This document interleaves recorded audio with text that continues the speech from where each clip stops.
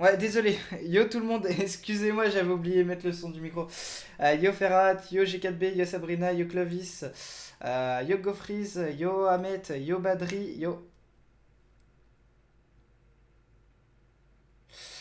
Mec, tu sais, grâce à Inox Tag, j'ai reçu une carte cadeau avec les saisons 10 en tag aussi. Bah GG à toi, G4B, GG à toi frérot.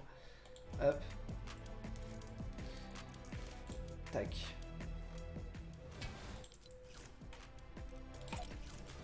Ah attends, j'arrive pas à trouver le chat.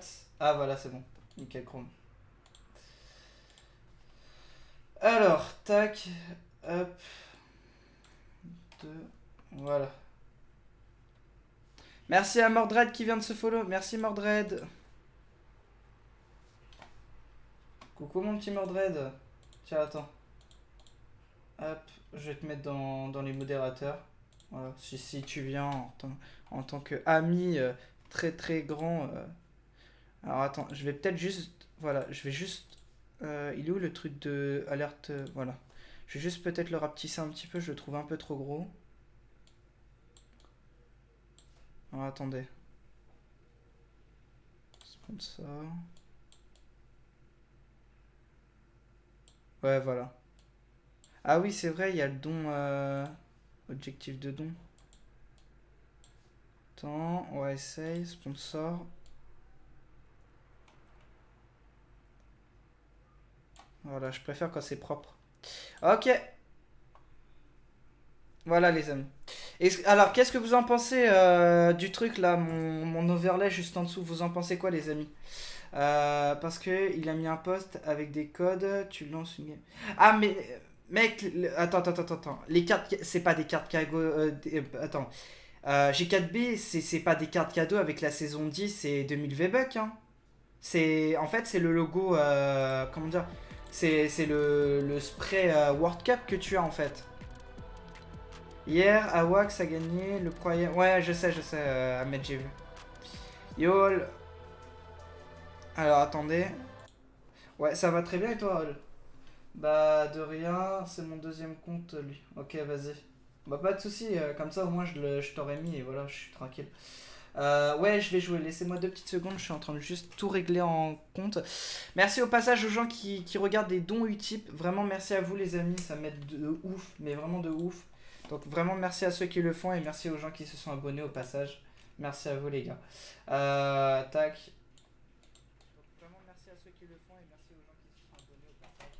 Voilà. S'il y en a par exemple qui veulent me faire des dons, voilà, gratuitement, hein, c'est en allant sur le lien Utip, vous cliquez sur regarder pub, vous pouvez en regarder 3 d'affilée il me semble, et bah en fait vous faites des dons gratuits. Tu peux montrer ton casier? Vous voulez voir mon casier? Bah, attendez. Ah, vas-y, on va voir mon casier. Hein. Let's go. Alors, attendez. Hop, je vais juste mettre ça de côté, comme ça je vois Twitch et YouTube en même temps. Ok. Bah, je commence par le haut. Ça, c'est bon. Purée, mon pied, il me gratte de ouf. Top, ton casier. Donc, alors, attends. On va voir ça. Donc, chevalesse rouge. Corbeau. Bah, en vrai, attendez. Je vais juste me déplacer parce que sinon, vous allez rien voir. Alors, attendez. Juste me déplacer pendant un instant. Caméra, voilà. On va juste me déplacer. Ah merde, putain, j'ai fait de la merde.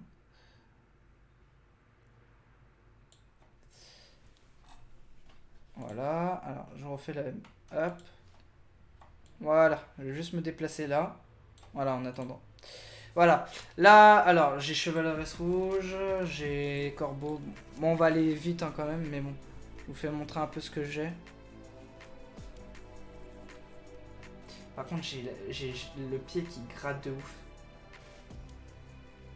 Je me suis fait piquer cette nuit. Aïe.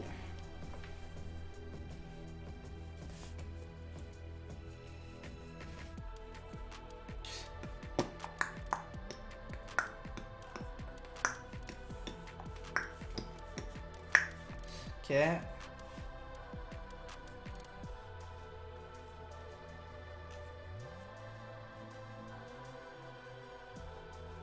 C'est à quelle heure le cadeau? Alors pour YouTube, je sais plus c'est quelle heure.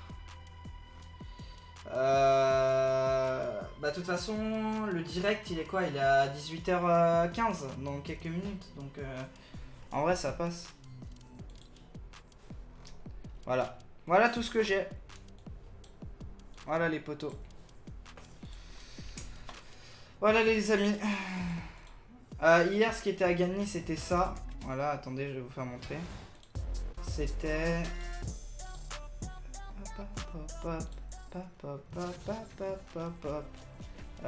voilà. C'était... Voilà, c'était Game Jam. C'était ça qui était à gagner hier en regardant le stream de YouTube. Voilà, c'était ça qui était à gagner. Ah, là aujourd'hui je crois que c'est le truc World Cup. Putain, mon pied me gratte de ouf. Et voilà. Merci aux personnes qui ont regardé des pubs types. Merci à toi, celui qui l'a fait. Merci à toi. Voilà, tout simplement. Je crois que j'ai tout. En vrai, je voulais me prendre celui-là, mais j'ai pas assez, donc ça me saoule un peu. Pas celui-là, mais l'autre, la meuf en blonde, là. Ouais, elle, en vrai, elle est trop stylée, je kiffe. Avec la petite casquette à l'envers, là. Ok. Donc, bah ok. Je vais juste redéplacer. Tu veux... Je t'offre... Bah, hé, Ezekiel, sérieusement, si tu me l'offres, moi je dis pas non. Voilà, moi je dis pas non. Si tu veux bien, moi je dis pas non. Là, c'est sur quoi la World Cup? C'est pas du créatif, alors c'est quoi? Alors aujourd'hui, c'est le solo. Et demain, c'est la duo. Demain, c'est la duo. All. Parce que c'était quoi? C'était hier, c'était le créatif. Aujourd'hui, c'est le solo. Attends, je préfère pas dire de la merde. Attends. Attends. Récompense. Attends. Récompense Fortnite, je vais te dire ça. Je préfère pas te dire de la merde. Attends. Attends. Et ils disent pas. Non, ils disent rien. D'accord. Bon bah. Aujourd'hui, ouais, c'est l'aérosol de la World Cup. Et demain, c'est le revêtement ligne rouge. Voilà. Et faut rester genre une vingtaine de minutes sur le live. Aujourd'hui, c'est le duo. T'es sûr à mettre? Alors attendez, je vais juste déplacer ça par contre. Voilà. On va juste remettre là où j'étais. Ok, c'est bon. Est-ce que je suis bien ou pas là? Je sais pas, j'ai l'impression d'être trop en hauteur. Voilà, nickel chrome. Voilà. Yo Archange, comment tu vas frérot? Aouh. Purée, ça me gratte de ouf. Aïe. Ça me gratte de ouf ma jambe. Ok. Bah je crois que c'est bon au niveau de tout ça. Bien et toi? Je vais très bien mon petit Archange. Très bien. Yo mon ref, yo Ayubi et YouTube, comment vas-tu? Direct. Évitez par contre d'écrire en majuscule les gars, sinon ça peut vous timed out. Voilà. Donc c'est juste un petit conseil. Ok, c'est quoi le nom? C'est... Alors, mode performance. Quand j'aurai des dons et les sponsors, je mettrai les noms en dessous. Pour l'instant, ça sert à rien vu que j'en ai pas, donc ça sert à rien. Mais bon. Ok, merci aux 8 likes les amis. Merci à vous tous. Let's go. On va jouer un petit peu en attendant. Allez, dans 32 minutes la World Cup. On va faire de la solo normale. À moins que... Attends.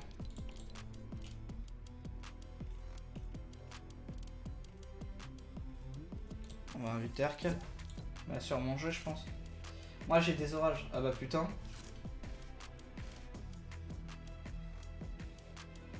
Non, enfin, les récompenses que tu obtiens, c'est pas sur le live de la World Cup sur le jeu. Hein. C'est sur le truc YouTube. Hop. Yo RK, comment tu vas? Ouch, ça me gratte la jambe.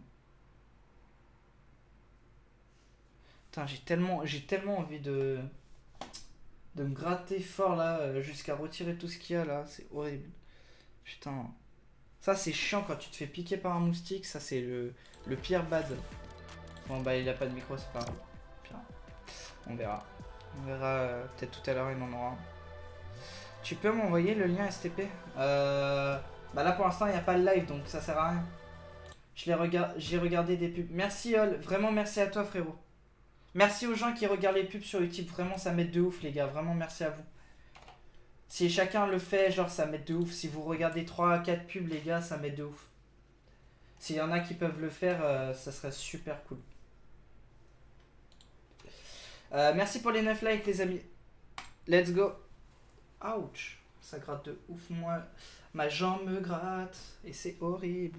Je vous mettrai le lien dès qu'il y aura le live officiel de Fortnite et tout. Je vous le mettrai comme ça vous aurez les fameux cadeaux.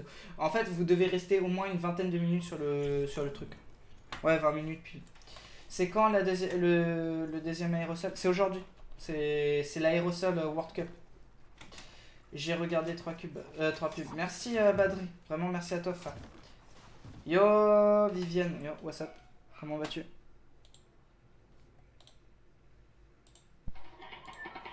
Yo. Merci encore, Ça merci va à vous deux, Badri et Ol, pour avoir regardé les pubs, merci à vous deux. Vas-y, j'en regarde plein, mais abonne-toi à ma chaîne. Bah Yubi par contre, je suis désolé, je peux pas vraiment, je peux pas m'abonner à plusieurs chaînes comme ça, parce qu'en vrai, si je m'abonne, ça va être un abonné inactif, et en ce moment, je regarde vraiment plus de vidéos sur YouTube. Dis-toi que même les vidéos d'Amixem et Squeezie, je les regarde pas. Et pourtant, habituellement, je les regarde. Voilà. Let's go. Ah par contre n'oubliez pas d'enlever Adblock sinon ça marchera pas. Ça c'est normal. Attends ils ont enlevé. Voilà c'est bon. Bon c'est normal que mon jeu bug, c'est normal, c'est toujours la première game, à chaque fois je bug. Par contre les amis si j'ai un appel, je devrais vite fait me couper le son du micro et... Voilà, c'est juste pour vous prévenir en même temps. Je bug de ouf. Je bug de ouf.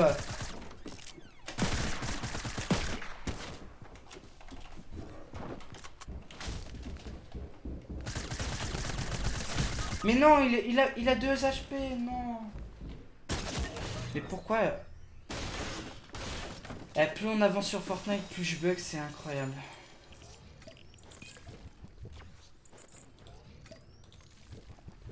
Bon. Ah, RK il est mort aussi. Bah en espérant que je puisse m'acheter mon PC au plus vite.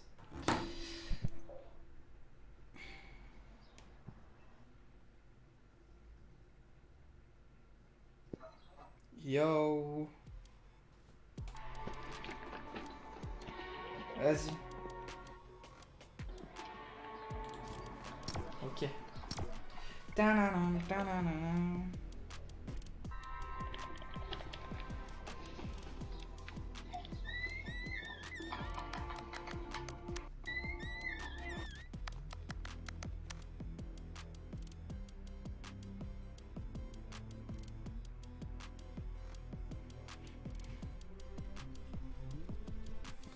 Ah là là. World Cup. Erwaxnikov vont gagner. De quoi? Erwaxnikov vont gagner 100%. Bon, on verra, on verra, on verra, on verra, on verra.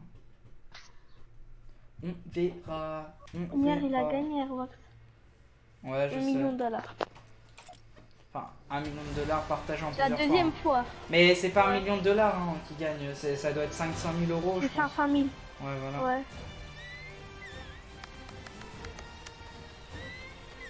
Il a gagné 2 fois le point, même pas dans 2 mois.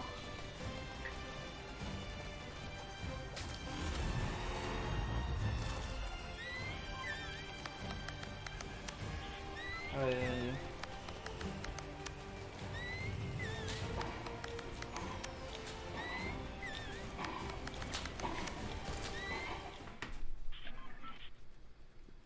Allez, c'est parti. On va où? Tu vas aller où? Bah, je sais pas. Vas-y, Pleasant Park. À Pleasant Park, ouais, c'est la fête.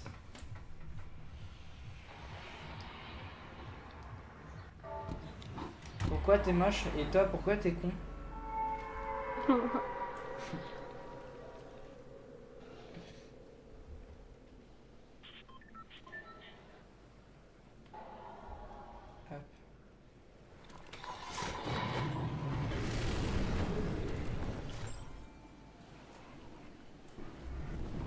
Je suis pas con.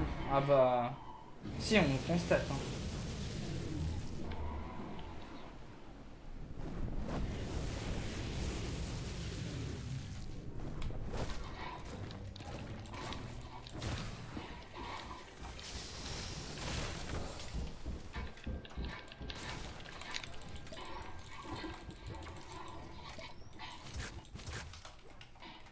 C'est toi le Oh, con. il y a du Ah non, je crois pas. Mais what? Je suis mort. Non, meurs pas, frérot, j'arrive.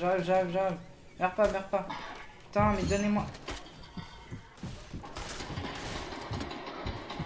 Attends, il y a un mec. Je suis cassé. Oh. Ok. Il m'a fait mal, l'enculé. Ça va, t'es vivant. Oh, il y a du monde chez moi. Putain, mais j'ai pas d'a... Ah bah voilà. Maison bleue, waouh. J'arrive vers toi, j'arrive. Oh, J'arrive. Hop. Tiens, frérot, j'ai de quoi te soigner. Viens. je suis cassé.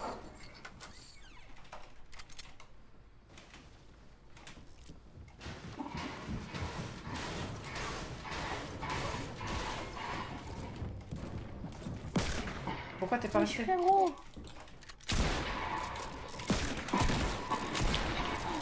Mort.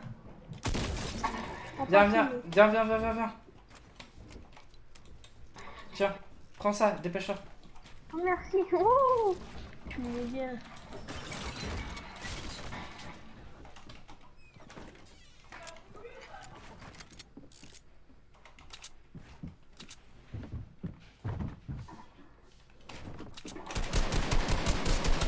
Les gars.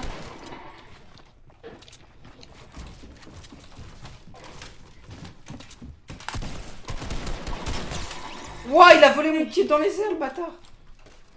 Ah, ça m'a. Non, mais pas toi, je sais. C'est un mec. Ah, maison bleue.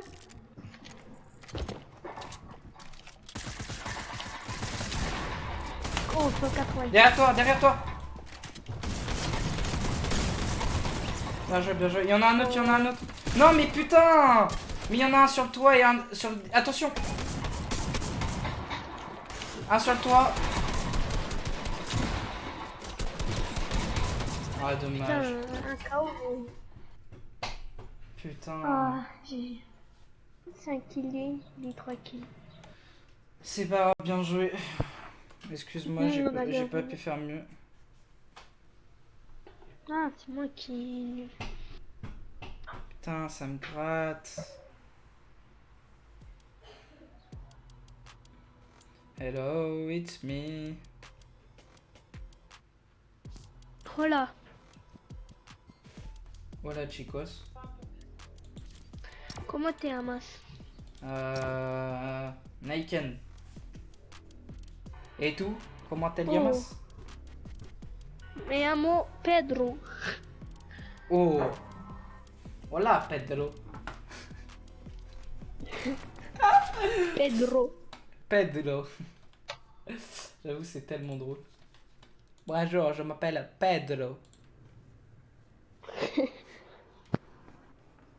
Je m'appelle Pedro. Par contre, j'ai mal à la jambe. Pedro. Ah, ça gratte la jambe de ouf, mec.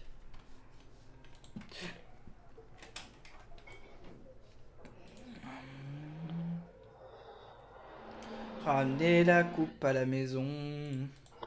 Allez, Pedro. Allez, Pedro. Allez.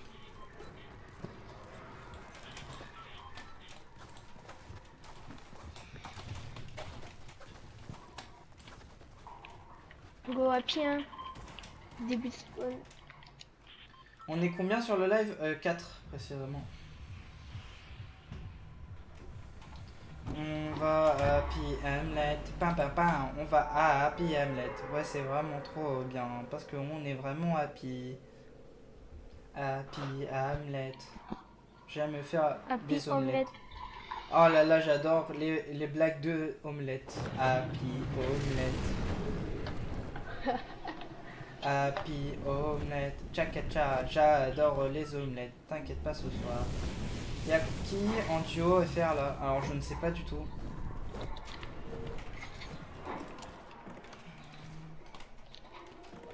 Je crois qu'il y a Airwax, je crois qu'il est en duo, c'est ça?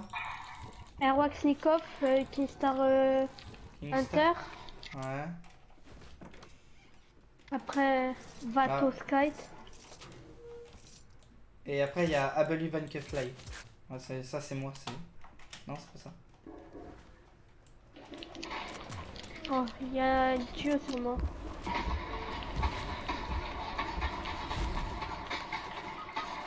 Oh, il y a un autre mec qui m'a... Oui, non, Wow. s'il te plaît. Attends, je peux pas venir, Ah, tu m'as tué. Je peux pas venir, frérot. Il y avait 2-3 mecs. Le mec qui m'a aidé.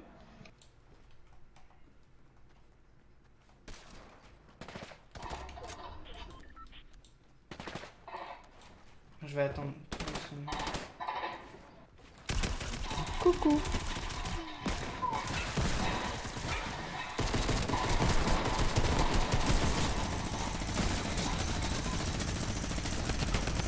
What the fuck, il fait quoi lui avec son minigun? Ah, j'ai pas de construit.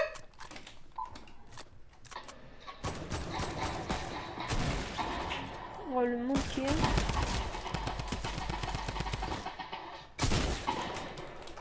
Non, j'ai pas de construit. Mais j'ai pas de construit, mais mec, je passe devant plein de construits.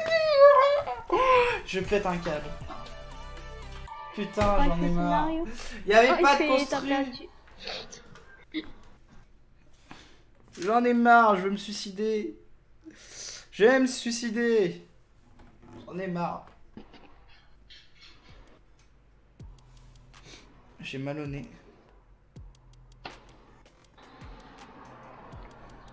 Ryo Gawa Teki Kola. Ouh.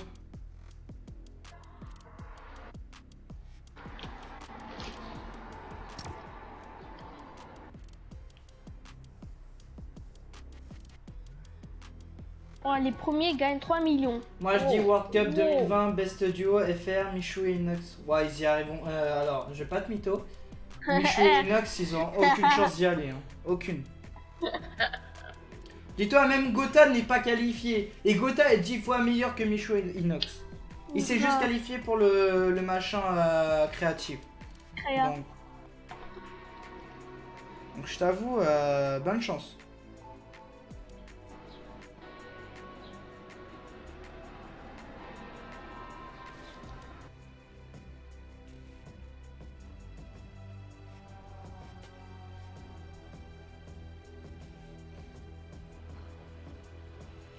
MDR, je rigolais. Mais oui, je sais, j'avais compris, t'inquiète pas, mais on sait tous.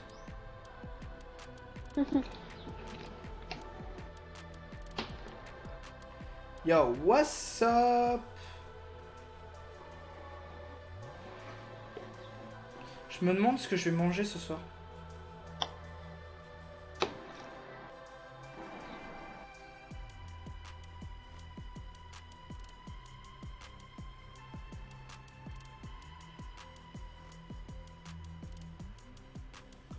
Et non, Gotha, c'est juste parce qu'il a créé la map qu'il a été qualif, je crois. Ah bon? Ouais, il a créé une map. Bah putain. Moi aussi j'ai créé des maps, ok hein? Moi aussi je peux hein. Oula. T'es passé au courton game show. Ça c'est vrai en plus.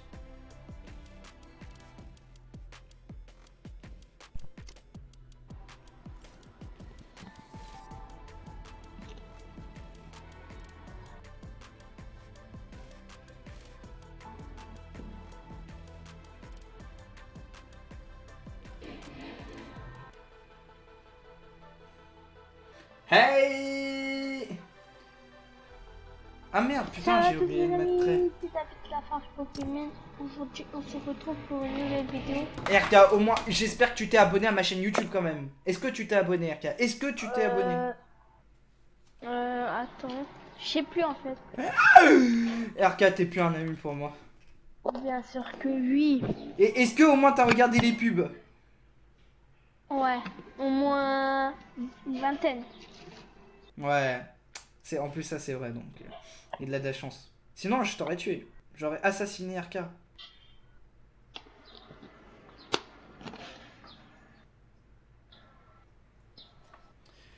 Si tu fais des cadeaux, tu peux faire des cadeaux à toute ta commu? Non, je fais pas de cadeaux parce que je ne suis pas riche et je n'ai pas d'argent, voilà. Là, si j'avais de l'argent, tu sais quoi, je serais allé me chercher un domac. Parce qu'il y a les verres McDo. No fake. McDonald's. Moi, je vais manger ce soir. Je vais prendre peut-être un Triple cheese. Big Tu Mac. prends 2 triple cheese comme Non, inox. alors, non, je prends pas de triple cheese ou de machin. Moi, je prends que la crêpe.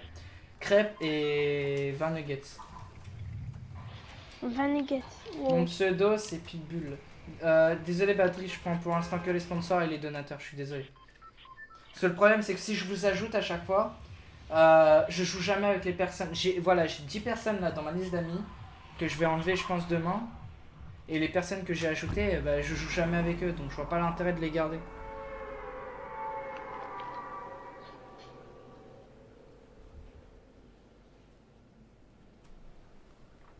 Yo, tu peux m'offrir un cadeau.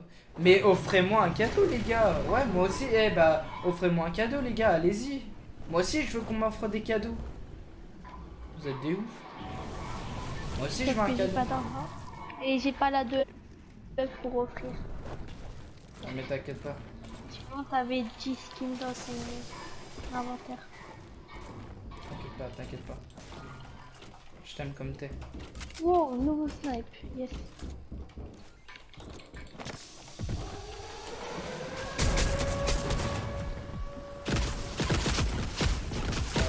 C'est faire là.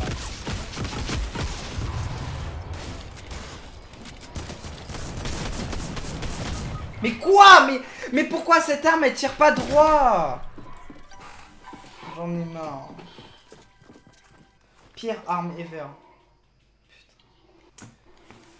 Putain. J'ai pas de skin. Ah bah moi non plus j'ai pas de skin. Tu gagnes de l'argent avec YouTube? Bah ça dépend. Ça dépend des dons, des trucs, ça dépend de plein de choses. Là ce mois-ci j'ai rien gagné. Oh. Oh, merci de m'avoir rangé. Reste en haut, mets-toi de la vie. Non. Ah ouais, d'accord. J'ai pas de vie. Je serai à 2 sticks. Ouais, vas-y.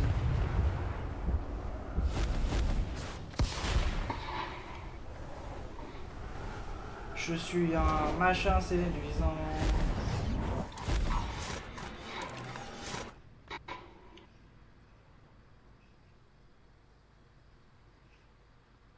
Kombawa. Ouais, ça tire à masse à Dusty.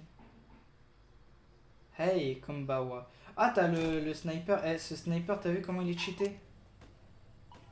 Ouais, je comprends pas. Il met 81 corps, 202 têtes. Et en plus, tu peux mettre 6 balles en même temps.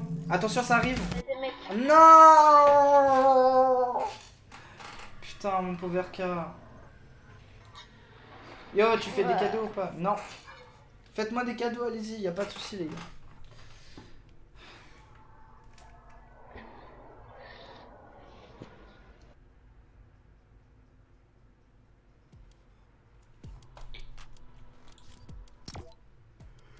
« 12 minutes World Cup. »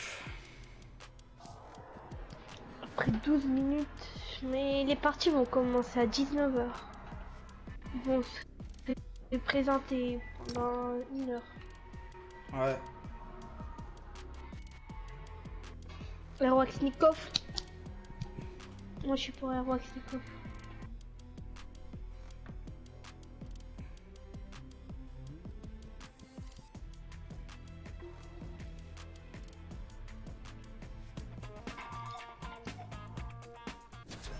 Yo Ayoub, comment tu vas? Yo, je suis youtubeur élite. Tout à fait. Comment tu vas mon petit Ayoub?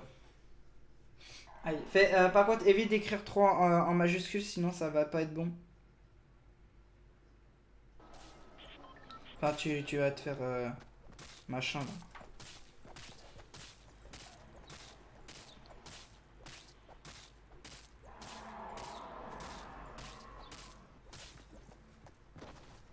Yo, Gwenaël. Yo, comment tu vas? Tranquille et toi? Tranquille, tranquille. Webcam. Oh, ils sont fous.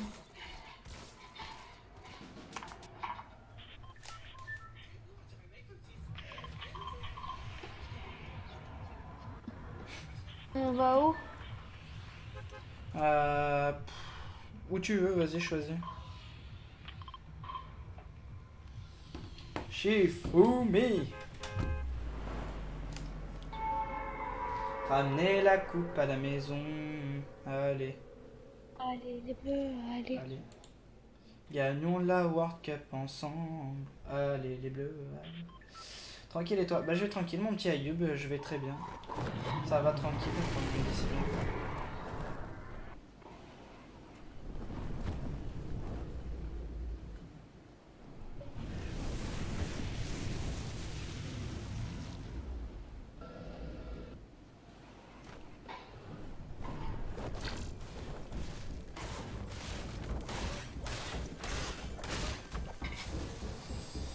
Est-ce que je peux dire je suis dans la mer? Un KO, tout à fait. Oh oh! Merde! Oh le con!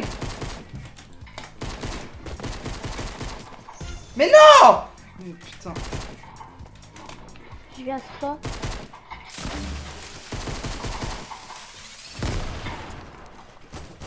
« 38. Ah non, putain, mais non. Non. Ah bien joué. Tu m'as sauvé la vie. Tiens. Oh merci. J'avais pas d'armes.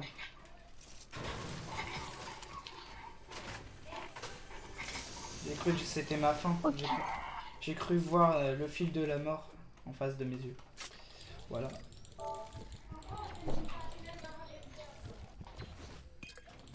Tiens, viens. Il y a une mini. Okay. J'ai des bandages aussi. Tiens. Ah bah. Moi je suis...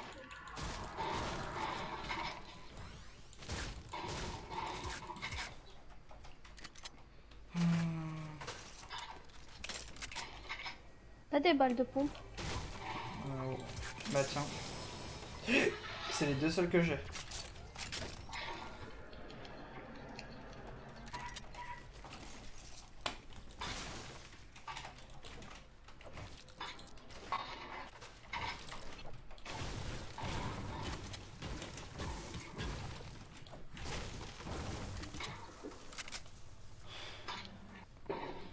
Oh, j'ai mal au dos.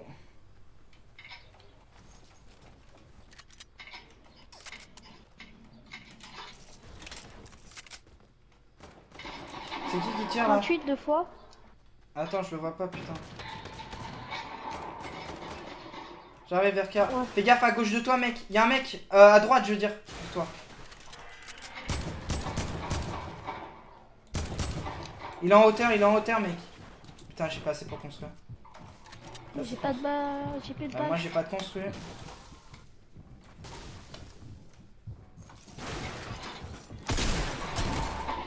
Un peu chaud. Quoi? Il a plus de life. Il a plus de life. Un des mecs, il a plus de life.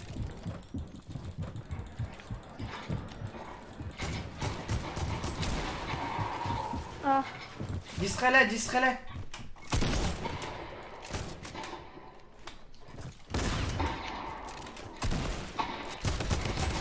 Les deux, un. Les deux. Yeah, bien joué tout le monde. Bien oh, il y a des snipers pour nous. Oh. Yes, nickel. Tiens. GG, t'inquiète.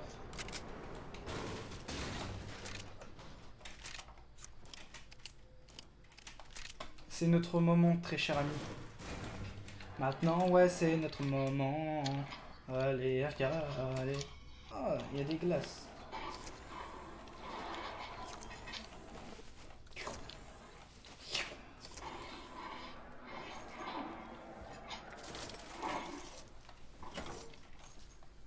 Il y en a l'autre pas loin de nous.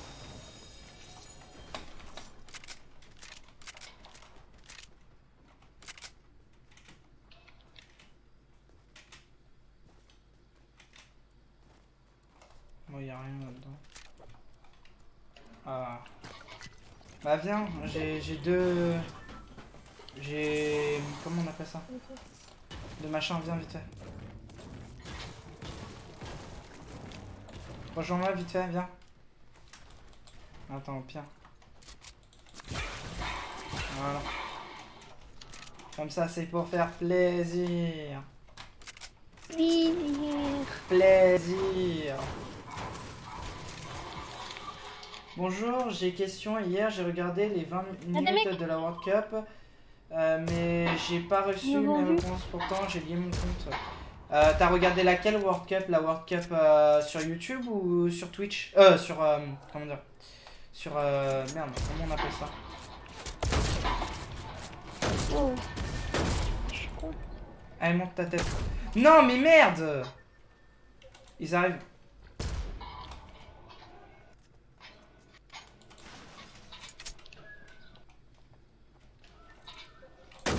Mais quoi?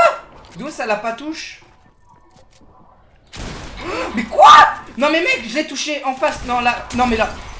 Sur la tête de ma mère. Non mais c'est pas possible. Mec, il est passé devant ma balle. Mais moi aussi je l'ai pas touché.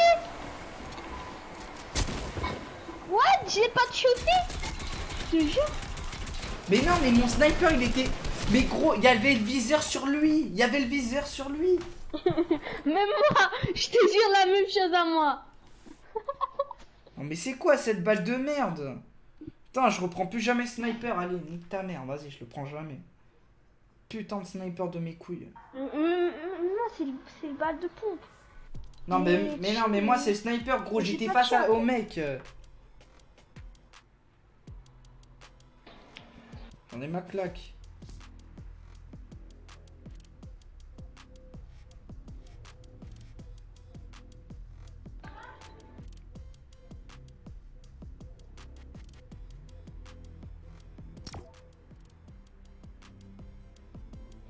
Ok, bon, vas-y, on s'arrête, RK, vu que la World Cup elle est là. Ouais. Ok. Je vais me mettre en mode World Cup. Ça sert à rien vu que c'est dans 3 minutes. En plus, ils ont remis le skin Marshmallow. Après, je les trouve pas propres les trucs en noir. Je vois pas l'intérêt de mettre en noir la couleur Marshmallow en noir.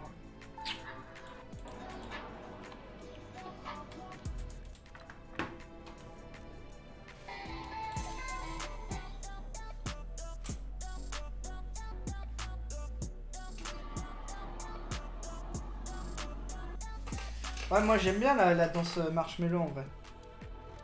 Ouais. Il y a les 3 meilleures danses que je trouve vraiment meilleures, c'est celle-là déjà. Celle-là. Que je te dise pas de la merde. Attends. Moi c'est dos cravilé. Bam bam bam bam bam bam bam bam. Je te jure, je l'adore celle-là. Et Moi c'est dos cravilé, c'est le meilleur. Putain, c'est lesquels? Et la déhanchée. Ah ça. Pour moi, c'est les meilleurs. Moi, j'aime bien.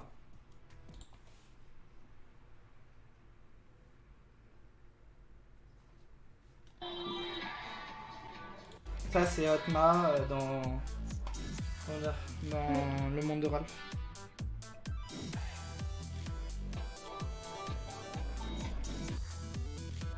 Solo des sas aussi, c'est pas mal.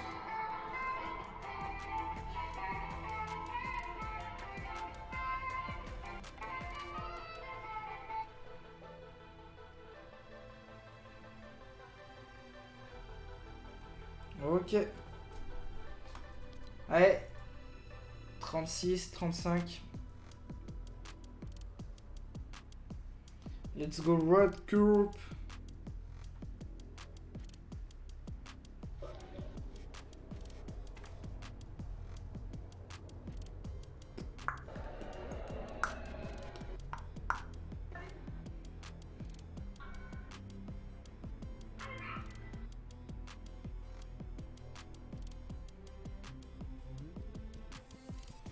Ok.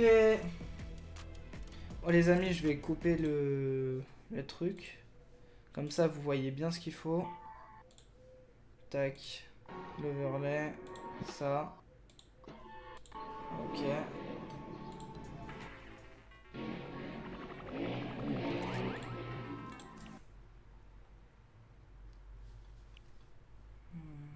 On n'a rien pour l'instant. Ah, c'est bon. Je sais pas, mais moi je peux pas voir.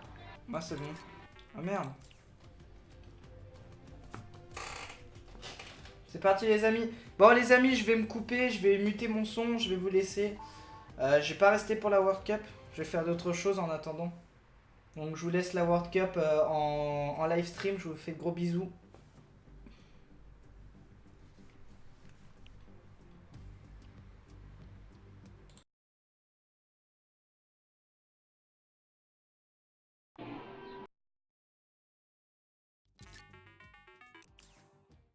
En vrai, il y a tout le monde qui fait des streams World Cup.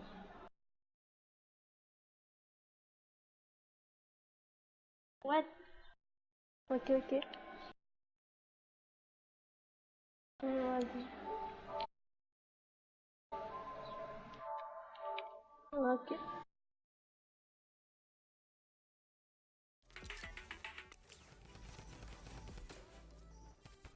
What's up, Fortnite fam? Sundown here, and today we're going to cover some of the basic terminology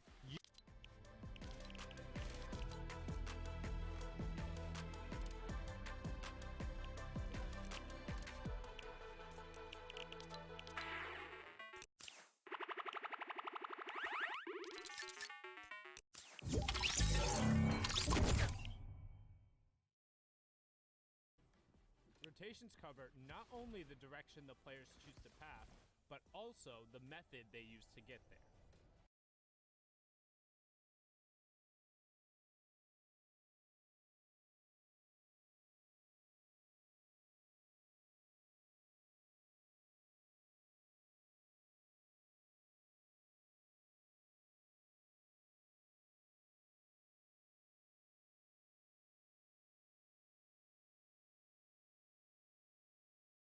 The safe zone puts pressure on an opponent who is forced to rotate because of the storm closing in on them. The gatekeeper is able to get uncontested shots onto the opponent, as they are forced to move due to not wanting to take damage from the storm. You will see a lot of top players utilize this in order to create opportunities to get eliminations and points. High ground advantage. High ground advantage is when you have a height advantage over your opponent and are looking down on them. Having the high ground enables you to have more access to information and easier ability to take and hit shots. You will frequently see players battling for high ground in all stages of the game, but in particular during the late game. The ultimate high ground is generally the player or team who controls the highest level during the final circles, and they have a number of advantages. They are typically the least threatened, can decide when to drop down and start taking fights, and also have great angles to punish opponents with AoE weapons or rifle fire. Low ground warrior. The next term is the opposite of the high ground. The low ground warrior is the player looking to sweep along the ground floor, taking close quarter combat fights and forcing opponents to make the first move. This can also be efficient because it often doesn't require as many materials or as much of a risk to gain control of, but can also lead to being in a lot more chaotic of an environment. Backside of the storm. Speaking of chaotic environments, our next term is possibly the most perfect embodiment of this. The backside of the storm is when the safe zone is closing in towards a new one and the players are clustered in towards one edge. Generally, it is very high density of competitors, and you will find a lot of interactions, engagements, disengagements, and eliminations occurring at this point, particularly for those low ground warriors we just talked about. 1x1s. 1x1s are the most basic proponent of building in competitive Fortnite. This is when a player boxes themselves in using their own builds, making them safe from outside fire. This technique can be expanded on to allow for players to take control of a space around them, but it all starts with the 4 walls around you, then a floor plus ceiling that each have a pyramid on them. Tunneling. Tunneling is the first basic expansion of the 1x1s. Tunneling is when players create a tunnel out of their own builds in order to rotate safely. This is typically done by putting out floors and ceilings in either a straight or diagonal path, then covering your sides with walls as you advance. This allows players without utility to rotate for maximum safety. 90s. 90s are when players utilize vertical 90-degree rotational building in order to build upwards as fast as possible, while also remaining covered. This enables players to try and gain high ground advantage or outplay their opponent to get a quick, different angle. You'll frequently see them used in mid-game build fights or in endgame scenarios where players have to build up very quickly.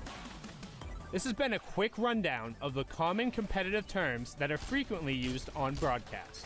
If there are any other terms you're unfamiliar with, let us know using the hashtag Fortnite World Cup and asking for an explanation. We hope this helps you level up, and we'll see you all on the battle bus.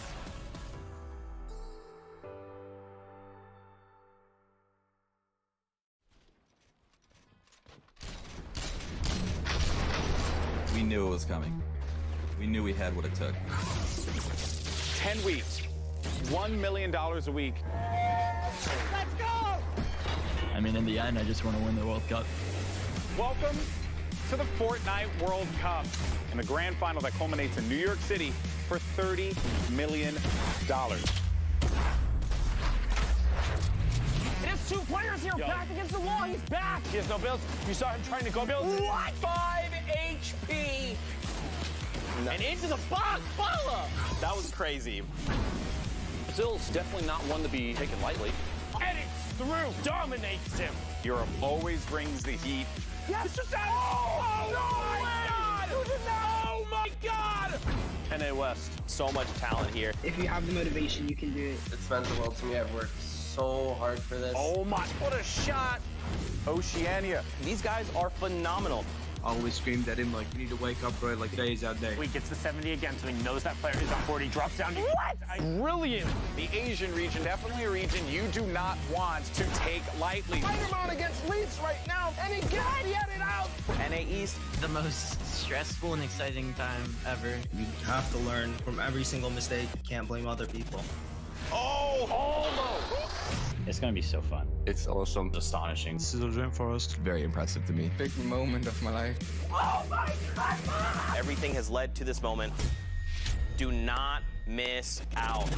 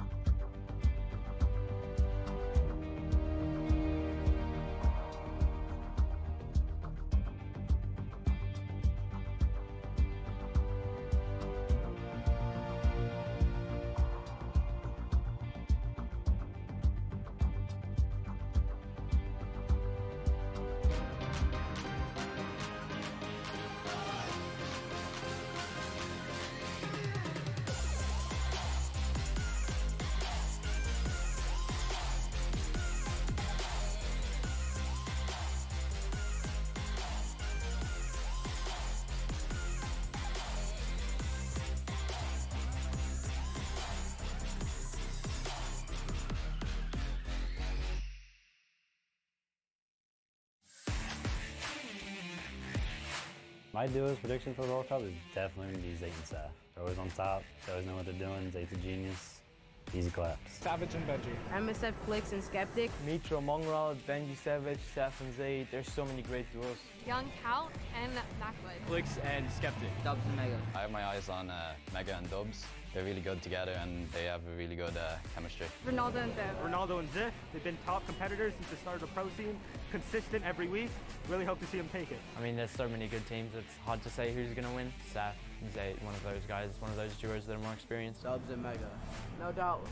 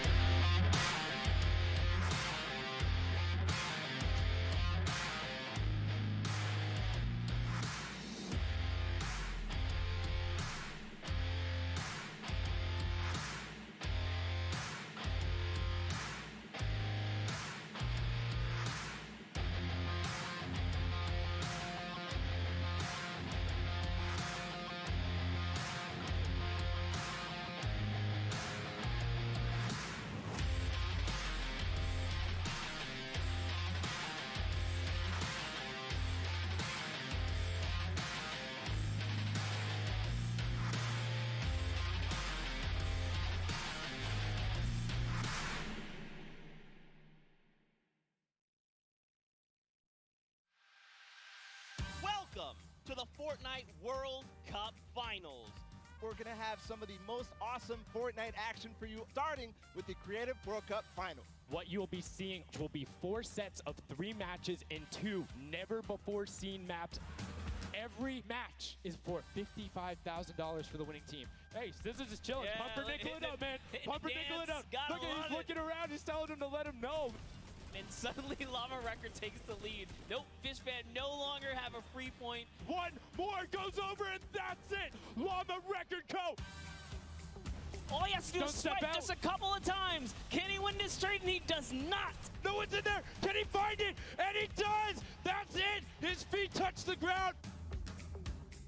He's almost there. He is almost there. The first place can be his. Right now he can take this lead, Sundown. But they got control at the same time. It's literally ticking over a half second away from each other. The shots are going. Cuddle Crew has the lead though. Will the shot be able to go through? Yes! Cuddle Crew goes take it down. And Raven's Revenge in the closest nail biter yet. And now we are going to go over the stage. We have the results and your set 1 winner is the Funky Fighters.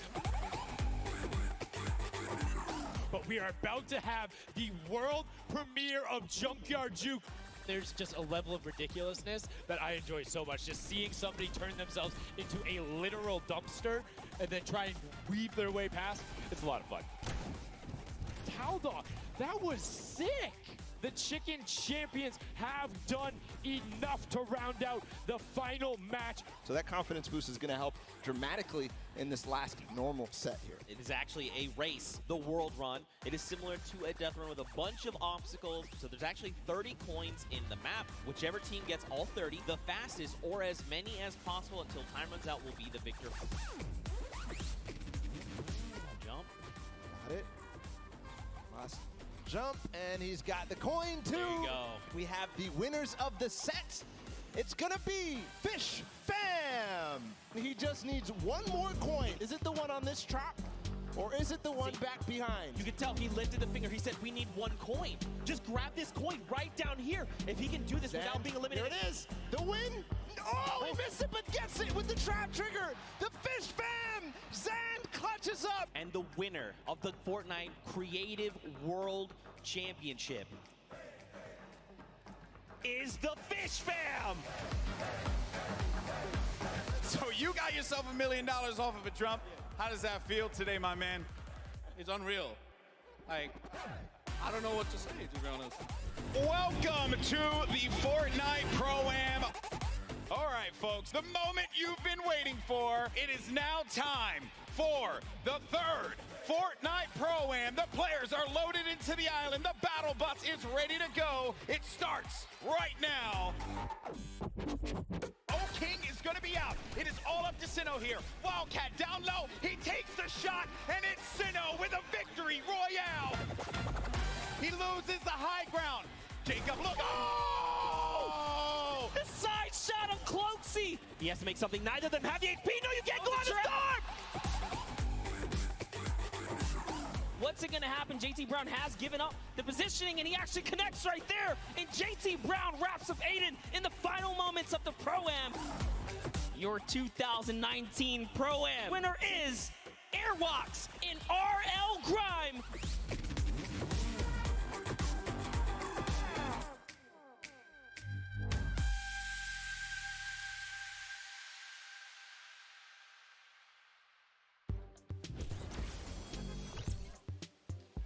Ladies and gentlemen, boys and girls, Jonesies, Bonesies, and everyone in between, welcome back to the road to the Fortnite World Cup. We're on one of the last stops. We saw Creative and the Pro-Am get off the track yesterday, and Balla, we're here today for the duos competition. Yeah, these guys have been competing since April. Just a number of months. It's been amazing. They have done so much qualifiers in the online opens. There's been heartbreaks and triumphs, close calls, landslides, and today we're about to have some of the most unforgettable Fortnite experience we've ever seen. Again, these guys are competing. They've qualified over the last 5 weeks. Here's the schedule that we already went through. Yesterday, on Friday, the World Cup Creative Finals and also the Pro-Am. And it was amazing. The Creative Finals wrapping up in one of the most iconic ways, having Scissors, one of the legendary beginners, the death run who went through, the creator who is there from the start, clutch up in the final moments. You saw Zan there. Now today we will have the duos competition. Pre-show is going on right now, and the show will kick off at 1 p.m. Eastern, and then tomorrow we have the solos competition, as well as that recently announced Marshmallow performance that will be happening live. Yeah, that's gonna be crazy.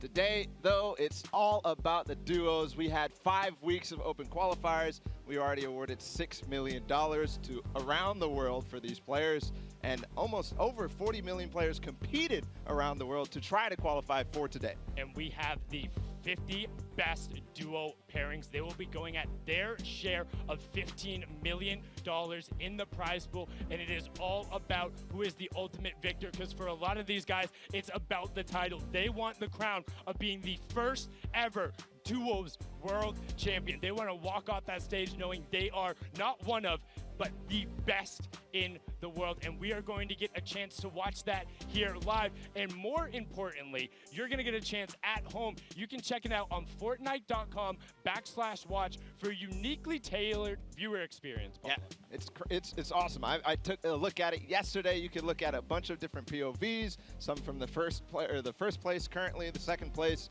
and just have basically a viewing experience that we haven't seen before. And it's really important, particularly for us as analysts. You'll see us out here breaking down some of the plays. Sometimes, though, as a spectator, you just want to watch one individual player. So you want to watch the person who's first and doing that? Awesome, go for it. It'll be there. You just want to see the map and break it down. Shout out to Destiny's Jesus, who I know he'll be doing that, trying to figure out where everyone is out there, rotating around. You can do that. We'll have one of those feeds up there, as well as regional representation. So you want to watch the top Brazilian players? We got it. You want to watch the top players out of Asia or Oceania? They'll be on there, as well as the Titans you know from NA and Europe. Yeah, it's awesome. You can go do that at Fortnite.com/watch or in-game as well. Yeah, it will be. Yeah, you'll be in-game. You can check out the event, and you can also have that picture-in-picture. So wherever you are, you can check out this amazing Fortnite action, and these pairs are going to be so good. Honestly, I was impressed yesterday with the Pro-Am level of skill, and everyone's like, wow, these endgames are ridiculous. Well, today is going to be not just one exponent, probably an exponent to an exponent of that. The level of skill is ridiculous, but enough from us now. We want to introduce you guys to the players, so we will have the first group Now, taking the stage out there, and in that group, we have Crimson, Spades, Clicks, and Skeptics, PF, Zin, and Nyx, Artgram, and Falconer, and then Lennon and Tyler 15. I mean, there's so much you could say about this duo, but particularly the one I'm attached to, PF, Zin, and Nyx. Nyx has been the star coming out of Brazil, the wonder kid. He has turned his heads, but so many of these competitors are on another level. Yeah, and I think a lot of people are keeping their eyes on Clicks and Skeptic because Clicks' rise throughout the Fortnite World Cup Online Opens has been meteoric.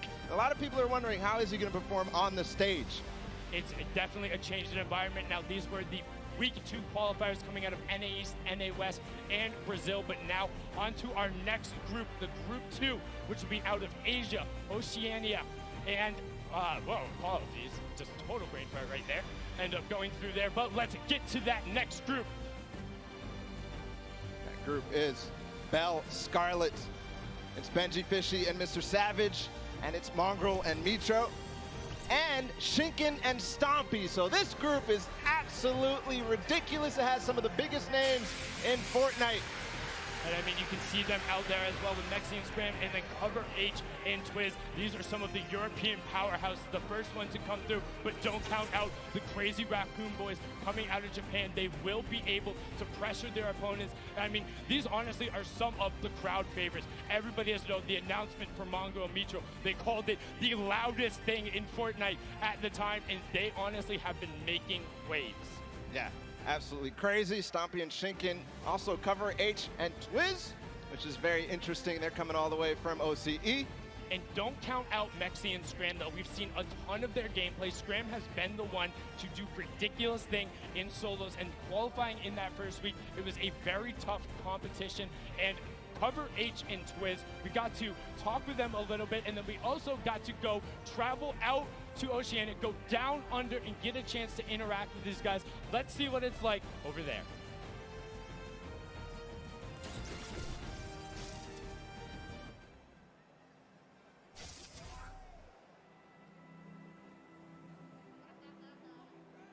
We live in New Zealand. I like the nature, the rivers, the parks. The people are really friendly and keen to have a conversation. Those are probably some of my favorite things. The best thing in New Zealand for me is the internet. It's really fast, but no lag. Yeah. Man's got his priorities. Cover H and Twiz in the #1 spot. It's actually amazing what these guys are doing right now. We're the best. We're gonna put OC on the map. We're gonna go to New York. We're gonna smash it. What? What? Give me one for the one time. It's gonna be easy. My name's Sam Pearson. My in-game name is Twiz. I'm Chris Hunt. My in-game name is Cover H. That is it.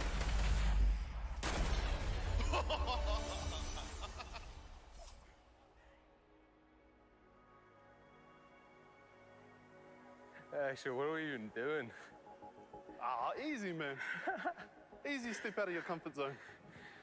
Okay, now it gets steep. Good luck, have fun. You too, bro. We're pretty great friends in and out of the game. Twiz is like really like loud and crazy. He's like always cracking jokes. He's always doing something to make someone laugh. Look at this. Look at this beautiful place.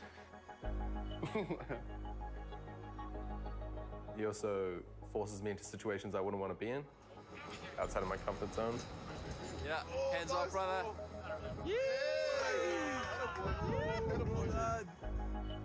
And I think it just makes me like, like a better person. Cover's a bit younger than me. He's a really good teammate because he's quite aggressive, and he always has his own ideas or own input on what he thinks the game plan should be. You can't place a wall if you're like right beside it. He's running past you in shadow form. Clear your back. Hit it once. Mine down. Opening. What's up, boys? Easy. All right, let's go. We had quite opposite playstyles at the start. Cover's quite aggressive. He's the builder and I'm more of a passive shooter. He boxed up. We managed to bring our playstyles together and we started to find pretty good results. Spray this box. We played the week 2 duo qualifiers from home. We got a couple of wins. Didn't get too overly excited, and then when we actually found out, that was crazy. It was like the biggest sigh of relief. It was like a massive smile.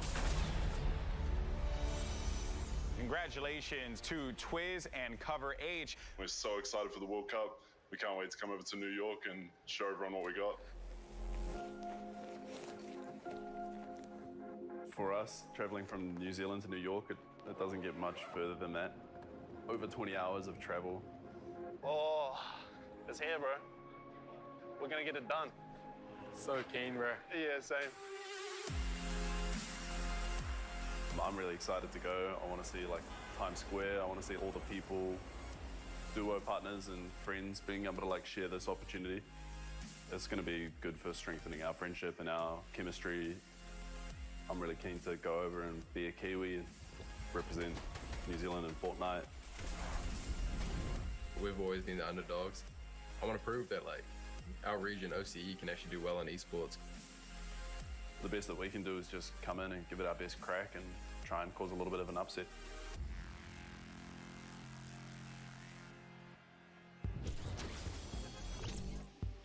Love hearing from the boys down under. They're excited to be here. Recently signed by Warriors of the rugby organization, so they want to represent them proud on the stage, and more importantly, they want to represent for Oceania. They're saying, hey, we want to say we left it all on the stage and go with no regrets. Now, on to our next group. We have potentially one of the most veteran pairs in the game. It is Saf and Zate.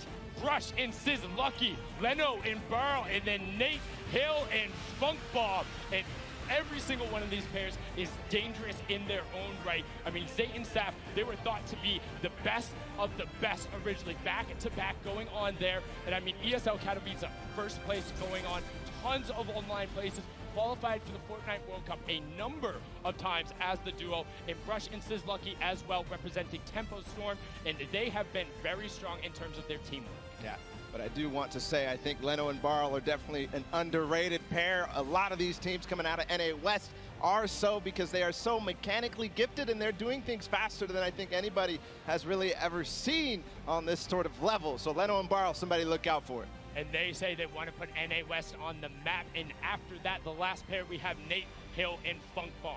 They've been around for ages, second place at TwitchCon, been representing as a duo, and they work so well together. We're going to throw it down to the floor to hear what they have to say ahead of the competition. What's going on, guys? Jordan Fisher here, standing with Nate Hill and Funk. We've got two remarkably gifted duos here, which is fantastic. Nate, you are a bit of a multi-hyphenate. We can relate on that level. What I don't understand is how you've managed to balance training for something as high pressure as this while balancing the rest of your workload. What's that been like for you?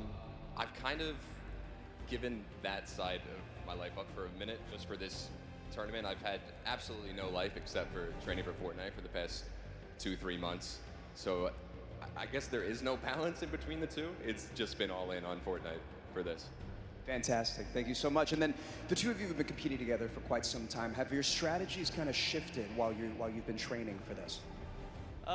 Yeah, I mean, we've gone over like routes and like strats and where teams are dropping. So we've been like studying everybody and seeing what our best like option is. So it definitely has changed since the qualifiers, and I feel confident for the finals. Fantastic. Well, we're all very excited to see you guys do your work. It's going to be fantastic.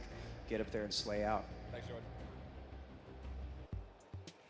Thank you so much there, Jordan, and you can tell they're ready to play. They've been on the stage, and they're confident in their ability. Now, our next group has a number of players who you'll be seeing for the first time today, but you'll also be seeing tomorrow because they qualified for the solos competition. We'll kick it off with the Gambit boys, Flexi and Letwick, followed up with Crew and Chapix, Daedra and Miz of Gamers Origin, and then Nyrox and Aqua, some of the best pairs coming out of Europe. The Gambit boys are known for being very aggressive, very pointed, and have fully qualified. So both of them playing not only together in the duos, but will be facing off in the solos competition. Crew qualified for solos as well. Chapek's just barely missing it a number of times. The Valhalla Vikings duo is incredible together. They are honestly one of my favorites in terms of the duo side of the competition and deserve a lot more credit and notoriety than they get. Yeah, absolutely. And then Deidre and Miz as well. They played at ESO Katowice with Zayton Saf that you mentioned before. They played incredibly well out of the French community. So we'll be looking out for them, the Gamers Origin boys. And then Nyrox and Aqua. More can you say about these guys? These guys have been on the rise, and a lot of people are starting to realize how good they are. They are incredibly consistent in one of the toughest regions, averaging one of the best placements. And additionally, we will see Aqua tomorrow as well qualified in the solo competition. We have a chance to catch up with them right before they take the stage. Jordan, what do they have to say? What's up? We've got Nyrox and Aqua here. Nyrox, you guys have both been playing around with a bunch of different duos from quite some time. What is it about this duo, this pairing here, that you think has made it all the way to the finals for you? It's the skill of Aqua that's made it. He's really good in every single aspect of the game, and that's probably why we succeed that much. Fantastic. And Aqua, what do you think makes this the perfect match for you guys? Yeah, we're going to win. Fantastic, great. Mechanically gifted, comms are fantastic. We're going to see a lot of that here in just a bit. So that's exactly what you want to hear going into a duos competition, is your teammate having confidence, and he knows Aqua's already qualified for solos as well. He's going to play there tomorrow, so we'll see that pair going forward. We're going to continue down on the floor with our next group. It's Cease and Elevate, Landjock, Punisher, Wishy DP, and Gustavox, and then Little and Jay. And then finally, Mega and Dubs, you can see on the left side of your screen right now. And I just want to say right away, Cease and Elevate don't get enough credit. There was a post on the competitive subreddit about it. Cease, across all of the skirmishes at the beginning, was the most consistent eliminator above every other one of the quote-unquote more popular or better players. Cease was above all of them, and he has dominated in the entire competition. He's also qualified for solos. Yeah, and then Landjock and Punisher right after them. This is a duo that, again, also doesn't get enough credit, but hey, there's 50 of them here today. Landjock, one of the people that a lot of the community thinks has the best creative 1v1 skills in honestly the pro community, so we'll see whether he can convert that today. It's another stage. It's a lot of differences. It's going to go down to it.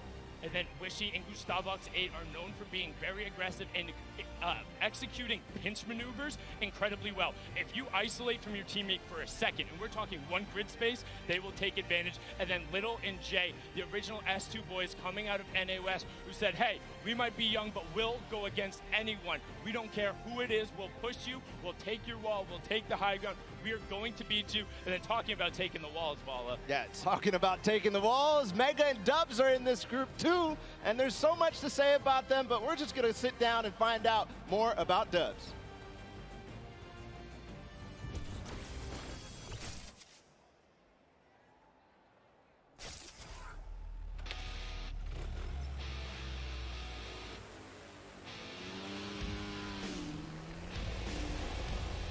My name is Danny Walsh. You guys know me as Dubs. And I'm 16 years old.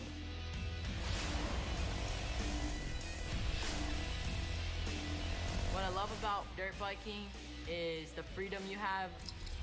It's like using a rift late game, having freedom of going wherever you want. Time to get back to grinding. All right, boys, I'm back. Let's run it. A day in a life with Dubs. First thing I do is wake up at 12, hop in the shower, get some food. What time are you gonna start gaming now? Probably in like 10 minutes. All right. And then I'll do some aim training. This is one of the maps that I do. This helps with like AR aim. I hop in creative, warm up my builds, and then scrim for the rest of the day.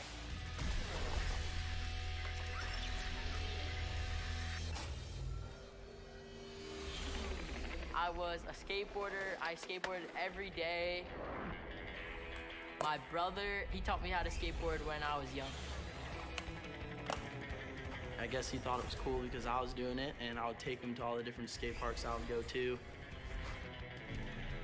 So I was 13 years old, skateboarding at Woodward Skate Camp, and the first day I was there, I ended up breaking my femur, which I then had to go get a cast. I was in the cast for about a year. It was a long road back for Danny. He was stuck inside. I had to do something, so he made him very comfortable and got him a good setup for gaming. That's how I fell in love with gaming, because that's the only thing I could do. I really never got him back on a skateboard after that, and he kind of found who he was. He really just blew up overnight. If I hadn't broken my leg, I would not be where I'm at right now.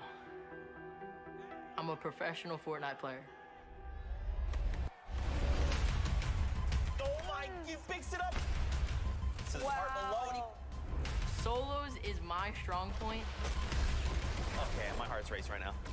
You can dominate by going for picks or playing for high ground. The first time I qualified for the World Cup, it was crazy. People were shocked at what I had just done. He was not with an organization. They were thinking, who is this guy? He's got to be cheating. Nobody knows who he is. He was on a mission to prove them wrong. Dub said, look, I've qualified. I'm just going to come back and just flex on literally the entire region. To prove them all wrong, I qualified 4 times for solos and once for duos and joined FaZe Clan. Dub's consistently good. I play with so much confidence. I just love the game so much that I just want to put every minute into grinding, so I can be the best player I can be.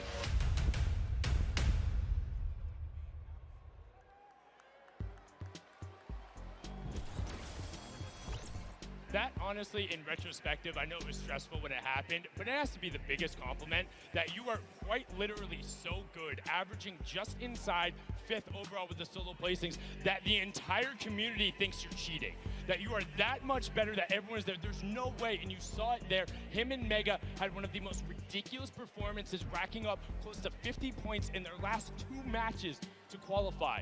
And I mean, it was nuts, but now time to get into the next group. Yeah, let's go ahead forward. The first pair is XXM and Mende out of China. And then following them up is Airwax and Nikov, Hunter and Kinstar, Leneuf and Kinton, SSK7 and Jamside, and then finally Volks and Parby on the right there. And XXM and Men were the only Chinese team to qualify through the open track, and then Airwalks and Nikov, and then Hunter and Keenstar. The Solari brothers, the group qualifying all within the same week, and Airwalks taking his repeat Pro-Am title yesterday with RL Grime, saying it was easy claps, 12 points clear of the South Korean duo, and then Leneuf and Quinton just recently being signed to Navi, representing them on the stage, looking to make a name for themselves, and they're hyper aggressive. One of the duos I think a lot of people need to look out for, though, is SSK7 and Jamside, known for their aggressive style of play, always fighting for high ground earlier than most people, and then not giving it up. Nobody is going to be able to contest them off high ground. They get tons of eliminations because of it, but we'll see if that might bite them here today. And you talk about insanely aggressive. Most people, you need to tag them and see shields broken or maybe white damage to go after them. Volks and Parpy, if you move and they see a pixel, they're going, they raise all kinds of chaos in NAEs when playing in the Trios tournament, and now we're gonna get a chance to talk to the aggressive Oceania duo down on the floor. Jordan, what do you have for us? I've got Parby and Volks here, 2 of the most astonishing talents out of Oceania. You guys are coming all the way over from not only Australia, but New Zealand, facing off against some of the best talent, not only from your region, but the rest of the world. We've seen that there are different play styles from kind of everywhere. We all know this, but going into this, how do you prepare? How does one prepare up against these play styles?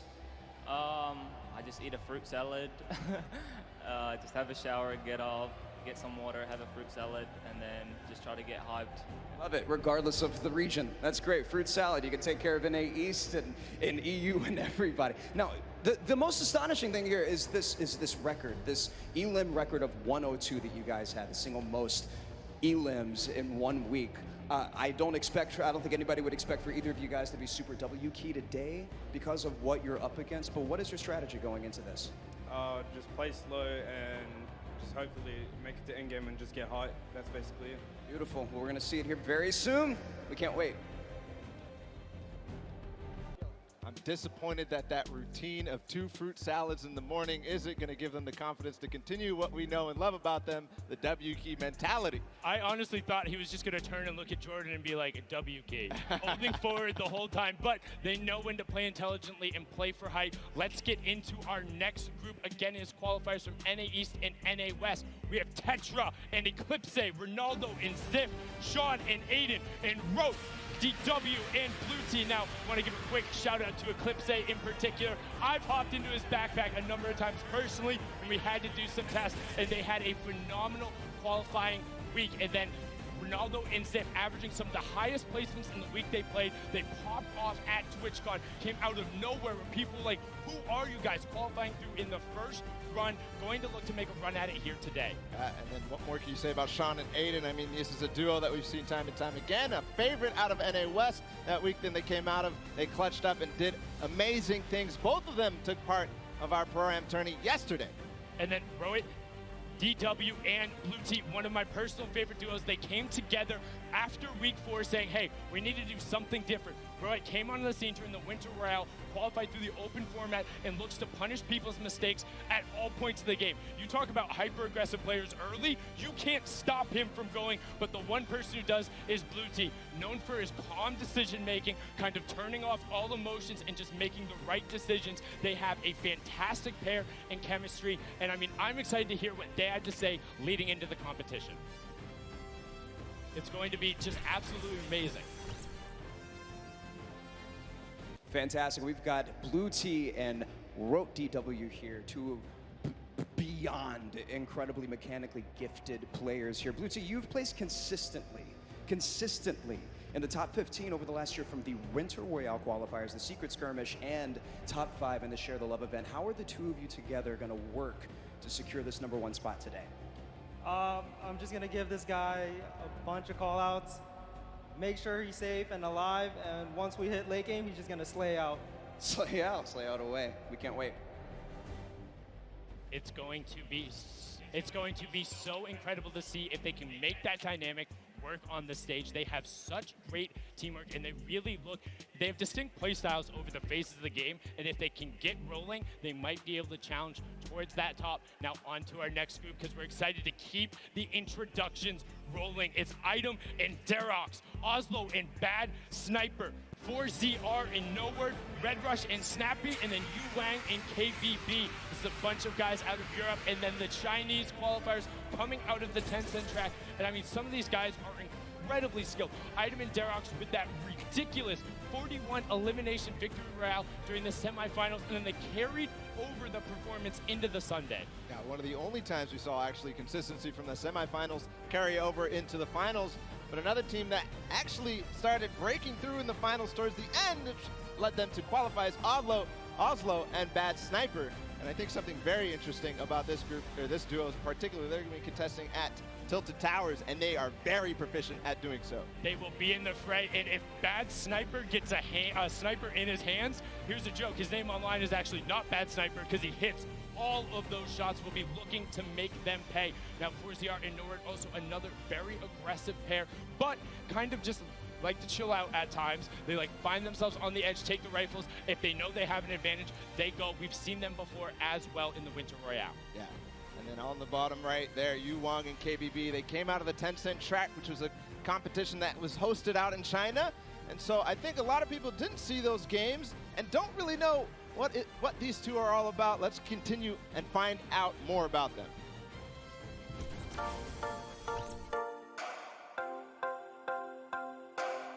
心情的话，非常亢奋吧，就可以跟各国的选手切磋。如果想跟一个队来对抗的话，我更希望是跟芒果那队。要对游戏的喜欢，对吧？然后对游戏的理解，还要有一个信仰吧，就是想成为冠军的一种念头。毕竟职业就是要奔着冠军去的。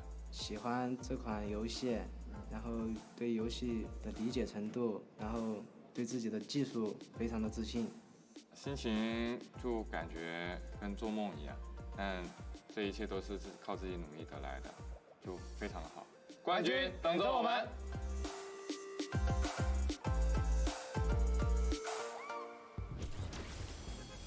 So happy to see their level of excitement and to be here representing China through those 10-cent track. It was amazing to watch them play in those games. A distinct different style, but also very built-in rifle-centric. Will be one of 2 Chinese teams representing. And now into our last section of qualifiers. These were the guys who ended up qualifying in the final week, the last chance to be there. It's Slacks and Keys, Calculator and Macwood, Zone and King, Epic Whale and 4DR Storm, and then Vinny and Zexro. And I mean, so many of these guys we can talk about right now, but the one I want to focus on, King and Zone, coming out of Argentina. They are ridiculously aggressive, know how to go full send, and I think people will be surprised. They're able to execute on a level where if they get rolling, it's going to be very hard to stop them. It's one of the same situations as the kind of Chinese duo, at least at smaller extents, because a lot of these guys don't know how they play, don't know how to respond when the play style that they haven't gone up against is shown. But one duo I want to talk about is Epic Whale and Storm, because this is one of the few fully qualified duos. We'll see both of them tomorrow, and what a way to do it, because they came together at the last second as well.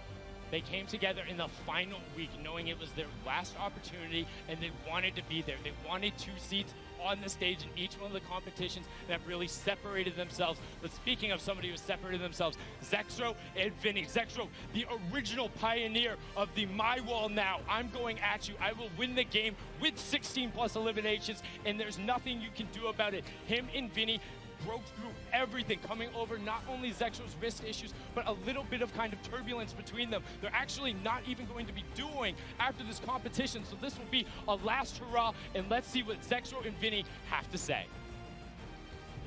We've got Vinny and Zexro here. Very excited to see you guys. I know that a lot of people are thrilled and excited to see what you guys have planned for today. You both have been competing both very well in duos and solos over the course of the year. How do you think that the competition today is going to compare to the rest of the competitions that you've had leading up to the scrims, whatever the case may be? For sure, the competition's definitely going to be hard today. Probably the hardest competition yet, but I'm very confident for us to succeed today. So awesome. Well, we believe in you guys. Now, Zexro, you told us after qualifying for the last week of duos that you were suffering from some tendonitis.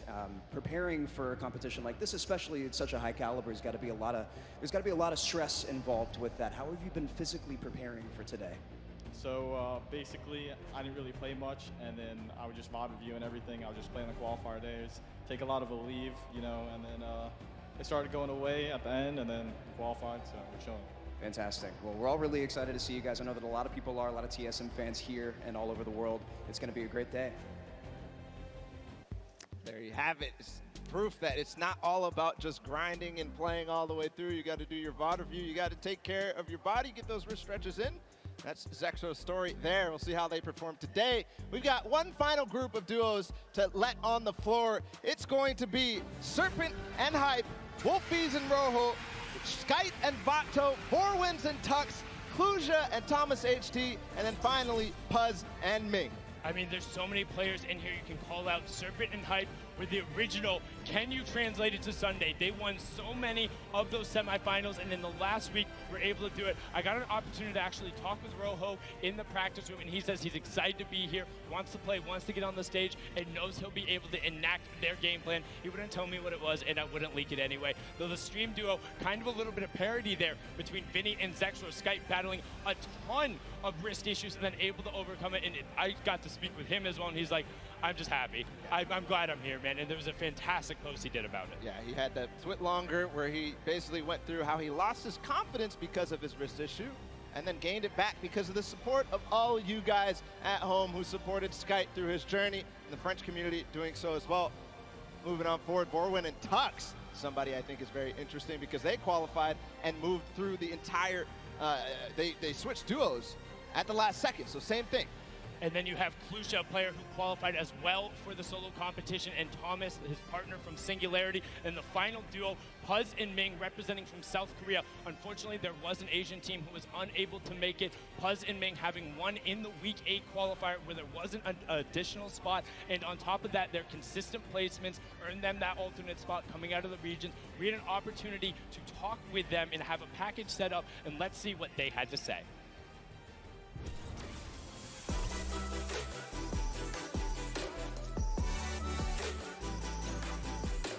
저는 밍이라고 하고 이제 아시아에서 진출하였습니다. 저는 퍼즈라고 하고 아시아에서 진출한 사람입니다. 가장 좋은 성적을 내서 대체 선수로 뽑혀서 왔더니 이제 아시아에서 듀오 한 팀이 진출을 못해서 저희가 이제 좋은 기회를 얻게 되어서 이렇게 진출하게 되었어요. 온라인에서 상금을 이렇게 받으면서 같이 경쟁하는 게 마음에 들었다. 유럽 선수들과 해보고 싶었어요. 저도요. 게임하기 전에 이제 계속 어떻게 게임을 플레이할지 생각을 하고 하는 거죠. 그냥 연습을 최대한 시간에 맞게 활용을 하고 최대한 많이 노력을 하다 보면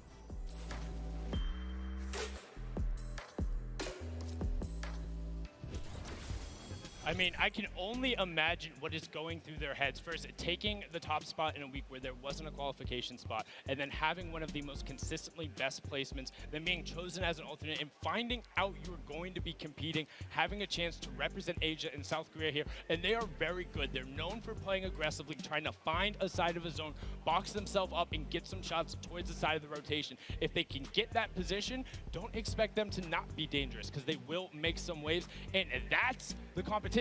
Those are all the players. Those are the 100 best Fortnite players in the world, the 50 best duos. And now there's a duo in particular. We talked about it. The loudest duo when they're announced. They want to be the loudest duo when all is said and done. We have Mitro and Mongrel down on the floor. Jordan, what do they have to say? We are all so excited to see these two play, and honestly to hear their comms. That's one of my favorite things when I watch these guys play. Now, competing online and competing at a LAN is two very, very different things, obviously. What is the preparation like going into competing at a LAN together? Competing at LAN is definitely different. Personally, I like it more just because I like the environment, but online is easier, but I don't know, I just like LAN more. Fair. You can't beat the energy in a stadium like this. A lot of people are really excited and stoked to be here, and especially to see you guys play. We can't wait.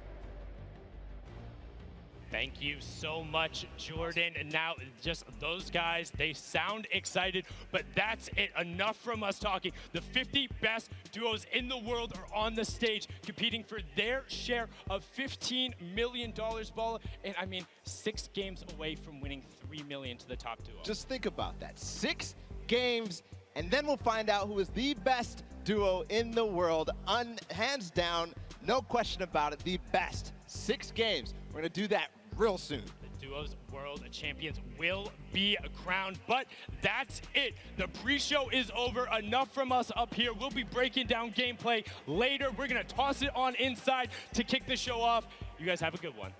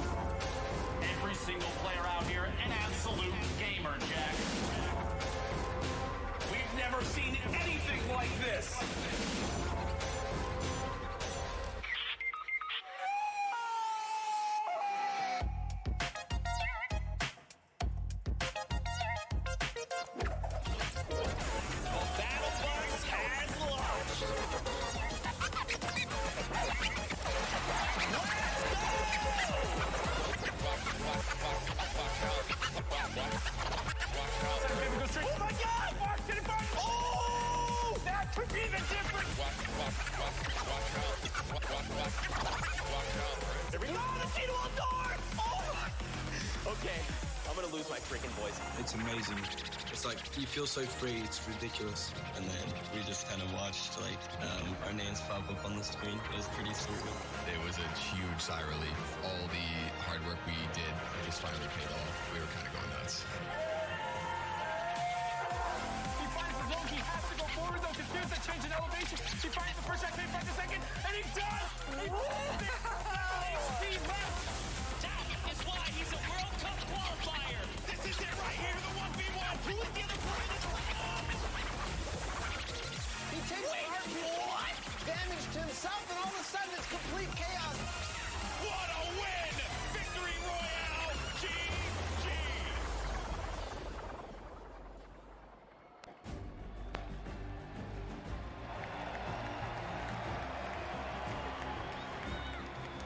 Ladies and gentlemen, this is the Fortnite World Cup Finals live from my hometown, baby, New York City. Where you at? Where you at? That's what I like to hear. That's what I like to hear. This is it, people. The moment that we've been waiting for. 10 weeks of competition leads to this. I'm your host, Golden Boy, and I couldn't be more pumped to be here because we're about to see the greatest Fortnite players in the world go up against each other in duos competition. Millions in prizing on the line, and most importantly, what's right behind me, the championship, the trophy, and the first ever Fortnite World Champion. We're gonna crown that today, and it's gonna be awesome. And I wanna know if everyone here in the Arthur Ashe Stadium, are you hyped? Are you ready? You know what? Maybe I can't do the job. I think this will do some justice.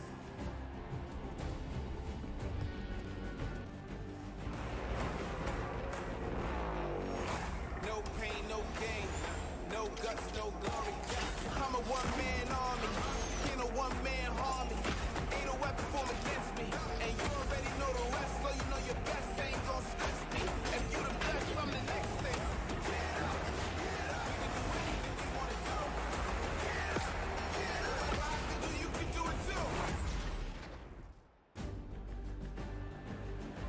Now, I know everyone here is excited to get to the games, and we're going to do so in a little bit. The players are gearing up and getting ready to go. You know that each and every one of you inside of this stadium, you're just pumped. You've had your opportunity to go out to the festival. You've managed to meet up with your friends and enjoy some great times here in New York City. And obviously, our players are here to win a world championship. And the good news is we have two players standing by with Jordan Fisher, who are looking like they could contend for the top of the mountain. Thank you, GB. You are a handsome, handsome man. Now, I'm going to be super, super honest and very, very forward right now when I say that I've got two of my favorite people in this stadium right now that are competing together. Two of my favorite people to play with, two of my favorite people to watch and study. We have Sean and Aiden. Aiden, one of the most dominating controller players in the world, and he's proved it time and time again. With Sean on mouse and keyboard, one of the most mechanically skilled and gifted players in all of Fortnite. Now, with this combination of one of you on a controller and one of you on mouse and keyboard, there's got to be some pretty unique strategy that you guys can pull together. Can you talk to me a little bit about that? Yeah, our synergy is great. Like you said, he's one of the best mechanical players. His tunnels are insane. Like, it's just insane watching him play. And just, you know, me being an aggressive player and having good aim, we really combo together well. And I'm hoping we're going to do good. 1000%. Now, Sean, you both competed in the Pro-Am yesterday, which was a lot of fun. We all know that was a very sweaty lobby. But your thought process, your strategy going into today, tell me how that differs from yesterday and your performance there. Well, I think yesterday was like super fast paced. You need to get kills to place well. But today we're going to go for end game, play super slow, and so we can kill it end game. Fantastic. Well, we're all so excited to see you guys. GB, what do you have for us? Always a pleasure to hear from the Ghost duo. They're going to look to go to the top, and they very well might do that. Now, I asked you guys earlier, I said, are you ready? So I'm going to ask you again, New York City, are you ready? Oh, no, I got to take the earpiece off. New York City, this is my hometown, and I know we can make some noise, so I'm going to ask you one more time. Are you ready? The Fortnite World Cup Finals start now. Let's send it over to your casters, Courage and Ninja. Ladies and gentlemen, it is time. The Fortnite World Cup Finals live from New York City. Everything on the line here today. My name is Jack Courage Dunlop. And well, guess what? I'm joined by a surprise guest appearance, Tyler Ninja Blevins. I am so excited for today's action. Ninja, dude, the emotion here is insane. You have no idea, man. These guys have been playing for months, practicing, doing nothing but thinking, eating, sleeping, breathing Fortnite. That's it, and it's all led to this. I know the nerves absolutely at an all-time high. I'm nervous right now. I'm just casting. I'm not even playing. Meanwhile, they're paying for $15 million, but it's not your normal Fortnite rules we're going to be playing today. Let's take a look at the format, catch everyone up to speed. I know a lot of new eyes will be on Fortnite competitive today. And Ninja, here's the format for points. So, this is duos. If you place in the top 15 duos in this game, they earn 3 points. Top 10, they earn 5 points. Top 5, they earn 7 points. And finally, the Victory Royale, they earn 10 points. Now, those points cannot stack, meaning in a game, you can only get a max of 10 placement points. Also, 1 point per elimination. So finding that good balance between elims and placements will be very key. Here's the prize money breakdown. And Ninja, you've been involved in competitive gaming for a long, long time.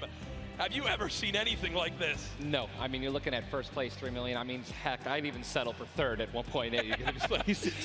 settle for 1 point. Settle, I'll settle. No, we've been playing, we've both been competing for a long time, and I've been competing for almost 10 years. Prize pool's never even come close to this. This is life-changing. Yeah, absolutely mind-blowing numbers right there. Again, everyone who made it this far, $50,000 in their pocket, but their eyes are on that top 10. They want to jump up that prize money ladder. Again, we are live right now from the Fortnite World Cup Finals.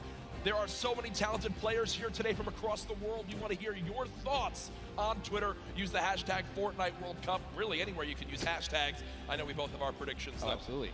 Who you want to go first? No. You go first. Who for you is your standout that you're looking to see if they can take it home today? Dude, man, I mean, I got to give it up to Mongol and Mitro. I think they're gonna definitely close it out. They've been. I really am just super interested to see how they play. I've been watching a lot of their World Cups after they've already qualified. Hands down, one of the most aggressive duos throughout, the qualifications. But are they going to do that here? Are they going to go for placement, or are they going to still W key like they've always been doing?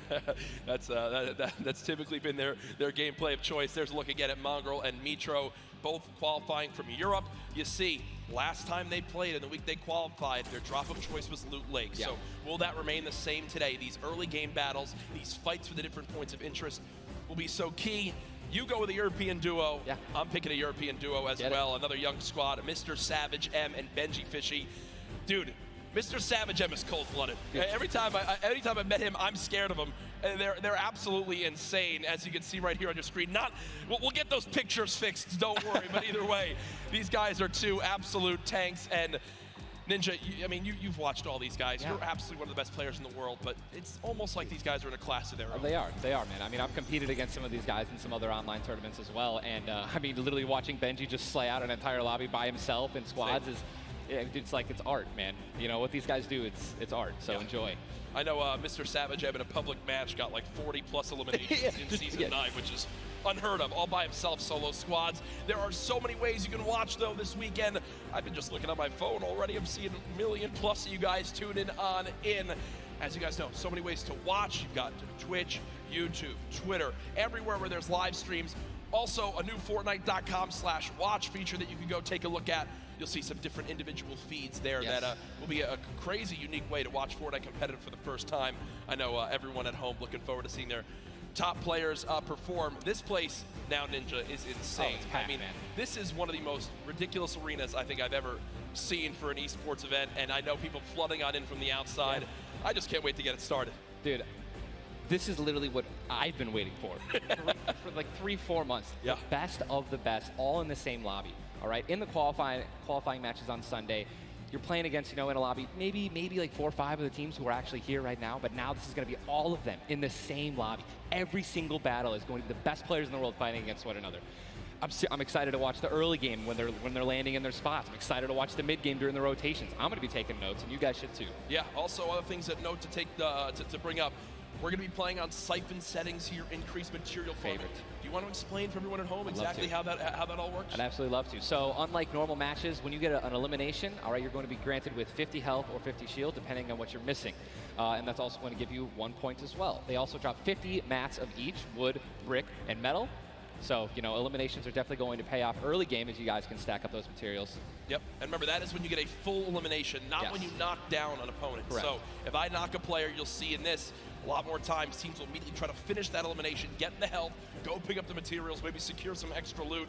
There's a look at the lobby screen, and you know, Ninja, I was laughing with you earlier when the players were warming up earlier today because they got some warm-up games in. Obviously, for many of them, it's their first time in a major LAN event. They wound up going through and they were just sitting at the spawn island like they were right now. I mean, look at the build battles happening on spawn island. They're all editing, they're all aiming. None of them are just sitting still. The nerves running through them insane. The average age in today's tournament, 16 years old. Some of these guys are going to walk away with $1 million+ this weekend. At 16, what would you have spent your money on? I don't even want to know. Why not even ask that? Probably 16, man? Just a bunch of candy and energy drinks, man. I didn't really. So basically the same as today. Exactly. Nothing really would change. Nothing's changed. No, it's so much fun, man. Again, people flowing on into the venue, looking at these duos, looking at these contested areas, right? Loot Lake has been a very hot topic. Yeah, man. You know, Aiden has been landing there throughout all of qualifiers. You see, you know, Mongrel and Mitro. I've been hearing some notes about, you know, Tilted Towers and or Neo Tilted as it's now called, of where they're going to go. In your opinion, right now you play 6 games. Yep. You know how detrimental it can be to your mental state if you have one where you kind of drop right off spawn and get taken out. Yeah. What is your game plan here? Are you going for it? You don't care how many people land there? You just go and play your game? No, or I think you shy away? What do you do? No, man, these guys have been practicing. They know. They know that they're going to be contested. Yeah. They know that, and they're not, you know, if they're intelligent players, they're going to play exactly how they've been practicing the last 10 World Cup qualifiers. They're going to go exactly where they go. They're going to push where they're going to push, and, you know, they're not going to care who it's going to be. Now, me, honestly, I'd like to say that that's how I play, but, dude, in a situation like this, I think that if I saw someone contesting my drop, I'd definitely defer and try to go somewhere else. Yeah. But, you know, I mean, you have one bad game. Getting over that, that's going to be a huge mental obstacle, right? You get knocked first. Yeah. That's going to be something that you're going to be thinking about in the second game, the third game. Oh my gosh, should we change our landing spots? And then if you're thinking like that, it's over. Yeah, and I keep seeing you look down. You're like eagerly wanting to talk about this map. We have what the first map is going to be in front of us. But again, guys, there's so many exciting things going on in the world of Fortnite right now. One of the new limited time modes that is actually going on. Prop Hunt, we watched a little bit of it yesterday, but again, made by Stray Kite. It's a fun little, you know, hide and go seek game almost, Ninja. Prop Hunt is the greatest thing that Fortnite has created from creative. It is amazing. It is hilarious. I mean, we're literally getting like angry and like, but also just laughing hysterically right when we're about to, you know, make it into the incinerator and get our points. It's just so fun. I mean, you could be a toilet. You know, you want to be anything. You want to be a pink flamingo, a bus. Go for it. Dude. Go for it. Just go for it. Yeah, we've had some fun games of Prop Hunt that we play. But again, right now, live in the gameplay for free, Prop Hunt. A little bit different than the competitive settings. Obviously, Arena, it's been talked about, Ninja. This is the most played in qualifier for a tournament ever in the history of gaming. 40 million competitors, down to the top 200. To be exact, 178 because of the double qualified players. Right. And that is, you can't even put in like your head just how insane those numbers are. I think it's just important to show and let everyone know that, man. Just Epic continues to change the game. Making these qualifiers online, it just allowed so many of these kids to be here today because they've been able to play, you know, from the comfort and safety of their home instead of traveling across the world just to qualify. Yeah. So I think this is one of the first times we've seen something like this, a qualifying like this. And dude, I'm just excited to watch these kids dominate the next freaking 4 hours, 6 hours. I'm ready to stay here all night. Hey, I'm down to stay here all night. I have no problem with that. I'm sure the Arena is as well. When you talk about LAN events, right, you have so much competitive experience. You've been to so many across different games and genres. The one thing that stands out to me, though, it will never feel the exact same as it does as playing at home. So for these guys, what are some tips that you can share you think that they should kind of take into account as they're playing, maybe on LAN for the first time? Well, do what I always tell people when they're saying, you know, hey, Ninja, I'm going to a tournament, any advice, right? You know, it's, dude, do exactly what you do at home, all right? If you wear socks and, you know, no shoes at home, that's what you're going to do. If you don't wear any socks at all or you wear sandals, you wear that. If you wear nothing but sweats and PJs when you're gaming and practicing, that's exactly what you should be wearing right now when you're competing, right? Yep. Don't try to change anything up. Drink what you normally drink before the games, water, energy drinks, whatever the case may be, or, you know, eat what you're going to eat. Do not change anything up. It's very important to get in that mental state of what you do and how you've been practicing the entire time at home. I've even heard of stuff as far as like don't change your sleep schedule and what you're gonna do for this. Like literally take it like it normally is. Now, again, we talk about how there's $30 million on the line in the Fortnite World Cup Finals across today and tomorrow, but there's already been $3 million in prize money given away this weekend. That happened yesterday at the Creative World Cup Finals. Let's take a look.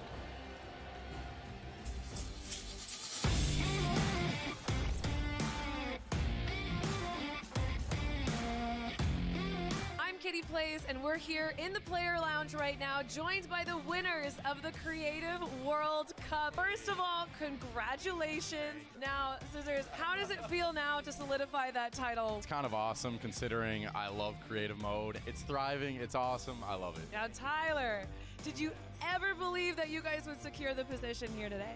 Yeah, I always knew we had it in the bag. You know, we're the week 1 qualifiers. We're the most stacked team. There was no competition. Just when the last map was a death run, I knew we had that in the bag. We got some good players here. I knew Zan would clutch up, and he did just that. You could tell he lifted the finger. He said, we need 1 coin. Just grab this coin right down here. If he can do this Zan, without being eliminated. Here it is. The win. Oh, he missed it, but gets it with the trap trigger. You realize that one jump won this group here an extra $1 million. It's unreal. Like, if you want to practice with death runs, you need to like do it slow. Don't go in blindly. Like, try and like change everything you do every time you fail. Suzu, can you see yourself doing even more with creative? I mean, the success of today. Will you continue to go and play creative maps? I think I would definitely stay consistent with creative because I feel like there's a lot of potential in creative still. And yeah, definitely this is my thing. But I want to go down the line and see what each of you guys plan on doing with that prize. I'll probably end up like saving most of the money, maybe like some investments. He's 18 and he just won $336,000. What are you going to do with the prize? Rent? Rent. Yeah, I think rent. I'm gonna be responsible. I'm gonna save my money. I am going to be responsible and probably just invest most of it and try and get even more money back. All right, guys, congratulations again. Absolutely outstanding job. Thank you guys so much for tuning in, and I cannot wait to see what the future of Creative Fortnite looks like.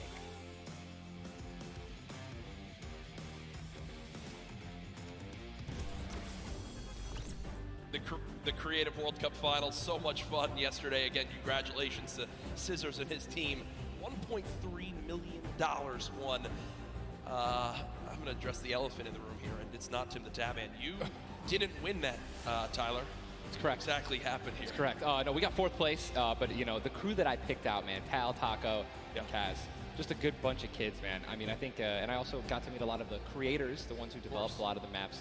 And just a lot of passion from these guys, man. And, you know, I was really happy that I was able to, not even me, together as a unit, we pulled in, you know, 300 or 295,000 as a team. Dude.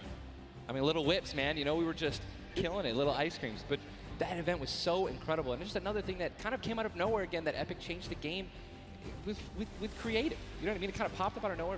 All these people, so many people, there were hundreds of people here because of creative. Yeah.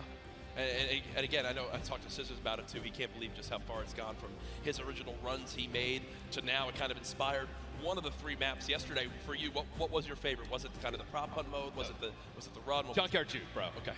Hands down, Junkyard Juke is the most fun game I've ever played. I mean, if you're going to go in with a crew of like 32 people, if you can even muster up a crew of 32 people, like I want that to be a playlist where I can just go and play Junkyard Juke, and it just fills in 32 people. Hey. It's so much fun, man. I'm with that. What about, should we get the whole squad together? Or I'm down with. Oh, we totally should.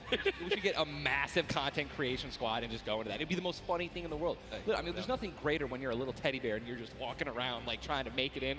It's amazing, man. Hey, listen, it's all fun and games here. Obviously, the theme of this weekend, things going on outside of the fan festival. There's also the Battle Pass redemption. Everyone here has got tickets, has the commemorative tickets. So many things to look back on and remember these moments. For a lot of people here, whether they're players or the individuals and fans who traveled, it's their first time to New York City, such a legendary, iconic place to have this major event. You see again the crowd continuing to fill on in, just getting some final things set up for the game so we can get it all launched for you. But trust me, we're all eagerly awaiting the start as well. So many organizations represented throughout the weekend, and I have just received the word that we want, Ninja. The game is ready to go. I'm ready. The first Vic Roy, man. Who's it gonna be, guys? All right, I want you guys to scream out your favorite duos right now, man. Let's make some noise. Who do you think's gonna win today? Scream it, make it. I want to hear. Oh, it's gibberish. None of it makes sense. I think I hear Mongrel, Mitro. Here we go. Ladies and gentlemen, the Fortnite World Cup Finals duo competition begins right now. Jesus, this is going to be intense. I mean, there's nothing more, honestly, nerve-wracking than the initial launch. Off the bus, man, you're flying. Someone's going to die. Someone's going to be eliminated. Who's going to be the first one? Yep.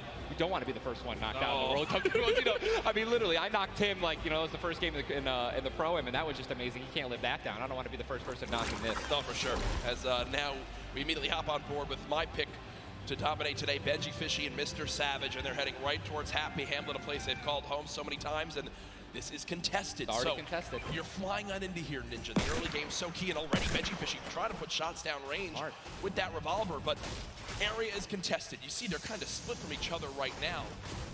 What are their comms like in this exact moment? I mean, I think right now they're just going to be trying to hear exactly where these guys are, footsteps, any type of information they can pass off to one another is going to be very important. They've been practicing this landing. I'm pretty sure I watch these guys play literally every week because they're from EU, so they were before NA qualifiers.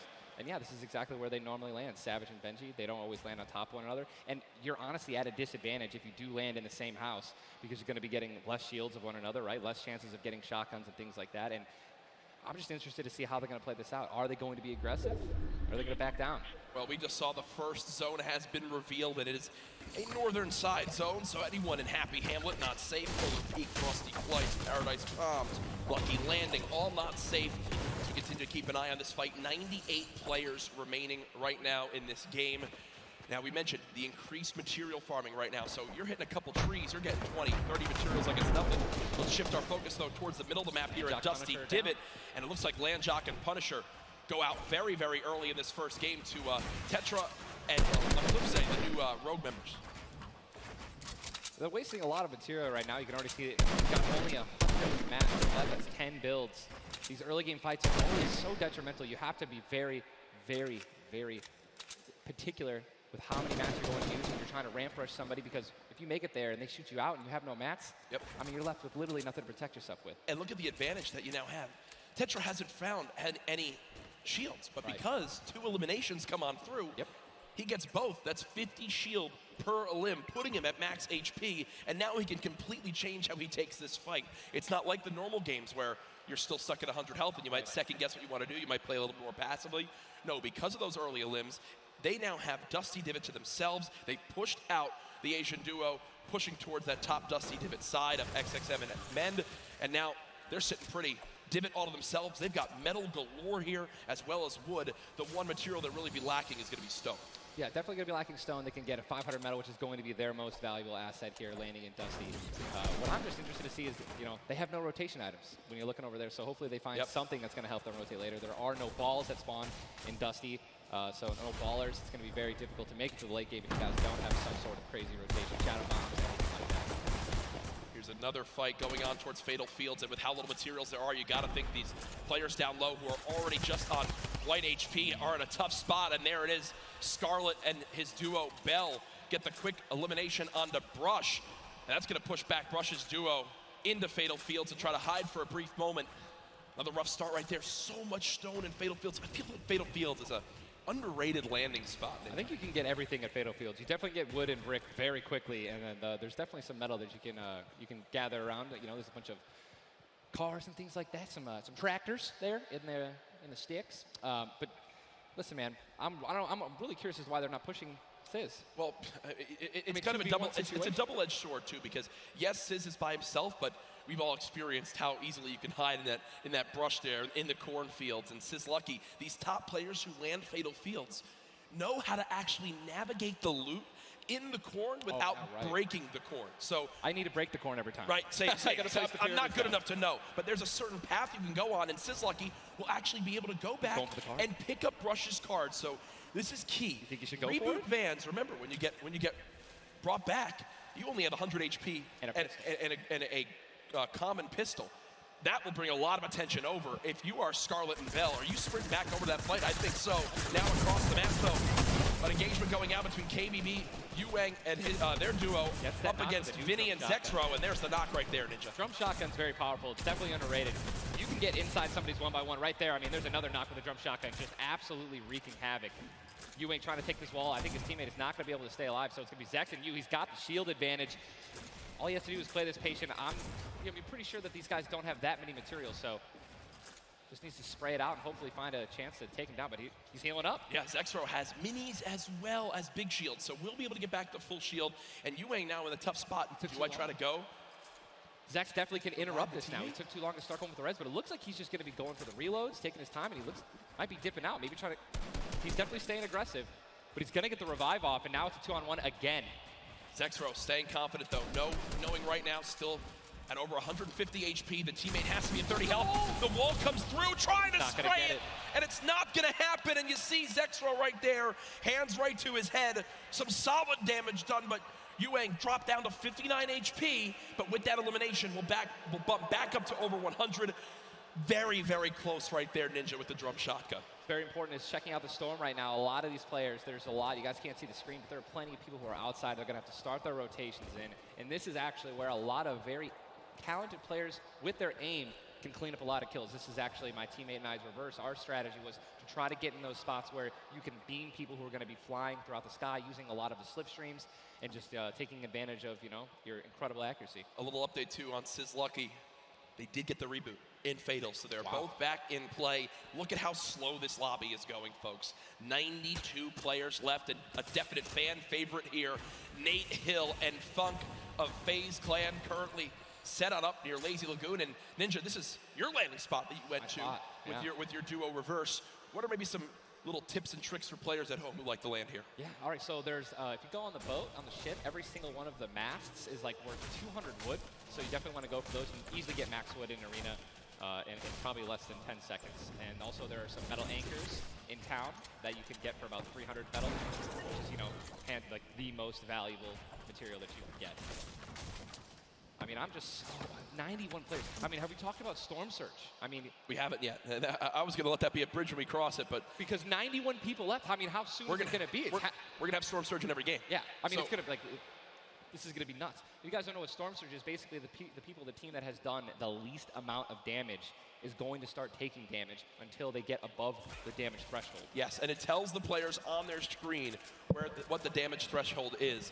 If you're used to playing at home, you probably have never experienced Storm Surge in a normal game, but it is very common in competitive because everyone wants to last until late game, earn those extra points, and wind up getting those placement points to come on through. Watching Letwick and Flexi right now, it's so scrappy, Ninja. It's not your normal game where you get to loot up and freely grab everything you want. Here, I mean, look at the inventory. A common heavy assault rifle, 2 heavy bullets. Yeah, I mean, people are not going to be able to loot. They're not going to be able to loot normally. I mean, you have every single spot is definitely going to be contested or have talented players who are surrounding you. You got to be constantly worried about getting sniped from the side. All it takes is 2 seconds of being caught off guard, and you can get dinked twice with an infantry rifle, and boom, there goes, you know, 160 health, man, just like that.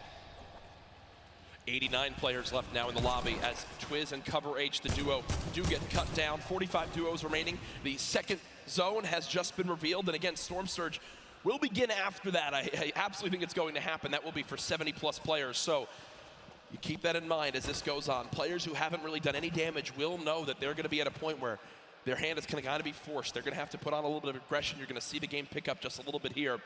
There's Snappy and Red Rush already in the next zone. They're more than happy to just farm up this metal structure and claim it as their own.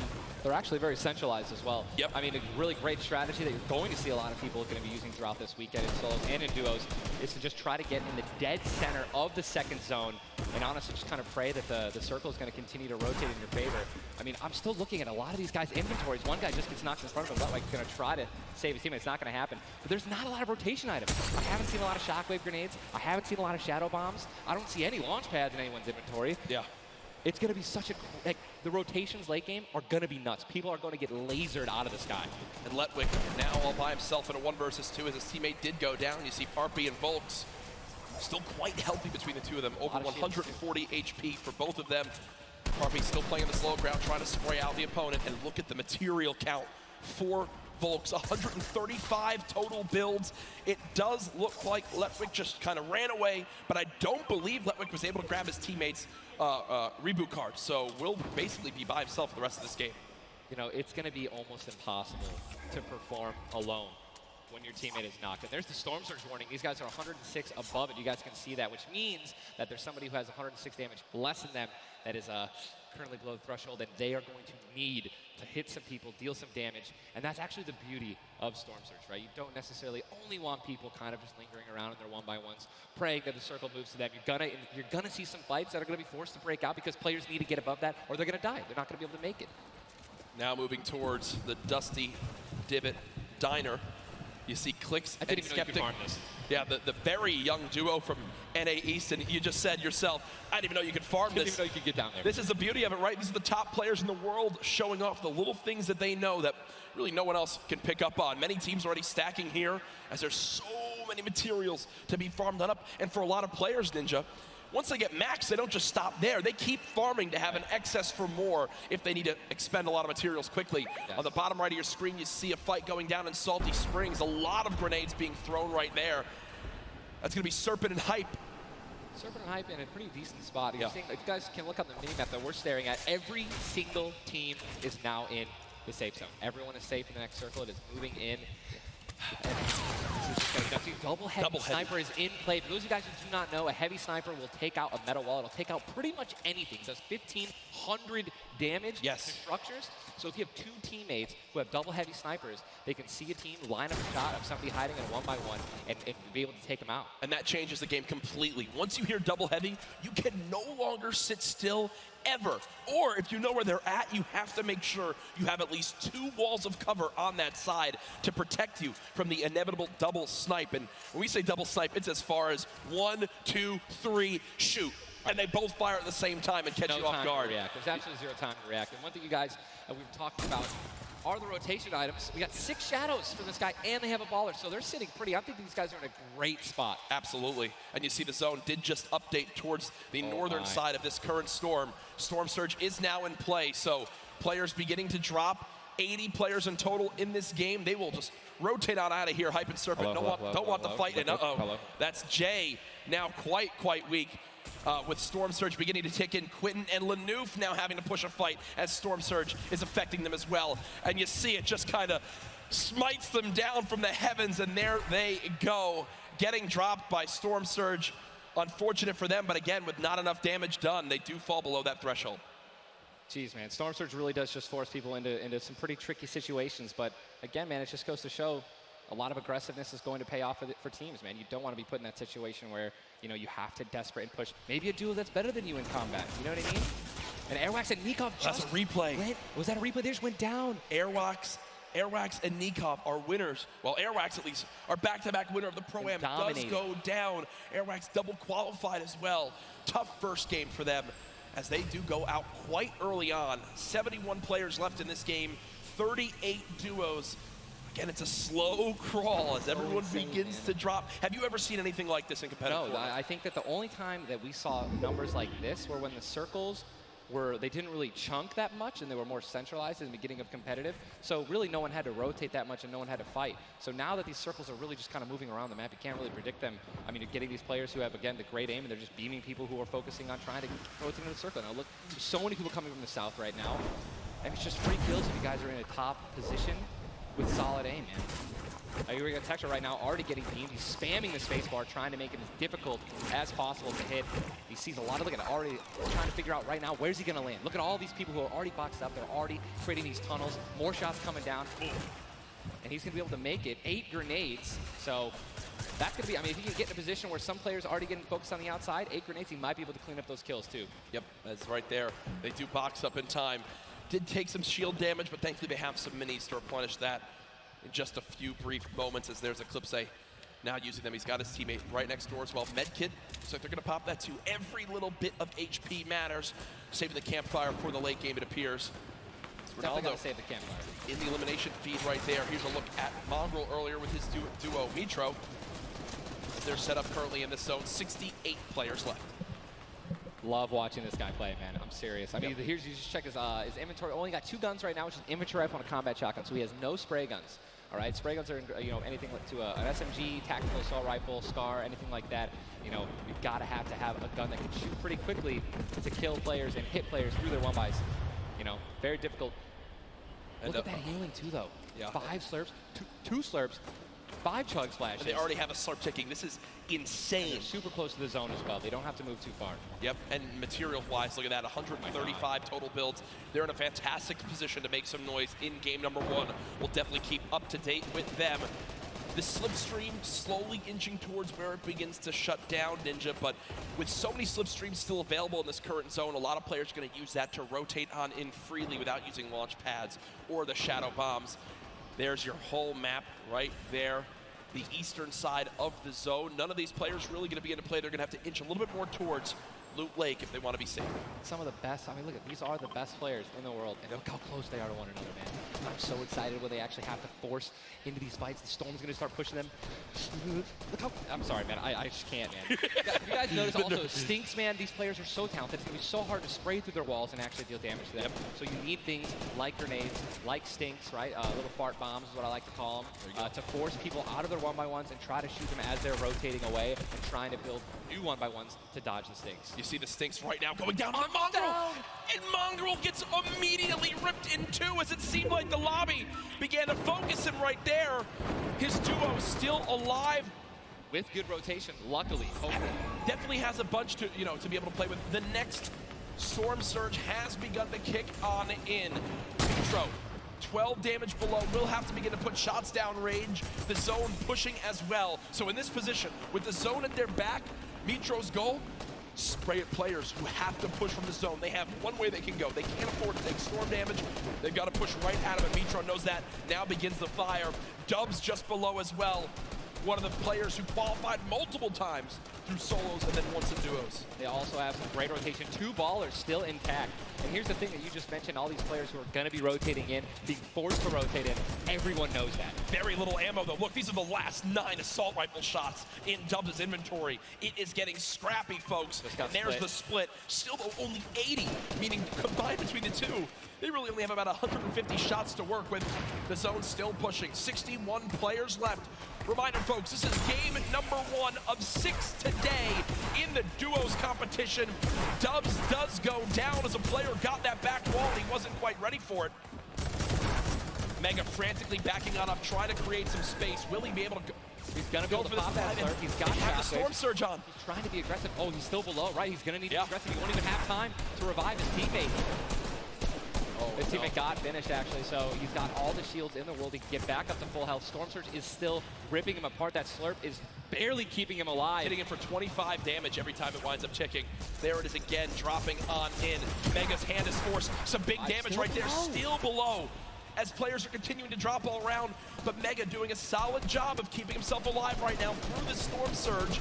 Fantastic composure. Again, one of the young players on this stage looking to try to secure the title of Fortnite World Champion. No more Dubs. The duo still down. So now he's finally above. Yep. Finally above. And guess what? The most important thing to realize, guys, look at that rotation. Yes, he's alone. Yes, his teammate's down. But he has an incredible kit to not only make it to late game, but maybe even clutch this win out. He dropped the shotgun. Okay, there you go. Got the combat shotgun, one of the greatest shotguns to have late game. Does incredible damage, long range and close range. And all the guys, the circle just rotated now into the storm. Massive amounts of distance needs to be covered. This Storm Surge is insane. It's still going on. Finally taken out. 52 players left.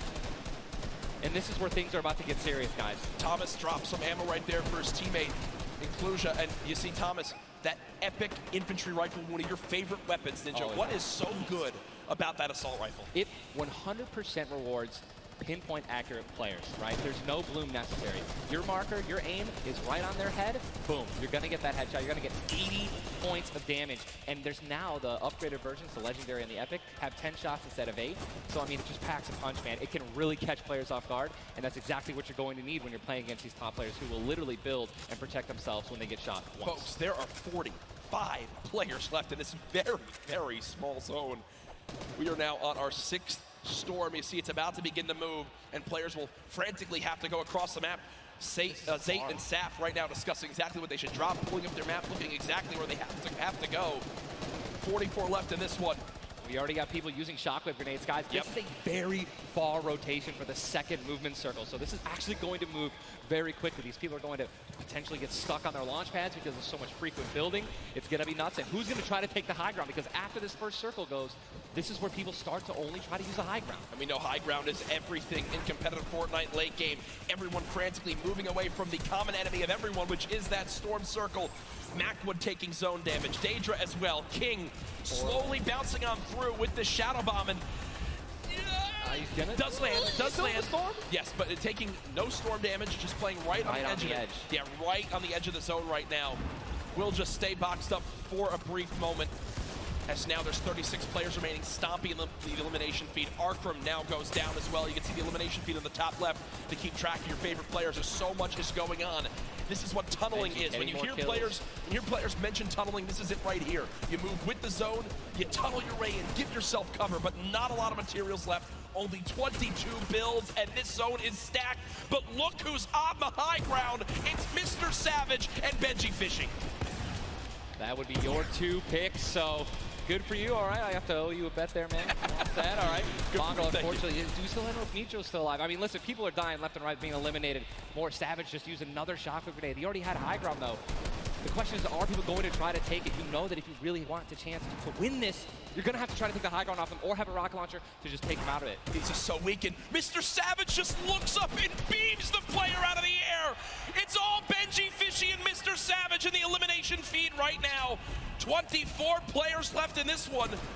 But 20 duos. There's almost no duos remaining, Ninja. Right, it's all solos, and this is kind of what's going to happen, man. Mr. Savage goes down. It's up to Benji, and listen, Benji's been in this position before. We know he can handle it. Nitro's still in the game as well. I just saw him. He looks incredibly healthy, but now taking some storm damage.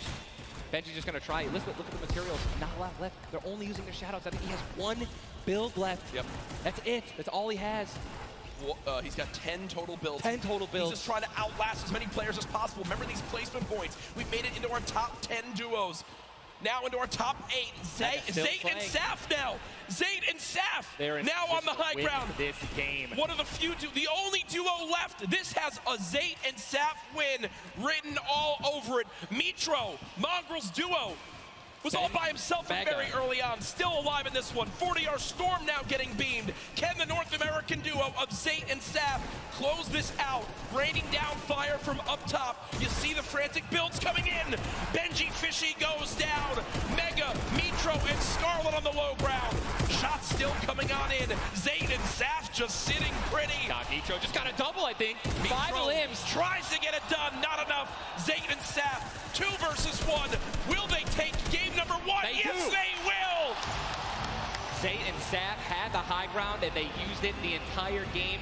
Rain fire from above. We're able to make up 5 limbs plus 10 placement points. That's going to be 15 points. Game 1. Talk about a monster game number 1. You saw the immediate reaction. They know how key that was.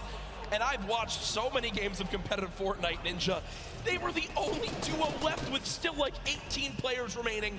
When they get the high ground like that, they send 1 player down to get close. Scarlet was already weak, and there's just no shot. In the end, the veteran players of Zayt and Saf take game number 1. And you know, Ninja, that was a big topic of conversation. Players with LAN experience, players who've been around the Fortnite competitive scene at these major events for a long time. Will they let the nerves get to them? Guess what? The answer is no. Zayt and Saf take game number 1. Kept their composure. It was absolutely incredible to watch, man. And seriously, these guys have been absolutely dominant in the World Cup qualifiers online. And it's only fair that they continue to show their dominance here at the actual World Cup stage. Brilliant performance. You know that their game plan is always last as long as possible. Absolutely. But the fact that they made it through those storm surges, even with them not getting very aggressive, they had 0 limbs down to those final few moments. Mr. Savage and Benji Fishy, we have to talk about them for a second as well. The European young duo, they were on the high ground. It was looking good, Ninja, but so many players focusing them, the shockwave grenades as well, and they had no healing left. It's unfortunate, man. We have a group full of these players who are literally the best in the world. They know exactly how to win, right? So if they don't have the high ground, they know that whenever there is a moment that they have to shoot the high ground out with rockets, shockwave grenades. I think that's actually what happened. I think someone shockwaved up and knocked them off the high ground. Yep. But when you have shield like Zayt and Naf did at the end there, and that high ground, I mean, it's over, man. What a sigh of relief Incredible, for those two. Incredible first game. And we're only just getting started. We're only just getting started. Remember, 6 games being played today in the duos competition, in which $15 million will be rewarded. Tomorrow, we do it all over again, except with solos. So you'll want to stay glued to the streams here for the Fortnite World Cup Finals, live from New York City. Use the hashtag Fortnite World Cup. Get involved in the conversation. Send a Ninja and I your thoughts after game number 1. Who surprised you? What are you looking forward to in games 2 through 6? For me, other things I noticed, man, you've got to be on your A game. When it comes down to taking note of where you are with the storm surge, those were longer storm surges that have lasted than I've ever seen before. I've honestly never seen Storm Surge affect the game so much. Because here we are having 80 people left after the second circle. So you know what I mean? Like, and these guys, they're not going to let you hit them. You know what I mean? And if you want to put shots on these guys, it's going to be when they're flying in the air, rotating, which you also expose yourself to a sniper shot. You know. Absolutely. High risk, high reward, man. Right? It's Let's see how these guys change. I wonder if the guys who did get hurt a lot by the Storm Surge, are they going to make changes in the second game? Are they going to be a little bit more aggressive and trying to deal some damage as they rotate? That's what I want to know. That's a great way to think of it. I know there were so many people that want to give their thoughts on these games, but over at Unreal Island, we've got our very own Sundown with his thoughts on game 1.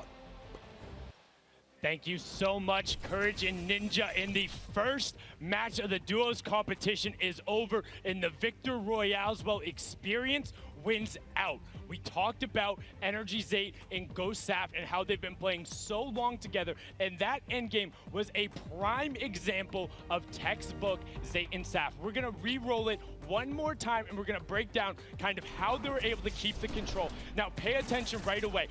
You can see on the backside, Saf has one angle while Zate is going forward, and they're moving back over the tarps they've already established, but the angles they take make sure they're covering everything. They hear the shots below, they're putting the fire down towards them, and Scarlet is able to pick up Mitro, but doesn't have enough to get out. Zate and Saf, 5 eliminations, Victory Royale, 15 points, showing that their competitive experience, their experience on stage and at major LAN events is winning out right now. They say nerves, what nerves? We might as well be playing at home on our own stations because they are just that good. Match 1 is over. Time to get back over the stage for match 2. Ninja and Courage, take it away. Thank you very much, Sundown. Great stuff as always there from Unreal Island outside of the venue, enjoying the event themselves. But again, game number 1 in the books. Obviously, so many updates to see exactly where we stack up. In the end, those final moments can be so hectic. So before we hop into game 2, we will have a standings update for you all at home. Who do you think's up top of it right now? Well, guess what? It's Saf and Zate, but and Benji, Mr. Savage, man. Just incredibly clutch solo moves and plays. Both of our predictions. Both of our predictions, and they're still up there. Guess what? Imagine when they're healthy and when they actually get some good rotation items. I'd love to see how they're going to play in the late game, man. Placement points so key. You did a great job pointing out Mitro at the end. Not only does he stay alive, not only does he perfectly use his materials and his movement items, but he somehow finds 5 more limbs, putting his team from probably an abysmal game 1 to top 3 in our leaderboards. Again, here are your standings from game number 1. Dubs and Mega, they wound up making it through as well, and that's because of Mega staying alive too. Absolutely, incredibly talented duo, man. Honestly, I'm looking forward to seeing what Aiden can do, and Sean, hopefully they step it up in this next game. Game 2 is about to get on its way, man. Are you ready? I am ready. Ladies and gentlemen, in this sold-out arena, are you guys ready for game number 2? Oh yeah, they are. Oh yeah, they are. 8, 7, 6, 5, 4, 3, 2, 1. The battle bus has launched. Game number 2 of the Fortnite World Cup Duo Finals is underway. Again, I'm just going to keep saying it, the most nerve-wracking part of any competition, but definitely Fortnite for me, is the second you jump out of that bus. Yep. Right, once you hit the ground, once these players hit the ground, they're going to definitely have hopefully less nerves, going to get back into the flow, back into the farming mentality. And man, I'm looking at these llamas on my screen, and I'm just hoping that they find them. There's nothing greater than finding the new upgraded llamas at 350 mats. Dude, they're insane. And they're everywhere. And look, wait, can we look at the map? Look at the north side. You've got 3 llamas in a very small area. Llamas. And many players have gotten better at spotting llamas from very, very far away. I mean, the one thing I was telling my teammate Malachi, I was like, listen, man, sometimes you just actually have to tell yourself, hey, we should probably look for llamas as we're flying in, because, you know, usually you're looking for players who's going to be landing next to you. But if you actually keep an eye out for that adorable pink, purple, and blue llama. And there's one. I mean, look, you're just going to get rewarded with shield, rotation. There's Shadow Bomb Storm, campfires, minis. I mean, these are incredibly valuable. And remember, materials get capped at 500 of each type. So when you get 350, it's done its job for you. You can spend much less time looting and, farming, and much more time looting. And look at Zate perfectly using this Shadow Bomb Ninja. For players at home who are wondering how he just used it for way more than the 6 seconds it actually lets you use it for, explain a little bit of staying on the side of the mountain. Yeah, all you have to do is just continue that jump animation. That's going to trigger the double jump. And as long as you don't touch any solid ground, you're going to be able to continue to double bounce back and forth, man. It's an incredible use of the Shadow Bombs, and you're probably going to see a lot of players do something like that in the late game off of other people's builds, and which is way more difficult to do that off a mountain, by the way. For sure, as we now take a look at the storm is landing side of the map, and this storm is very far. Great point to bring up there. We can see on our side, the zone right now basically gets cut off at Dusty Divot and Neo Tilted, and the rest of the north side of the map are in play. So everyone near the middle and south side will have to move, and you see in the elimination feed very early on, Elevate does get cut down. So a tough start for the duo from 100 Thieves right there, as you've got to wonder if Arkram's still alive. Either way, though, Daedra and M11Z looks like they have players down in Loot Lake. In Loot Lake, Lucky Landing, and they do have a duo nearby. Looks like they're trying to obviously back away while continuing to farm up. Lucky Landing is not really a 4-person landing. When more than two people land here, one of them is going to be leaving a little bit handicapped. And Yu-Wang in a fight right now, popping that last big shield, so all of his damage that he will take from now on will be permanent unless he gets an elimination and gets... Look at how good these stink grenades are right now. Scram and Mexi have lost so much HP off the start of this one just from getting ticks. The spray does come on through. A third party, though, beginning to shoot down on a Yu-Wang. So another player putting their attention towards this fight. Trying to line a side at Snobby, but KBB does go down. It's now Yu-Wang all by himself, and no materials left, Ninja. He can't even take a wall.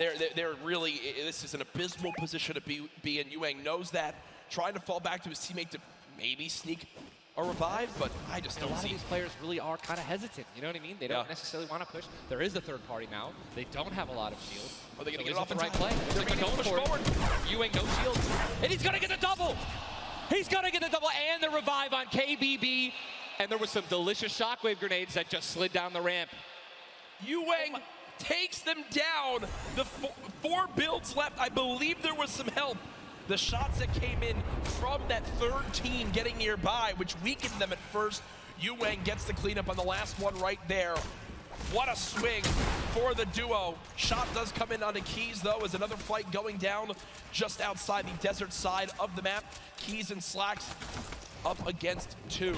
Running out of materials already, and guess what? These guys are at the farthest point of the storm. Yep. So this is not, they can't afford this fight, right? The longer this takes, they're not going to be able to get materials. They're going to be burning all the materials in this fight right now. So they're definitely going to need these elims to make up for it. That was and he took the knock on Landjock. And Landjock and Punisher went down early last game as well, and it looks like Landjock will suffer the same fate here. Upgraded combat shotgun, you know he's going to take that. Punisher trying to make some plays here. Still, now it is a 2-on-1 situation. Just need to play the numbers advantage. And again, Storm is about to start moving, so they're going to have to make some plays sooner rather than later. No ammunition. Very few builds. No shields. This spells disaster, and Punisher goes down, and there's the frustration in the player camera right there. Slacks and Keys, 2 quick eliminations. But you mentioned they can't afford to do that. It takes so much time in that fight. They got to go very far still. Now over to Neo Tilted, Clicks and Skeptic in a fight. Got some shield. Doesn't necessarily want to use this mini to only get a 10. And he looks like he's trying to obviously take some to help his teammate out. No, he's getting taken. With the trap kill, he's going to get the knock. Unbelievable, incredible plays. Bad Sniper goes down, and now he's continuing to branch out. When you guys are in fights like this, you always want to do exactly what he's doing right now, which is branch out, continue to build these little 1x1s with pyramids, try to confuse your opponents of where you actually are healing up. Skeptic, just 8 builds left. They're trying to stay alive right now. They do have the number advantage. Clicks has time to pop 1 mini, and it looks like they're going to go for it right now. They made the conscious decision to try to build out, but no. They back up for a moment. Finally gets a shotgun. Yep. Shotgun picked up. Grenades now as well. They want to go for the second elimination. And we take the, oh my God, we got some trap talk in real life. Did he just take the L in real life? Homie, this is land. This dude's gonna come over. No, I'm just kidding. 40? But the Stinks Never come know, on man. in. Stinks coming in, 22 health left, Campfire down, he has. Oh, and look who's here! Third party, hello! Look who's here! NA puts up the take the L, and EU says, no, no, no! This is the World Cup, baby! I'm gonna show which continent is best. Mitro and Mongrel, full HP, and they storm roll through. Dual links for Mitro, Clicks still right plays there. down low. Wow, incredible. Look at that kit. Gold Scar, Gold Combat, heavy shotgun, or I'm sorry, heavy sniper rifle for taking opponents' walls. Look at, they're just stealing and bum rushing, and that's gonna be it. And there's no shot right there. Skeptic, you saw, hey, putting on a show. I love it. The man does YouTube for a reason. But then also a fantastic player. I think speaks a little bit too soon. Aiden now on your screen. Does knock one. Hasn't finished elimination yet, so still will gain 50 HP if he can get the full. There it is. Now a 2 versus 1. Aiden and Sean. Look at how weak Sean is, though, Ninja. Sean has absolutely no health. A little bit of shield. Hopefully we're going to drop some minis here. Aiden being the good team that he is. I'm sure he's calling it out right now. But it is also a 2-on-1, and they don't know, we don't know how weak this guy is right now, but if he is weak, they're going to try to trade. And there's a double shotgun shot for over 21 white. Players no shield left. They're going to try to put the pressure on. Sean has little health, and look how aggressive they're being. They're both one hit. They can actually trap. They're going for it. They're saying, you know, you would have thrown the trap down by now. And there it is. And look at the take from Aiden. The jump out to the side, and they'll be rewarded with shields, with materials. And look, Aiden actually, there was 2 big shields. Yeah. Aiden's got the full health. That's incredible, man. You see the stats so far in this game. Aiden has done 434 damage, has taken 312, and he's near back up to max health. I know Aiden is a crowd favorite here. Every time the camera goes on, there's a big cheer from this sold-out arena. For those of you guys who do not know, the Storm Circle is about to update right now. We just saw our second one, forcing everyone out of the north and east side of the map. And also, guess what? Every single llama was found. Yep. All 5 llamas have been found, so we have some probably high material players right now. A lot of rotation. Oh my god, I can't even. Freaking out, man. You're getting into it. Looks right like now. a lot of people. I love it. Yeah, we're looking around. They're all gone. There's only one airdrop that's left, which means a lot of players. It's very difficult, man.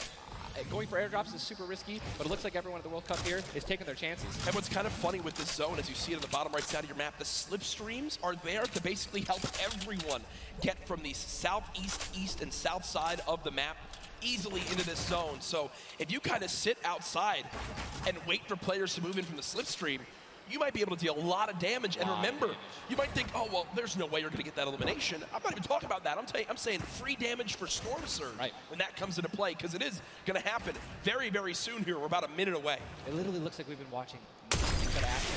But there's 84 teams, 84 players left still. Yep. I guess that's a testament to our observers backstage. Great stuff to them. Sizlucky does take a bit of storm damage right there. Chug splashes in the inventory. And Ninja, like a dolphin. Chug splashes have came into this game and they've completely taken competitive by storm.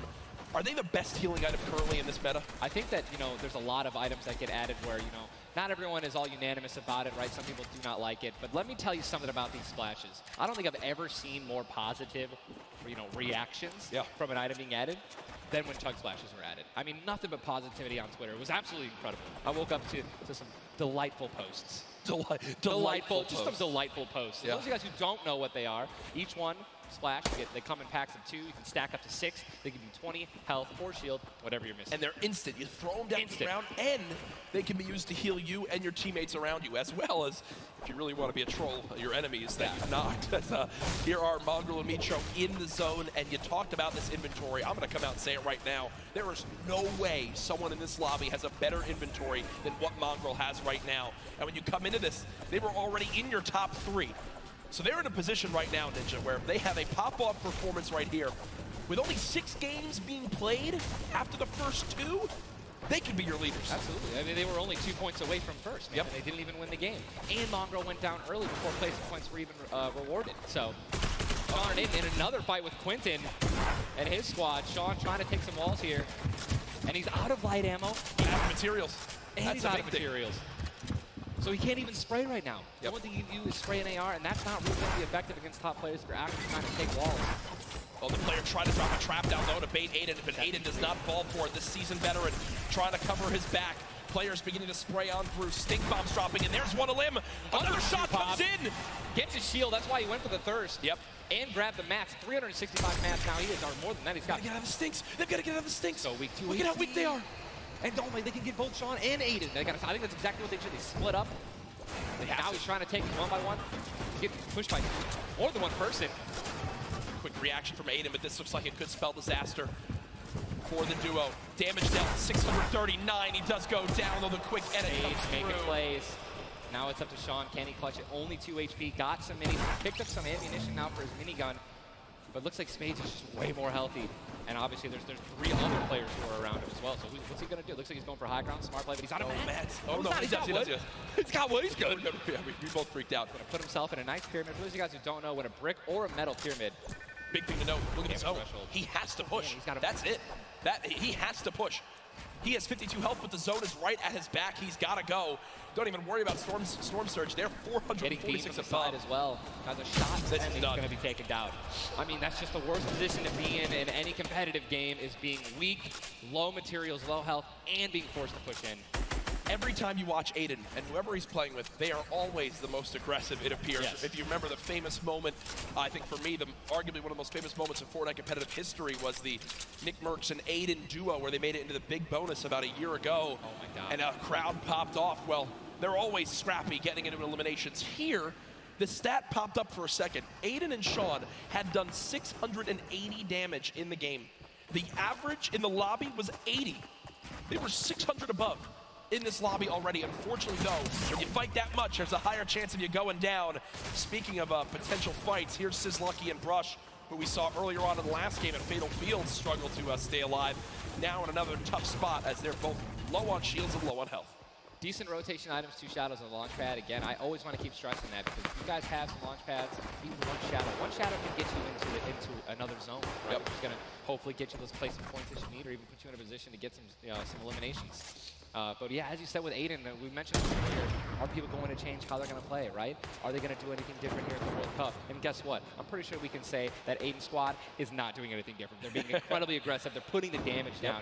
And unfortunately, there were just too many players who took advantage that they were weak. And that was the top 5 leading into this game. You see it updated again right there on your screen of where the leaderboard is at the moment. Mitro and Mongrel staying alive, in a holding great spot, holding this pyramid edit. And for people at home who might not know, he's not exposed right there, right, Ninja? He's peeking through his build. Correct. As you guys are peeking through a pyramid, you hit edit on it, you cannot be seen, right? And you can also see through it. It's a very amazing feature. Fortnite Battle Royale. What a Battle Royale, the ultimate Battle Royale experience. Ultimate Battle Royale experience, man. Blue T is in the storm, taking damage, a lot of damage, and he's still going to be rotating. Road taking damage as well. Thomas gonna have to make some plays. And there goes Road. He actually just got knocked. 66 players remain, and this storm is kind of moving a little bit away from Pleasant Park. But it's once you have a high ground mountain in play, I mean, I'm wondering if it's going to go north. There's 3 high ground mountains in play, and really mixes it up late game. A drone ship that people can wind up going on top of, and those are brilliant to use. Oh, absolutely. If you guys can get up on top of those, guess what? You have ultimate high ground on the map without having to place any mats. Yep. It's incredible. You can't get sniped from above, and you can deal as much damage as you want. Also, it's incredibly difficult to shoot players that are up there. 100%. But it's important to know that after the 5th circle closes in, those air vents will stop working. So if you don't have any rotation to get down, glider, redeploy, anything like that, yikes. That's a massive yikes. So you have to pray that someone puts a launch pad down underneath it somehow. Yep. And go for it. Yeah, just risk it all. Most of these teams won't mess that up. Now, we talked about our Game 1 winners, the team that took home the Victory Royale, which is, again, 10 placement points, the max you can get for placement in these games. It was Zayt and Saf, and they're currently set on up in this zone for the moment. Did they just get the zone as well? Are they the yellow team in the mini-map? I mean, they're close enough for sure, I can see. I think, no, actually, no, they got to rotate a little bit, but look, they got 4 shockwave grenades. Yep. And they'll be all right. They'll be able to make it happen. Airwax and Dehawk, man. Here we go. They have to rotate the farthest. Look at how many stack players are on this side of the lobby right now, and they're all going to have to move very soon. Yeah. Arkram and Falconer have a tough rotation ahead. Slacks and Keys. Watch them fight a little bit earlier on against Landjock and to pop Punisher. those heals till his teammate comes in. Yep. No, he missed one. Did miss. No, teammate's full. Teammate's full. Oh, okay. Doesn't matter. Geez. Teammate's full. I was playing with Myth the other day, and he was using a lot of chug splashes without me, so I'm really sensitive on it. I'm still really sensitive. We'll let you and Myth handle that one as again, it seems like some tension there, but we continue to move on in this fight. This is game 2 of 6, folks. The matches will be going on throughout the day. 62 players left in this one, 35 duos. And you see Arkram and Falconer. It looks like they did a duo shockwave to try to fly across the map together. Good teamwork. As the frantic rotation begins to move on in, more Storm Surge will soon begin to come into play as well. Jack, I have a question for you, man. Yes. Once these circles start closing in, they're so small. What do you think is the play? To rotate in right away once it's revealed if you're far out, or to wait and be the last team? For me, it completely comes down to what you have left, what you have in your inventory, where you are at the leaderboards as well. If I'm in a position where I know I need to make some ground up on the leaderboards, I want to rotate early and try to begin to spray back on the opponents to get some free eliminations. Yes. If you get the zone on you, you begin to just build on up and get that height so you can spray on down as well. In this one, though, again, all comes down to rotation. If you have nothing to rotate with and you're far away, I think you play late and hope someone else drops a launch pad near you and use that community pad to your advantage. Yeah, we're looking over here at Yuang, 3 eliminations, sitting here with some very good materials, and definitely a very delicious loadout. Anyone with a heavy sniper and a blue SMG in a combat. And remember, he started the game in Snobby Shores with that clutch when KBB did go down, so they're still in this one He because still has that beautiful blue combat where he clutched it with, man. Yes, he does, and all the materials he could ever ask for it. Nearly 100 builds in this one. You see they're marking right now. I think they have a double heavy sniper combo. They're either marking double heavy or they're saying, focus this, the zone's closing there. We're gonna find out soon enough. It literally looks like he's marking exactly. He's trying to look and see. Yep. Oh, they do have a double heavy sniper. And Ninja called it. The man knows. They see one. And no! You guys saw the pyramid. It's exactly what Jack talked about earlier. You need 2 walls, 2 layers protecting you from one of those walls so that double sniper will not take you down. But they've got the tools, the key to open all doors, as I put it. And this zone, Ninja, it just moved over a mountain, man. It just moved onto the side of the mountain, so high ground will be in play. But at the same time, Ninja, half of the low ground still in play, so it's not as bad a position for the low ground players. Here's a look at Mongrel and Mitro. Remember, Mongrel did go down early on in the last game. He's got to back on up because he's burning through materials very, very quickly. They're far above this Storm Surge, so they're good for the moment, and there's the replenish from his teammate in Mitro. 64 total builds left. Always see them doing this. They always split half and half match with one another, and then they go and collect the others. And it's just a perfect way of making sure that you guys have equal material. Look at how weak Saf is. Saf just sneaking up through with that Shadow Bomb. The spray coming in from Mongrel. Stink Bomb is hit as well. Everyone focusing these players on the outside. They've got the minigun firing too. The lobby now picking up quick as we move into our pit zone. The storm is closing in, and that's going to be forcing everyone to get into where the safe zone is right now. It is moving in towards Pleasant Park. Guys, this is absolutely insane. 51 players still remain, by the way, in a circle this small. They're just trying to get as many limbs possible as people are rotating in. Mitro on the bottom right of your screen with that minigun has 631 bullets to spray down with Mongrel in a fight. Gets one player weak, but does have to back on him. Didn't get the clutch. Someone else stole the kill from him. Mitro gets chunked as well. Still have a launch pad, but again, when you're in a situation like this, low ground, they're getting sprayed with nothing but grenade launcher shots and frag grenades, and they're both going to be eliminated, and Mongrel also, Airwax just went down as well. And you see Cease in the elimination feed. Does look like, remember early on, Elevate did go down. There's loot looks so delicious. They go for it. Zane and Saf, do they do it? Do you go for it? There's a launch pad there and so many materials. This is game-changing loot right now. They've got the builds to go for it if they want. They're gonna do it. They're gonna make the play. A gold combat shotgun too, man. Zane and Saf, uncontested. That's one of those risk versus reward plays that can help set them up for 2 victory royales in a row. Mongrel and Mitro's loot too, man. Oh, that was making a and we know that was juicy loot. They're making a statement saying, listen, we're from NA, we're here to play. Taking out you only didn't know they took them out, but they're definitely taking their loot. Yeah, for sure, as they are still above this. Still great rotation items too. They both each have a launch pad, both have 2 shotgun grenades, and they're gonna go. He didn't get it though. They try to get both at the same time. Gonna be flying, and this is it. Another massive rotation going to be taken to the center of Pleasant Park. They're 167 damage above the threshold, so they're looking pretty good right now. The question is, are they going to keep mid ground, go for low ground, high ground? What's the play? They didn't get the full launch pad. He might have to use his own. Yes, he does again, and that actually works out. He hits his head on something, which takes him down from having to, fly all the way up and float and get beamed.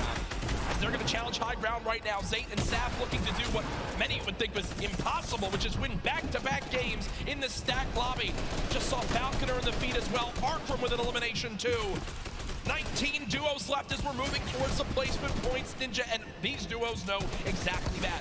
3 points if you make it in the top 15, which could be the difference between first and dead last. What are they going to do? Are they going to prioritize rotation in and not taking damage, or are they going to try to play it a little risky and go for the elims? If you're going to be shooting, going for elims, definitely open up to a lot of spray, shotgun shots, AR shots, someone suddenly taking the high ground on you. So it all depends on how their play style is going to unfold, man. Many more duos remaining in this game, unlike the last one. Zate with another elimination right there on a KBB. You got Snappy and Red Rush on the high ground, and Sav over the play. The high ground goes to the high ground. Take, will he get it? He's gonna get it. He has it. Zate's got high ground. Zate has high ground as they go to try to push for 2 victory royales in a row. Saf is there as well, but Snappy just appeared right behind Saf and shotgunned him down right there. Zate right now is going to have to concede to the high ground, giving it to Snappy. And he's just going to have to stay alive as long as possible, try to get some placement points. He is obviously a talented player, top player. He can definitely make something happen, and I'm interested to see what he's going to do. Cease has been by himself since the first moment of this game when Elevate went down at 98 players remaining, and he's somehow still alive. There goes Mega. You've got Darox and Item on the low ground. Vorwin getting chopped down as well. Zate with about 100 HP. Uh-oh. Here comes Vinny and Zexro. They're trying to challenge for the high ground. Keys right now being held in the storm with 5 elims. He's going to be eliminated from the back. Zate taken down as well. Snappy still with the high ground. Zex and Vinny and TSM crew looking good, and they're going to take it. They just took high ground. Snappy gave it to him. And they just got the high ground. Great use of the shockwave as well. Vinny as well as Zexro on hype for the moment. 5 eliminations so far. They're putting their names in the hat for potential victory royale in this game. Go down, right? They want those elims. Forward now with eliminations back to back. 4 players left in this one. Zexro and Vinny spraying from the high ground. It's a 2 versus 1. The player right on the edge of the zone. The shockwave into the air. And he's going to drop on down to hype for the moment. The spray coming on in. It's not enough. Zexro and Vinny. TSM takes game 2 with style. Both alive. You love to see it. The victory royale and 7 eliminations. Look at that. Vinny's hyped, and Zexro looks like he was stunned. They forgot his fries on a fast food order. Why am I thinking about food? Oh my, you know, Jack, it's pretty expected at this point. But God, it's unreal. 2 NA teams have taken game 1 and game 2, and honestly, I think that we can all say that the teams hyped up the most have been easy. Guess what? Mongrel and Mitro, man, they've also been performing well. They still have so many points from eliminations. Yep. Oh man, what a great shotgun shot. They were perfectly in sync. They're even jumping and shotgunning at the same time. Vinny, pop off, man. You love the pop off. So hyped. Zexro's about to start cranking 90s or default dancing in the lobby. Like he's trying to talk about literally what are they going to do in the next game. Yeah. Like that's what that focus is. That reminds me, I've been in this situation before. He grabbed his hand and shook it for himself, man. That's a top teammate, man. Great synergy. What a start to today's competition. The energy in here is insane. I am looking around and there are thousands and thousands of people filling up the Arthur Ashe Stadium live from New York City. Again, my name Jack Courage Dunlop, joined by Tyler Ninja Blevins for what is the first ever Fortnite World Cup Finals. $30 million on the line this weekend. Millions will be tuning on in from across the world. There's so many ways to watch, and we're just 1/3 of the way done with today's action, and it's already been fantastic. I don't even want it to end, man. I could be here all night. These games are incredible. Yep. And just listen, if you guys are watching at home, you guys want to be here, right? You guys want to be competing. Take notes. Yeah. Watch these players. Watch how they build. Watch the fights that they take, the way they rotate. And we'll see you guys here next year, man. Well, guess what? Game number 2 ended with style with the North American duo of Vinny and Zexro taking it. They're on the floor with none other than Jordan Fisher. Thank you so much, Courage. I appreciate that. NA showing up and taking care of business. Games 1 and 2, Vinny and Zexro with a fantastic in, both together, which is an incredible thing, right? Walk me through the just in-game for you guys. So the comms are kind of hectic because of the noise, but we're just really good at playing together. Like, we're the longest duo that have played together, so yeah, we're just not a... Great. Fantastic work, guys. Back to you, Ninja and Courage. JD! Thank you so much, Jordan. The duo of Vinny and Zexro, you know, they've always been known as being so aggressive. Yeah. From all the times we've seen them in these competitive tournaments.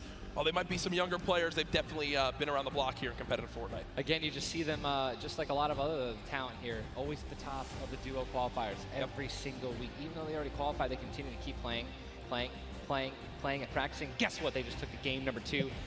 You gotta be pumped right now, man. Once you win one of these games, you can't let up, though. Again, and that's why I love that energy. Zex was immediately just, I felt like he was just talking about, what are we gonna do next? Hey, man, good job, we won that. Let's do it again, right? How are we gonna change, maybe even do better somehow, get more limbs in game 3? No, for sure, and they know that. They're not gonna take their foot off the gas pedal. Folks, we have our standings after game number 2. Where are things playing on out? It is still Zayt and Sap at the top, Dubs and Mega at 18 points in second. Zexro and Vinny, with that performance, go from 0 points up to 17, Ninja, and that is the beauty of how this plays on out. Anyone can have a pop-off game and come right back. Mongrel and Mitro still in your top 5, as well as Serpent Hype, Darox, Item, Borwin and Tux, Snappy and Red Rush all there. While Zayt and Sap do have a nice little lead right now, nobody is safe from the rest of this lobby, I'll tell you that right now. I mean, just take a look at the points, Courage. You got 11 points, right? Benji and Mr. Savage, they fell out of the top 10. But look at that. Storm and Epic Whale, 12 points. Daedra, M11Z, 12 points, 12 points, 12 points. All they need is 2 or 3 points, 2 or 3 extra eliminations right there, and boom, they'll move up 6 places. You know what I mean? So it's still anyone's game, all right? 2 pop-off games, 1 pop-off game, boom, you're already in the top 5. Remember, if you get 50th place or 11th place, from that whole time in between, you win $100,000 as a duo. Still. But if you go from 10th up to 1st, it jumps all the way to $3 million. So everyone, eyes on that top prize. We are just 1/3 of the way through the action today, but I know we've had a lot of fun up here, Ninja. What an absolute blast. Ladies and gentlemen, here, man. Can we give a round of applause to Ninja for hopping in for some guest casting? What a great job. Thank you, man. Always a pleasure, brother. Pleasure to be here. That's going to do it for us for now up here on the caster desk, but I know Zeke is down on the floor with some notes for you all. Thank you guys so much, man. What an awesome first 2 set of games from Sap and Zayt locking down the lobby to Zexro and Vinny just coming in super clutch. And of course, guys, you've been here. We got to see Ninja. He got to go ahead and commentate some games. So what I want to know from you is, have you guys had a good time? Have you enjoyed it? If so, just let me hear you. You know, that was so-so. Let's pretend I didn't ask. Have you guys been enjoying yourselves? That's what I'm talking about. Obviously, we've got quite a bit more games left to get through, but, you know, if you've been watching for a long time, you know I'm a big fan of everyone that loves Fortnite. It's all about bringing people together. And I like to say Fortnite fam, that's my thing. That's what I do.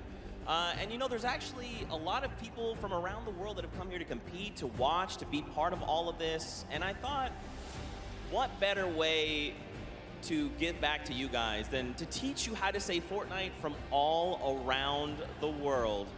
So in just a moment, we're gonna take a look at a video, and I can't wait because this is actually the first time I'm seeing this. A lot of work went into making this happen.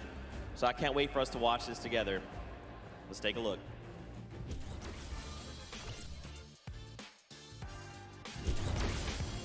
Hello Fortnite fam. 포트나이트 팬 여러분들 안녕하세요. Vi är Fortnite team, ja. Ni har återgett ett Rio. Vad kör Fortnite-folk? Jag är fan Fortnite. What's up, Fortnite fam? 포트나이트 팬 여러분들 안녕하세요. What's up, Fortnite fam? Hey, 저는 Fortnite fan. What's up, Fortnite fam? Was geht, Fortnite-Freunde? What's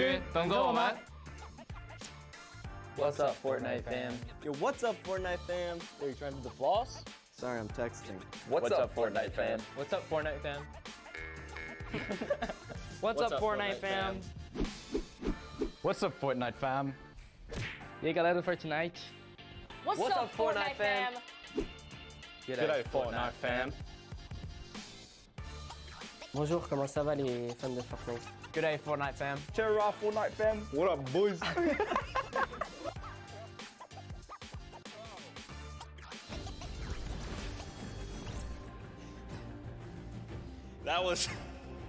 That was even better than I thought it would be. Just embrace it. We, as a collective, are the Fortnite fam. Get used to it. We're here to stay. Now, guys, you know, there's a few more things I want to take a look at before we hop back into the next game. One of the things to kind of do if you're here or if you're at home, you've been watching, Ninja actually had a pretty dope hoodie, a World Cup kind of exclusive hoodie. Would you like one of those things? Would you like one of the crazy World Cup shirts that we have? You can totally get your hands on one. Head on over, retailroad.com. Get yourself a nice shirt. We've got some hoodies. We've got hats. We've even got the little drone that's the battle bus. It looks amazing. The top balloon is actually the drone, so you've got the bus that's literally flying around. You best believe I'm going to pick one up and mess around with my family. They're not ready for it. But there you go. There's some on your screen. Also, that drift shirt, by far my favorite piece of merchandise ever. Those of you that really do know me, you know I love Drift. He's easily my favorite character. But just some cool things. If you're looking to get some World Cup exclusive thing, go ahead and take a look. Now, for those of you who have also been watching kind of all 10-week qualifiers long, you know we love Golden Boy. And there's actually one thing specifically he was kind of telling people as we were going through interviews. And that was, hey, when we get to New York, you're going to be in my hometown. Let's catch up and get a slice of pizza. Now, I know you're thinking, wait a minute, Zeke, what about like everyone else? Why is it just Golden Boy? Well, he's a Golden Boy and he's selfish and he wanted the pizza off for himself. Get called out. That's right, now the world knows. But a few of those players actually took us up on the offer. They went out for some pizza. They had a night on the town. So let's take a look together and check this out.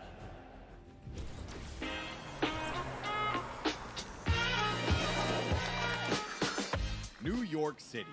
We got the Statue of Liberty, Central Park, the Empire State Building, and the first ever Fortnite World Cup Finals. I couldn't be more excited about the greatest Fortnite players from around the world coming to my hometown to duke it out. But before the action started, I took World Cup qualifying players Aiden and Chinken out to show them the Big Apple, starting with PC Gaming Cafe, Waypoint. What's up, boys? Hey. Welcome to Waypoint. Good to see you. Good to meet you. Good to meet you. All right, fellas, let's go and grab a drink. Let's go. All right.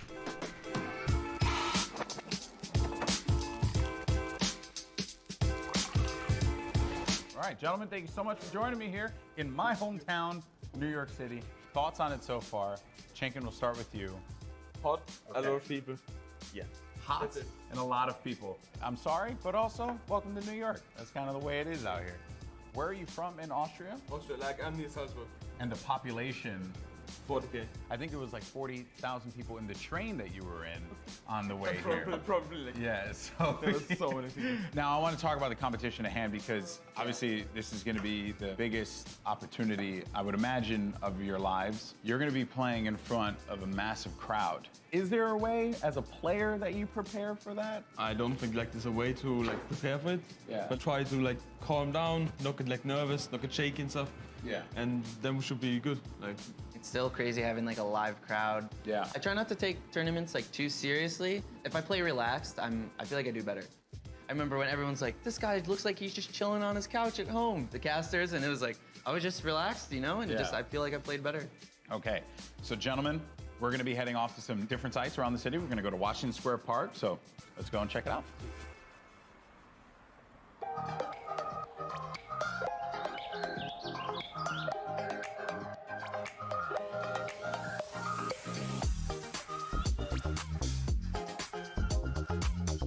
All right, so now here we are in Washington Square Park, gentlemen. And I love the fact that we've conveniently set this up. I don't know what these pieces would symbolize. I don't know. I'm not too sure. Is it like king or queen? While we have this here, let's talk about competition. You guys are potentially going to be facing off against each other. Have you thought about that now? I don't know. I just don't want to feel the L2 spam like. Oh, you don't want to feel the L2 spam? I've watched them play a little bit. Him and Stompy, they're very like, I've seen them play aggro before. It's pretty scary. So if you have chemistry where you can play without even talking, you guys know what you're gonna do. That's like, a team like that's gonna win. So what you guys are gonna experience this weekend, this is the first Fortnite World Cup. You're gonna be playing for millions of dollars potentially. Has that even set with you guys yet? Even if it's not me, I'm thinking there's gonna be millionaires after this tournament. There's gonna be millionaires. Life-changing money. I try not to be, I'm not like greedy about it or anything. It's really nice to see like people that nobody know about and they could just blow up off of this. All right, I'm gonna dive more into that, but I think it's time to get a slice of pizza.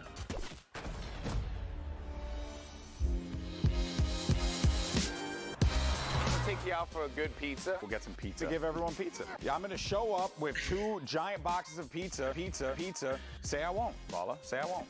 And I kept telling people, hey, I want to get a slice of pizza with you. You know, all the players, and they all ignored me. You know?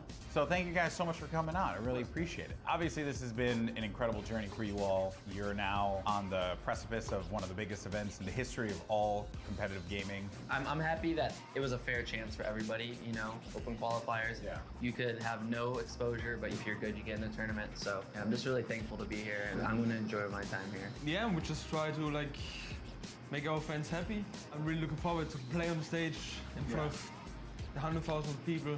Do you feel like the fans and how they've been supporting you all on this road to this, do you feel like that adds a little bit to this pressure? Honestly, it gives just more support for me. I feel more like happy to be here when there's all these people, whether they're rooting for me or other players.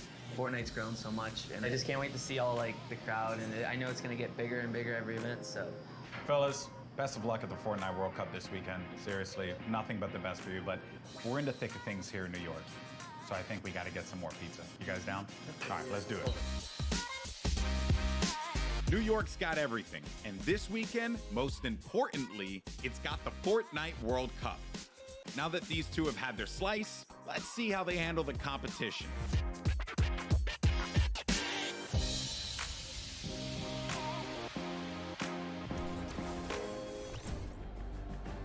Good guy, golden boy. You gotta love him. You can't not. He's just the best, and it's really cool that he got to go out, hang out with Aiden, get some pizza, and, you know, just tour New York. You love to see it. You love to see it.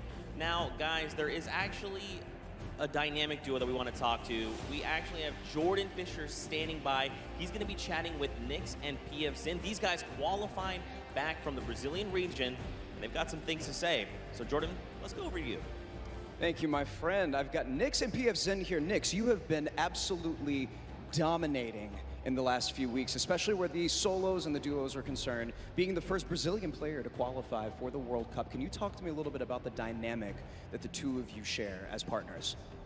Nix, você estava dominando nas últimas semanas, principalmente para os qualifiers da World Cup. Você pode falar pouco sobre a dinâmica de vocês? Eu e o PFzinho costuma jogar bem agressivo e tentar pegar o máximo de eliminações possível. PFZ and I, we try to play as aggressively as possible and get as many eliminations as we can. As you should in the name of Battle Royale. Right now, PF Zin, you seem to balance out the fiery kind of loose cannon nature of Nix, who is obviously a dominant player, you know, kind of helping him set up for a solid end game. What's it been like to work with such a young and fiery player like Nix? PFzinho, você parece que você consegue contrabalançar o estilo bem incendiante do Nix. Então, como é que é isso para você fazer esse lado mais balanceado da dupla? Basicamente, eu tenho uma role de suporte, então eu meio que fico nas backlines e ele vai na frente. Quando a gente tem o high ground, por exemplo, ele tem a função de ficar embaixo matando todo mundo e eu controlando o high ground. Basicamente é um lado mais estratégico, enquanto ele é o lado mais agressivo. Basically, I have more of a support role. Whenever we're in high ground, I'm just more in the background supporting him. Like he has a more aggressive role. Setting him up. Yeah. To fire the loose cannon at the end. It reminds me of the very W key in a West that I play on all the time, and that has really, you know, just got me cranking my 90s on a regular basis. You know about that courage, right? Am I right? Back to you. Whoa. Jordan, it's back to me. Come on, courage. He's just found the chicken parmesan. Someone whispered the word and he went running. You just see it. Also, big shout out to Nix and PF Zin. I actually chatted with Nix very quickly. He walked up and was like, "Hi, I'm Nix." And I'm thinking, this guy knows how to talk. So I talked a bunch of stuff, told him how much I loved him. Turns out he didn't understand any of it. So I had to get a translator and tell him that I love him. But that's how things go. Now, of course, guys, I know what you want. You want more games. We have 4 more on deck. So I think for now, we're going to send it back up to Golden Boy and Monster. They're going to get us into these games. So how's CJ Mike Realm? Play us in.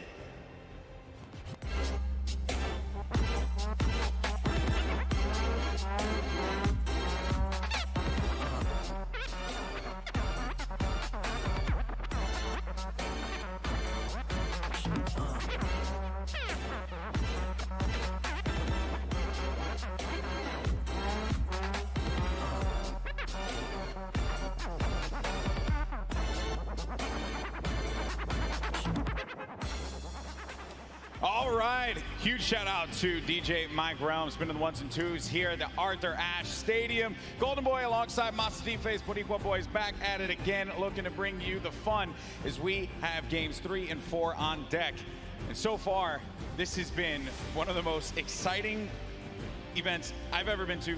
That game 1 was ridiculous. Game 2 did not disappoint as well, Monster. No, it didn't. I thought for a second there we're going to see back-to-back performances from Zayt and Sap. And I mean, we honestly did. Everyone that was in the top 10 contestant, even Miz and Daedra, they were performing. We saw them cut it all the way through. And it's that level of consistency that's going to cut the difference in making it all the way through the top 10 and being a World Cup winner. What I've loved seeing is that standings page, top 10. International through and through. You got the Japanese players popping off, European players popping off, players from New Zealand. Everyone's putting in every little bit they can. But folks, it's now time for game number 3. The players are all loaded up in the battle bus, and we are about to take off. Let's see who's going to get that much closer to raising the trophy and being your Fortnite World Champions of Duos. Here we go. Keep it going, Golden Boy, because we are jumping into game 3 as these cameras populate. Your favorite competitors are here. They've made it this far. It's the duo competition. If you were nervous before, hopefully they kicked the bucket over this little break here, and they're back and they're recuperating. I know I practically kicked the bucket after Vinny and Zetro won game 2, man. I was feeling it, man. It was nuts. And there they are on your screen. So the drop for the bus here, it's going to be a north to south one going right over that ice biome. It's going to cut pretty much center of the map there. And Vinny and Zextro, I'm very happy that they're performing this well, Monster. This is a duo that had so much success. Even going into the World Cup qualifiers, we all were like, yeah, this is a duo that definitely should make it. This is a duo that, hey, they could even win the whole thing. Yeah. Then tragedy struck as Zextro had a few problems with you know, arthritis and different things with his hands. And I'm make sure I'm getting that right. And I'm just bummed out about that. Good to see them here showing up, man. That's huge. I mean, that's what you expect of our competitive veterans, specifically Zextro, Vinny. They go back to as many of the LAN tournaments that we've seen, as does Zayt and Sap. But anyways, look, in here we have UN KBB. He's going to take down Mexi. Is Scram close by? Is he close enough? And this is a battle going down in Snobby Shores. So off the rip here, we have players getting dropped. That's actually going to be our first elimination. Lucky for us to catch that one. But there's shots coming in from the Viking Island right up above. And he just kind of turns the corner, sweeps him up, catches that full elim there. So that's his now. We got a little toe-to-toe action here, Golden Boy. Very rough situation to be in here, but Zextro now looking to engage in this one. Potentially here is going to have... We're going to go over to his POV now. Kind of get, it's a little wild, man. It's like just getting the bearings all together here, I think, for the players as well. That moment where they can just have that conversation. What are they going to do? How are they going to just implement their strategy going into the next game? What is that strategy going to be? Do you mix it up? Do you change your drop spots? These are things that are going to be so important for these players. The time that they can take to just communicate with one another. Now, Scram looking to be potentially in a world of hurt here. We heard from Nyx, PF Zin earlier on. This is the Brazilian duo. I don't think they know that. Yes, Scram, they're going to be on the hunt for him. So they know that he's around here. They're just trying to sniff him out. Yeah, and if you were in the players' lounge, you could feel the tension, specifically when we brought up the Brazilian duos, the Brazilian players. These guys qualified, and they qualified with heavy elimination. Nyx especially being one of our only players to like literally qualify as hard as you can in the, you know, for the weekend. He was at it each and every week. You constantly saw him at the top every single time. It was so impressive, and also qualified for solo, so we'll be seeing Nyx tomorrow. And then you got Scram. He's got 2 eliminations. but he's just hiding this one out. He hears them making all that ruckus, all the noise around him, and Scram just does not want to give up his position. Perhaps he grabbed his teammate's reboot card. He's maybe looking for that play. But Nix and PF Zin, they have to have an idea of where he's going to be located here.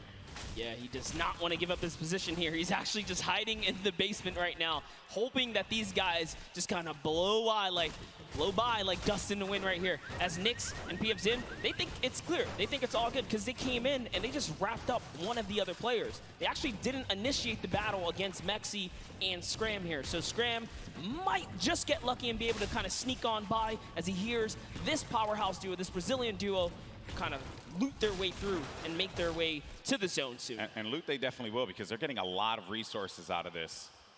Scram over in the distance, he's going to be out of there, but now we're making our way over to the action. It's happening with 7SSK7. Got Spades and Crims now looking to push on for this fight here, potentially. Got some shots going off. Crims is going to play that overlook position, getting challenged there, and trying to use that advantage from the download, a little bit of that right hand, right? Just see if you can get a peek in there. Does get tagged up, Crims. Guy does back away there, does manage to build out. And Spades is gonna force him out. There you go. So they're just right now playing for that positioning, and I like the fact that they're using these, the natural high grounds, right? Get to the top, hold it down. Don't really focus too much on just trying to get in their face quite yet. Give yourself that moment of opportunity and really get a lay of the land, and then going for the engagement. Yeah, absolutely. The best duos will try their best to isolate their opponents, really force them into, very weird situations like this, force the 1v1s, and hopefully get those free shots, and then pursue the push here. So again, look at how now they're split up again. So Spades and Crims are doing a great job here pressuring and isolating their opponents right now. And so far, they're definitely dictating the pace of battle here. Yeah, that's what they want to continue to do. They're suffocating them, plain and simple, right? Not let them get any kind of movement there. I mean, Jamside and 7SSK7, they're looking, they're having a conversation of what the play is. What is the movement going to be? But Crims and Spades are not going to allow them that opportunity to breathe. That's going to be the down there. Crims managing to knock down Jamside. He's looking for 7SSK7 around the corner, and that's going to be the elimination registered. Both players are going to be out of there. And a big win there for Crimson Spades. What a clean push right there. Crimson Spades have so much to prove here, because when they qualified, they were kind of looked down on, like, wait a second, was it luck? Was it not? No, they're here to show it off and show why they're at the World Cup Finals. But now, hopping back with Miz and Daedra, we saw them have a great game one, came out top 10, and they're still in the running. They're in about the top 10 right now as well, based off of eliminations. Not necessarily picking up too many placement points. They're heavily dependent on just piping up these players at these points of interest, and looks like Lucky Landings is theirs right now. And they'll have that, but let's see. Miz and Daedra, they linger about it. I love the fact that you go to this hot spot here, so there is going to be a bunch of free items that you're going to be able to pick up on. Also, you're going to have that circle advantage. It's right there, so you don't got to worry too much. You can continue to focus on looting. The high ground has been lost, though. Miz needs to be careful.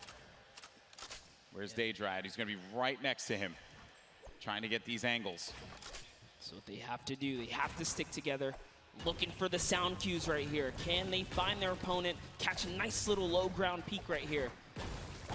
Low ground is definitely underrated. If you can just kind of peek out, catch a big shot, you're almost guaranteed a headshot, which is a big multiplier. Yeah, players don't really think about that, right? Like you always see Fortnite players go after the high ground. That's the bread and butter for a lot of players that play this game. But you know better than most that the low ground can pay dividends for you if you know how to take advantage of that positioning, and maybe some overzealous players to try and get aggressive on you. You got Gustavo along with Wishy. I'm actually very interested to see if Gustavo's going to lead this push here, because specifically between these two players right here, this duo, this Brazilian duo, Gustavo doesn't necessarily lead the pushes. It's Wishy. Wishy's the aggressive one here. So he has the ultimate high. He's always looking for the shot. What are they going to do? It's just a nice standoff. Yeah, and that's this whole event, right?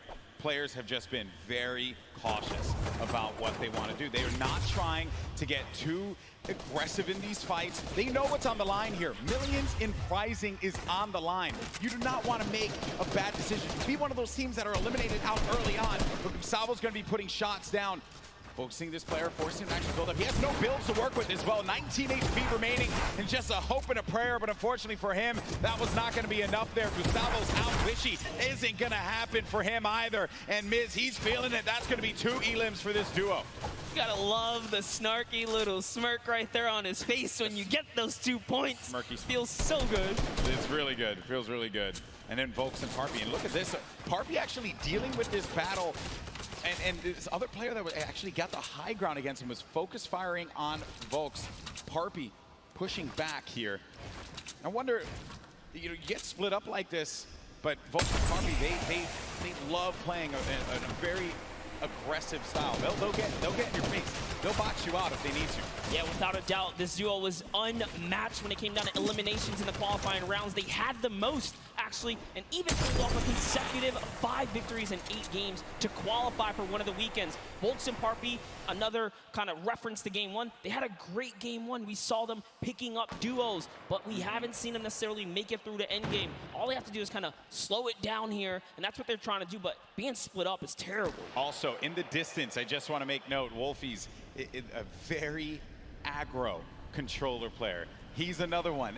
I think that we've seen a fun mixture of players that look to get that safe approach to the game, and then others that just want to take early fights, get some points early on, because maybe they're playing that early game strategy rather than like focusing so hard. Like if you get late game, that's great, but you do want to rack up a few eliminations. Look how low the points are that have been thus far in games 1 and 2.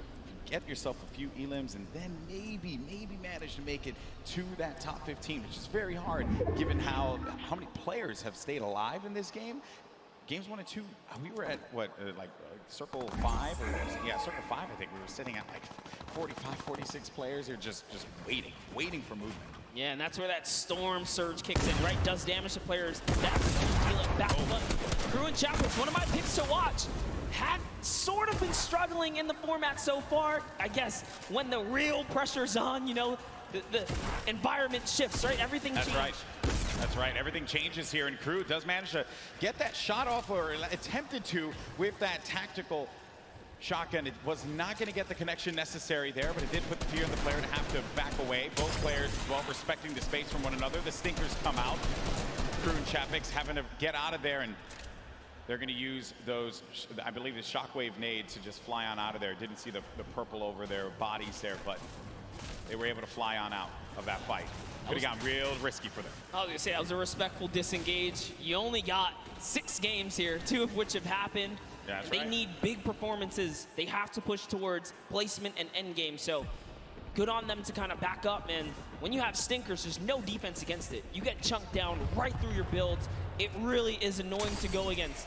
And speaking about the stinkers here, Epic Whale's under pressure right now, and that's just going to chunk him down. They force him off of the campfire, and we'll see if he returns to it. Yep, there you go. Yeah, you're only going to get so much time with that campfire. Epic Whale, along with 40R Storm. This is a Week 10 qualified duo. Last moment you could possibly have it happen, and they managed to pull it off. Maybe this could be the game for them. Another dominating duo in the scene, Airwalks and Nikov. Airwalks winning the Pro-Am yesterday 2 times now. This is a whole new ball game. Best players in the world in this lobby. It's not going to be a cakewalk, and he knows that. It hasn't been the best run thus far for Airwalks and Nikov. Yeah, and it was their last final games there. Notice the text right there. The fast track Airwalks and Nikov qualified for the Fortnite World Cup in their final 7 games. That's intense. They were struggling so close on the cusp every single weekend, so close to qualifying. If it was 5 placements, they were 6 or so like that. It was that close for them. But jumping in here, Crew is going to put some pressure down, and it looks like his teammate has been traded out as well. He's already gone. Also going to see some eliminations over in the feed as well. You got Crew who just cleaned up on Volks, but Septic took out X-Mend. And then I think I saw XXM pop up there on the receiving end of a shot there, so will be out of the action as well. Crew by himself has 1 elimination. Gonna be looking to get as many points as possible. Now we're gonna be sitting with 40 duos left alive. We're going into the next circle here in just a little bit. It's gonna start to collapse. Salty Springs, is going to be the point of interest for all of our players here. Got a lot of bodies that are going to be lingering outside. Some that are even as far out as Dusty Divot, like on the northern end of it, sticking around there. So maybe trying to get some last-minute loot, perhaps. We'll have to see. Here is Parpy looking for that peek. Volks and Parpy always tend to stay together, but wait a second, that was a tricky little shockwave right there. He did try to sneak his way into the build. He takes the wall. What are you gonna do with it? Crew's still looking for the replacement here. He gets it on land, takes the wall, 184! Crew's excitement, you can feel it from here. That was a huge shot. With the new tactical shotgun, the legendary. That's right, when you're feeling it, man. He went right for the fight. Ambitious, the young player there from Sweden, 15 years of age, man, and he's playing for millions of dollars. So many of these players, they're just young ones. We have a lot of young fans here in the arena today. Maybe next year this could be them. And then you got a few of the veterans. Zexro, Vinny, saw Nate Hill, as well as Funk Mongrel, Mitro, Aiden there in the corner of the screen. And back over to our Game 2 winners, Zexro and Vinny. No eliminations to their name thus far. I mentioned Wolfie's aggro controller player. He went right for Nyx and just take him out on that one. Yeah, I definitely want to see Wolfie hopefully catch some more highlights before the weekend's over. Touch base with him. He's a great kid, definitely enthusiastic about being here at the World Cup, and he feels totally prepared. He's ready to represent. He's one of the few controller players who actually qualified for this weekend. This is a big weekend for a lot of players, obviously, clearly. Here you have Cease and Elevate. They haven't found the rhythm.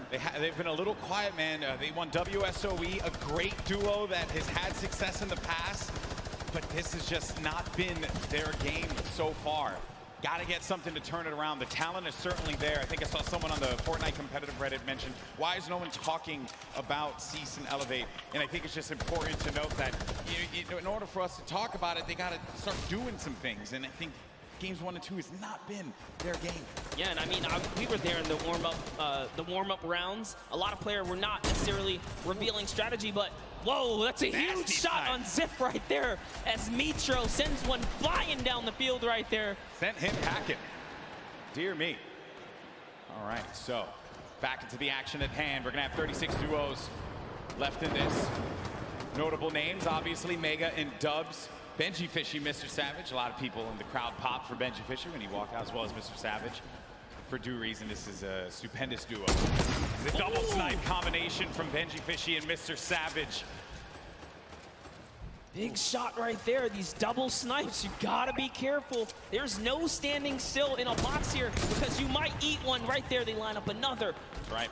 Not quite successful that time around, but hey, all damage matters. Storm Surge, you want to be dealing damage. You cannot stay idle. There are no free passes at the World Cup. Look what happened in game 1, man. The Storm Surge claimed a lot of victims. You have to be engaging in fights. You cannot stay still. There's Fwexy and Letwick on the move. Nyrox right behind him. Cooler organization. Benji Fishy's going to be down. Just saw that one off on the side. Mr. Savage now having to deal with a player that had engaged on him. He's going to get built above. He just needs to wait this one out here, but Benji does get cleaned up. Yeah, that was going to be Fwexy. And that was such a sneaky ambush right there. He used the shadow bomb, pushed up. Notice Benji was kind of over-peeking, harassing players with that sniper. You cannot hold down scope right there. He ate a shotgun to the face, and that's why Benji goes down. And I love what Savage did here. He just went for high ground. He had to immediately get out of there and leave his duo behind. So what can Mr. Savage do? One of the best mechanical players here today. What can he do by himself?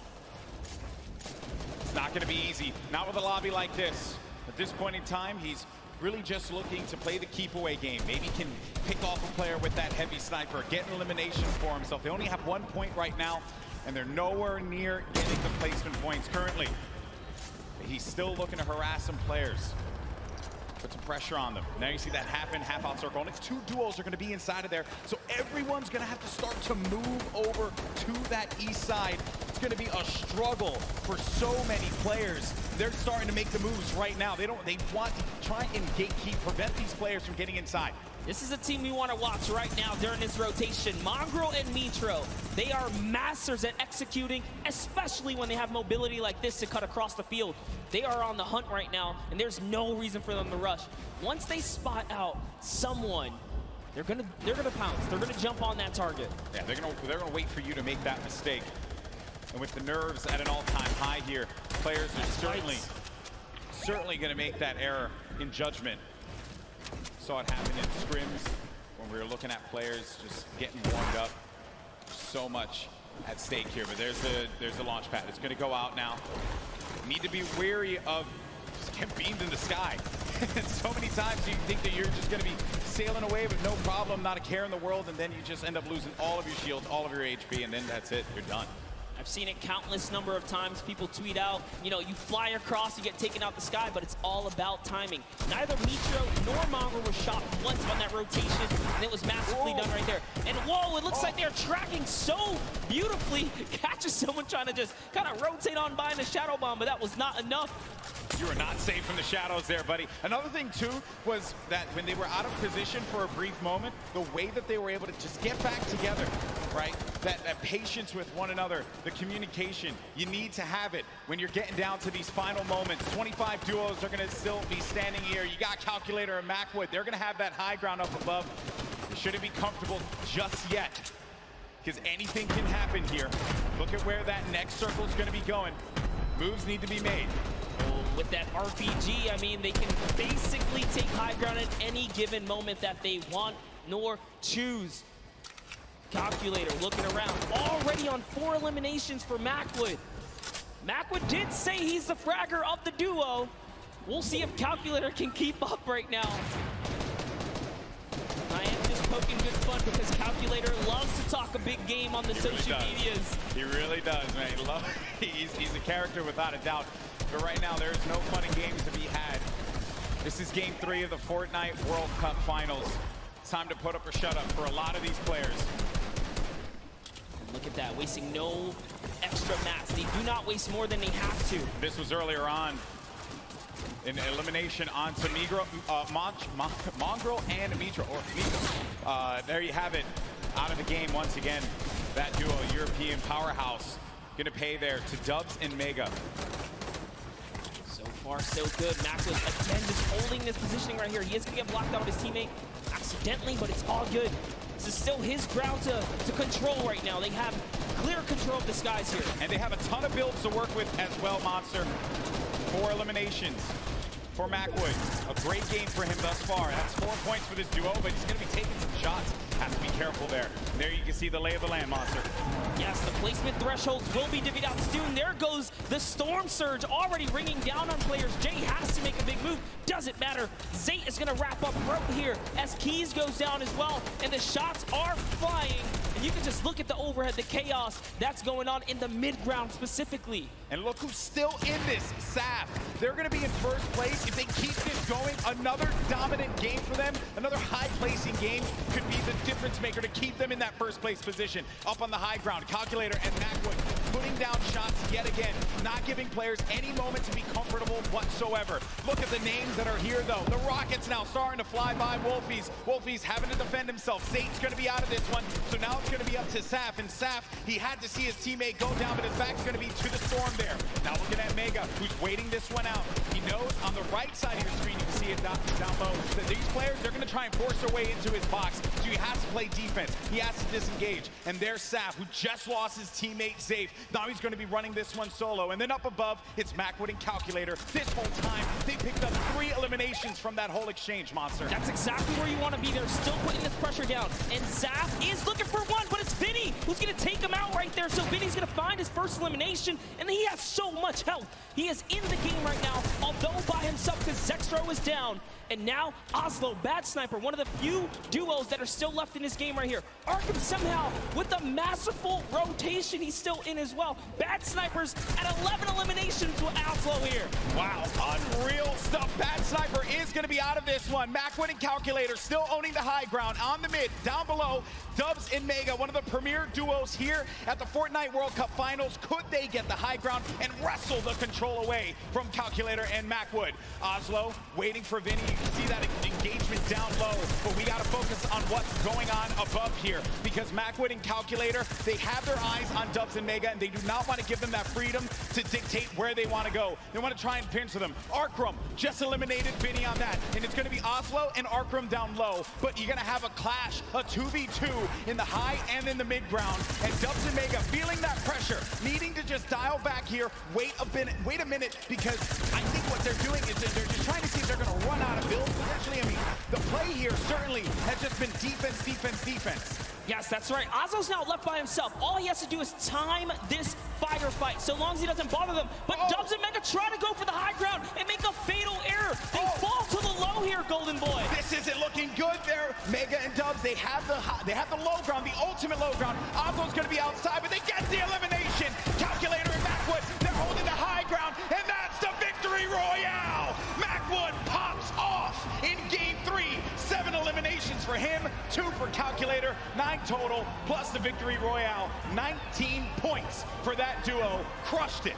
There was just something about the loadout. Seeing that RPG once they already were holding the best point, the high ground. You just knew pressure, and that's what Macwood did there. What was it, 7 eliminations? Hey, shout out to Calculator too. He got a couple at the end. Yeah, he had his back. Most importantly, Dubs and Mega constantly playing that defense. Credit to Macwood and Calculator for the way that they continue to apply the pressure. And then it was the shock, sending them down low, forcing them into that engagement. Credit to Oslo now, who took traps instantly to see maybe he can get a cheeky trap elimination. Didn't work out for him there, but a top 3 placing for him. Certainly got to be happy with that one. And then it came down to the final moment when Calculator and Macwood together were able to push his player with their combat shotties. Boom, that's the game. And look how happy they were there. So good. Gotta love the reactions right there. Whew. What a game that was. Had a little bit of a slow ramp up, you know? But that's what Fortnite will do to you. You're just talking, you're having a conversation about where the positioning is going to be, and then out of nowhere, boom, you're in the action, you're in the fight, and things start to get wild. Great game there for Macwood and Calculator. Calculator winning on the world stage, man. Look at that. Eat your heart out, Reddit. I gotta say, you know, I'm sure he's proved a lot of people wrong, and you have to respect it. Yeah. But, Golden Boy, I want to see where we stand here. Where are we right now? So at the top, it's still going to be Saf and Zate with 38 points. They have that victory royale from game 1 and 16 eliminations. Mega, Dubs, 2nd place, looking pretty. No victory royales for them thus far. You saw Zexro and Vinny do the same thing, but it's Calculator and Macwood that jump up to 6th place. They have 22 points total, 12 eliminations in that game. They're finally in that top 10. I want to take it one step further. Bad Sniper and Oslo jump up to 13 total eliminations. They didn't have anything up until this point. They just had one great pop-off game. Yeah. And suddenly they're in the running here. It is anyone's game in the top 10 because you have to be consistent. And again, there's always those wild cards, those pop-off moments. And here's a look at page 2. Any of these guys are still in the running right now. You got Bell and Scarlet, who've been wrestled out of the top 10. The Japanese duo who had a premier game in game number 1. Benji Fishy, Mr. Savage saw their demise earlier on. They're going to have 13 points there, but you saw the standings, and we're in game 3. And these games are going to be so critical. Games 3 and 4 really set that tone, because once you get into like game 5, a lot of players are going to be down low. Like, there's an opportunity for you to try and get your way into that top 20, which is where you're really going to start to get a lot in the prizing. But for the folks that are going to be sitting in top 10 right now, they're going to be feeling very nice about their current standings. For game 3 to be in 2nd place, Dubs and Mega, and then Saf and Zate still performing so well. And that's the crazy part. Dubs and Mega, everyone has been rooting for them.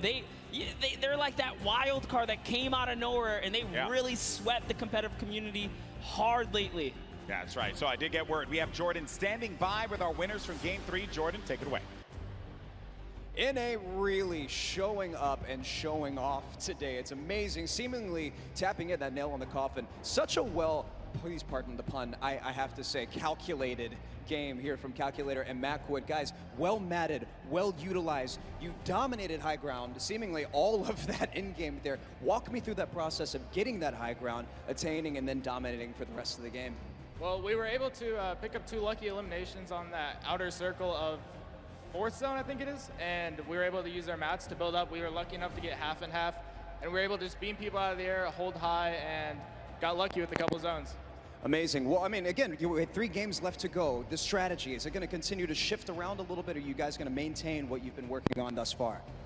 I didn't hear the question. Strategy, maintaining thus far. You guys have a very calculated and very patient game, seemingly leading all the way up to the end of the end game. Right, walk me through your strategy for the end of the next 3 games. Shoot them in the head. Shoot them in the head. You heard it here first. Back to you, GV and Monster.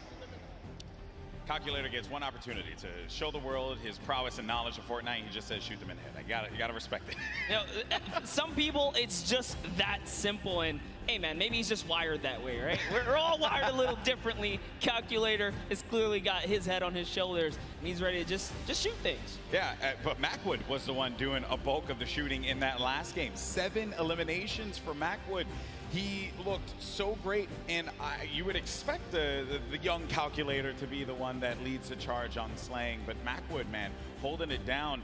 And let's not get ahead of ourselves here. I mean, you know, Macwood, not that much older, right?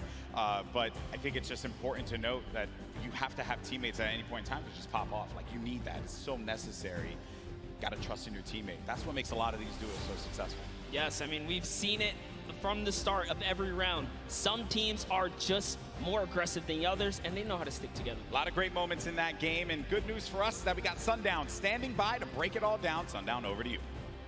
Thank you so much, Golden Boy and Monster. Now, we talked about Safe and Zat. We just got to talk with Macwood and Calculator, but Dubs and Mega had an incredible game from the early into the mid that they transitioned into a top 2 performance. So let's dive right on in and see what allowed to make them into the top 3. First, notice their elims in the bottom corner, but the rifle fired together. The second they see the shield is down, able to pick up 1. Mega is the one who is leading the charge here. He picks up all 4 of their first elims. You can see Waller plays down, and the trap is so intelligent. Double ticks going through, places the ramp so it's phased. Knowing the yellow is there, pushes in 2 more elims, chug splashes. Dubs stays up with just barely enough HP, and you can see he's trying to trap the floor every single time. Gets the mid-ground control. 5th elim for Mega. We talked about how high their ceiling was, unfortunately using the shockwave to go down and end up at a low ground disadvantage. Calculator and Macwood able to ride it out, but now Mega and Dubs have pushed into that top 3, challenging to be the first ever World Championship duo. The team who has possibly the highest ceiling, full qualified solos and duos. The question is, in the last half, the last 3 games, will they be able to keep it up? Will NA stay on top? Will Serpent and Hype represent Oceania and upset the apple cart? I'm about ready to see some hype myself. Let's throw it back inside for the last 3 games. Gentlemen, take it away. Well, if you want hype, got you covered, baby, because these games have been incredible. And if you're just joining us for the first time, welcome to the Fortnite World Cup Finals live from New York City. We're in the Arthur Ashe Stadium. Game 3 just concluded. We had 3 different winners across 3 different games. This is our duos competition.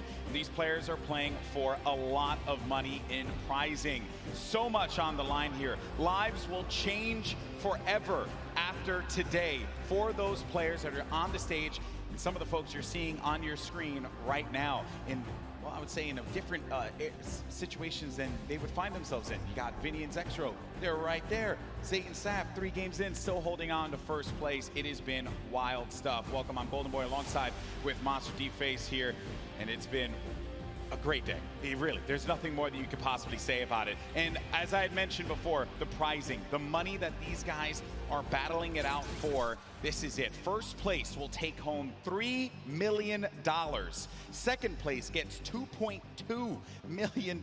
Like, that's just absurd. You get in the, where is this here? 4 millionaires, 4 millionaire duos before the weekend is over, not to mention all the fame and clout that comes with it. So I think you'll be pretty well off at that point, but everyone's a winner here. We're here to celebrate all of the competitors that made it this far to the Fortnite World Cup final stage, because those 10 weekends of qualifications were not easy.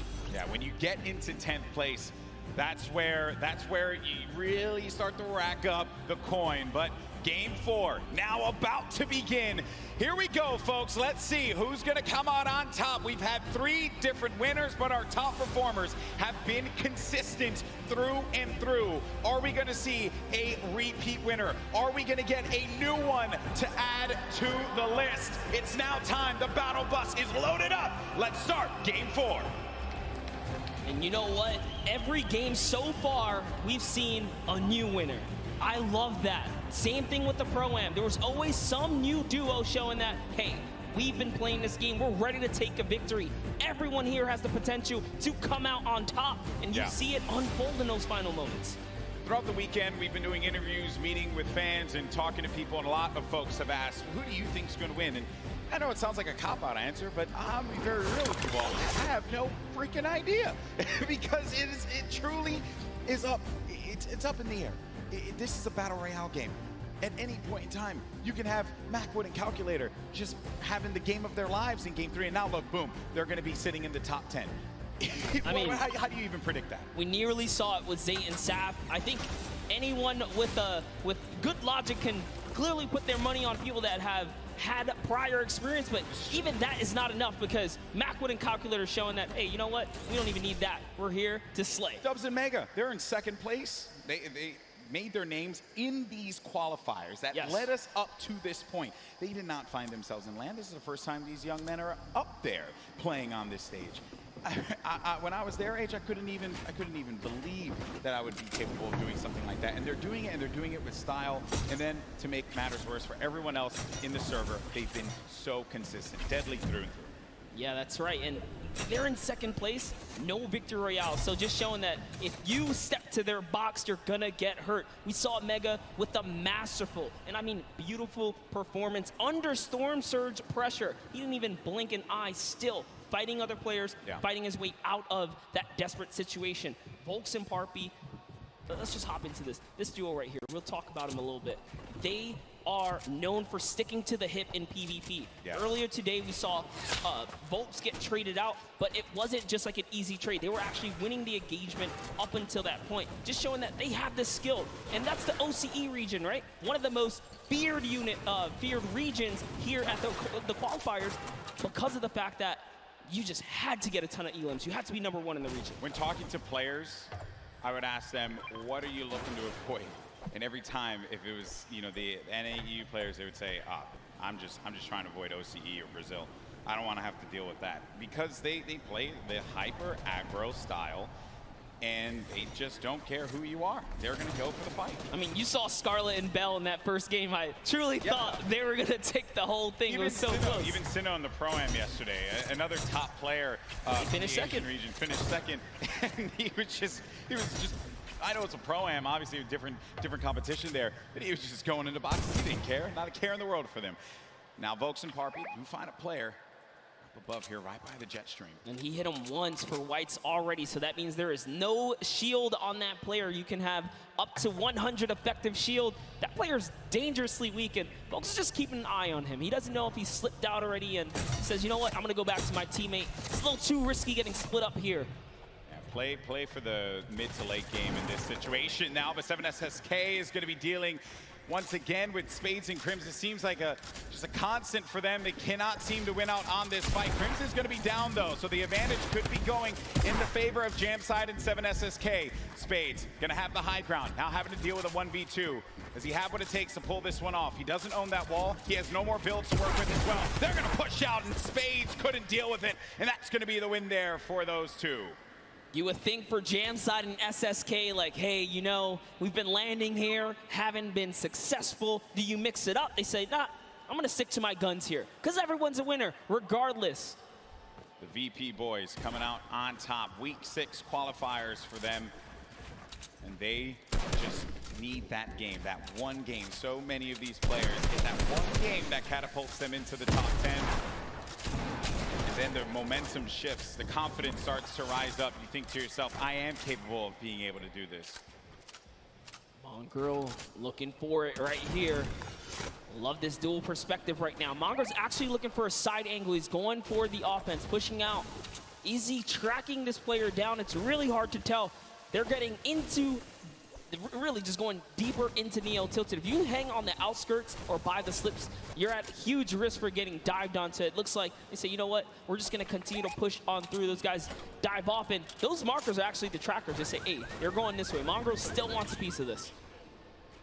Keeping up with where players are moving in the crowded Neo Tilted, a new area that was introduced just a little while ago.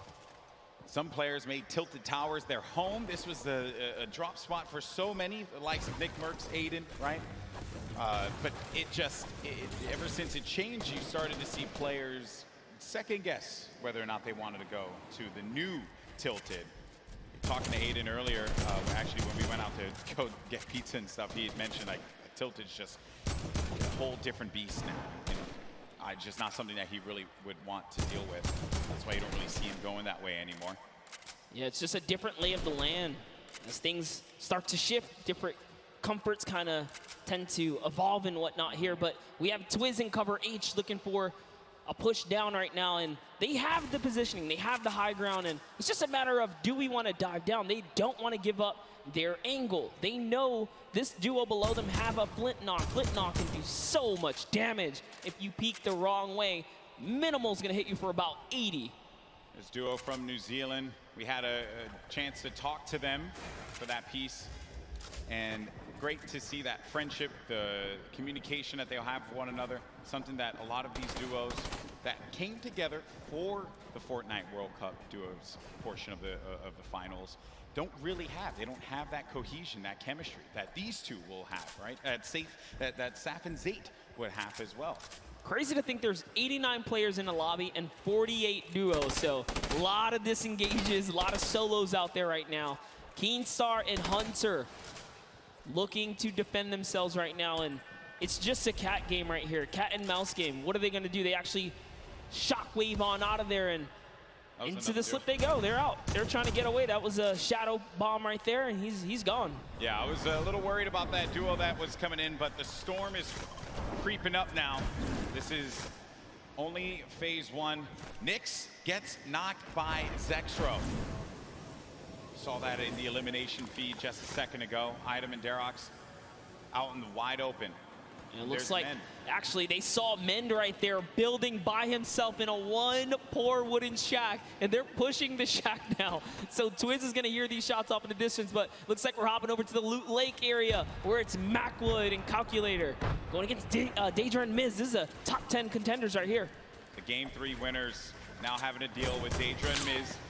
Shots as well, snipe shot. You just heard that one squeak by Daedra. Need to be careful there. There's some more shots being laid out. Disengage as well. And they're just really pushing them away from here because you got to get to that safe zone. Don't want to have to deal with the storm, obviously. It's still early games here, so you're not going to be ticked for too much. But you're really looking for this next zone. Where are you going to start to move here? And this, again, the game is going to be so slow in the start because as you get closer and closer to the end, game 4, critical game, Monster. So many points you can earn from this. Flying into the top 10 potentially if we have a new winner that was outside of it. This is where players start to, I guess it really sets in on them that they're going to be playing for $3 million in prizing. Yeah, if it hasn't already. I don't know what world they're living in, but here it is. Twiz goes for the shockwave overhead, and it's Dirox who eats a chunky one right there. Cover H looking to chop this bad boy down. In comes the sinkers. Is it going to be enough, though? The pressure is so real right here.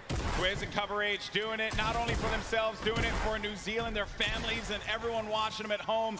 And that is going to be one elimination through. I saw that one pop up. That's number 1 for the duo. The challenge comes in, and that's the win there. 2 elims total. Twiz gets them both. He tried to get out there and play the trap play, but it was not enough. 7 SSK and Jamside have rotated in from Paradise Found. Oh, no. Oh, no. Down comes the build. Oh, no. They should be close enough. Yeah, he is going to be able to catch himself, and a build battle goes off, Golden Boy. Cover H is going to be down. Jamside. 7 SSK 7. You're looking at Jam's perspective here. Going in for the fight, and after winning that one out, it's going to be Jam and 7 SSK 7 that get the better of the boys from New Zealand. They found their stride coming into game 4 so far, and that means they're in the running right now. 4 elims is enough to put you on just about page 2, top 20, and we talked about it. If you can make it to that top 20 bracket, you're still in the running so far because there are several more games left before this thing is over here. This Calculator finds himself very high in the sky right here. He's got a nice little base, and they're just waiting. Yeah, waiting it out. Norwood's going to be beneath them. And those are the players that were forcing him out before. Oh, no. Starting to hear the explosions, knocking him out. Wow, he actually sent a shot when the Splode came in and hit Cease with that? What? How was Cease knocked right there? Just, again, when it comes to Fortnite, you never know what you're really going to expect here. Players will always pull something out of the hat and surprise you each and every time. I was looking over at Macwood, who's playing defense. Calculator now really having to deal with 2 players angling shots at him. Macwood back into a fighting position, a fighting posture to help his buddy out. And it's so unfortunate because they were just about to push to seal the deal on Elevate there, and that third party up on the mountain ruined that push. Slows things down. Elevated Seas having to deal with the Stinkers. Will be moving out of the fight now. I love it right there. He uses the Stinkers to back him off, and since he doesn't take friendly damage from it, he pushes right into enemy territory here. He's so offensive. He's on the enemy traps. Oh, man. Macwood gets owned right there. Not what you wanted to see happen after winning game number 3, but Elevate and Seas, we mentioned them before. They just need that moment to pop off so everyone here in New York can see what they're capable of. Such a great duo, but now having to deal with another fight. But to Elevate, what a shot there on Calculator, sending him packing. Calculator did a great job, though. He did win his straight off against Cease. Ronaldo and Zip are just nearby, though. Looks like they've heard the commotion. They're getting closer. And it's Norwood. Norwood's lurking about. He was like, you know what, getting closer, trying to see what he can do here. And Zip's going to fall down here because of the shockwave.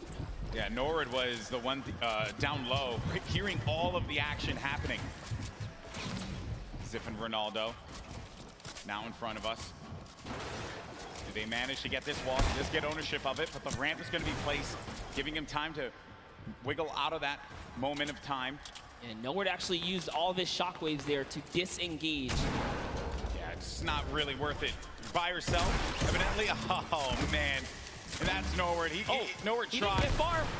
He did not get far at all, my friend. But there's the other duo right in front of him. Zip and Ronaldo have him in the sights. Ronaldo's going to be on the other side now, engaging in the fight, not taking any damage.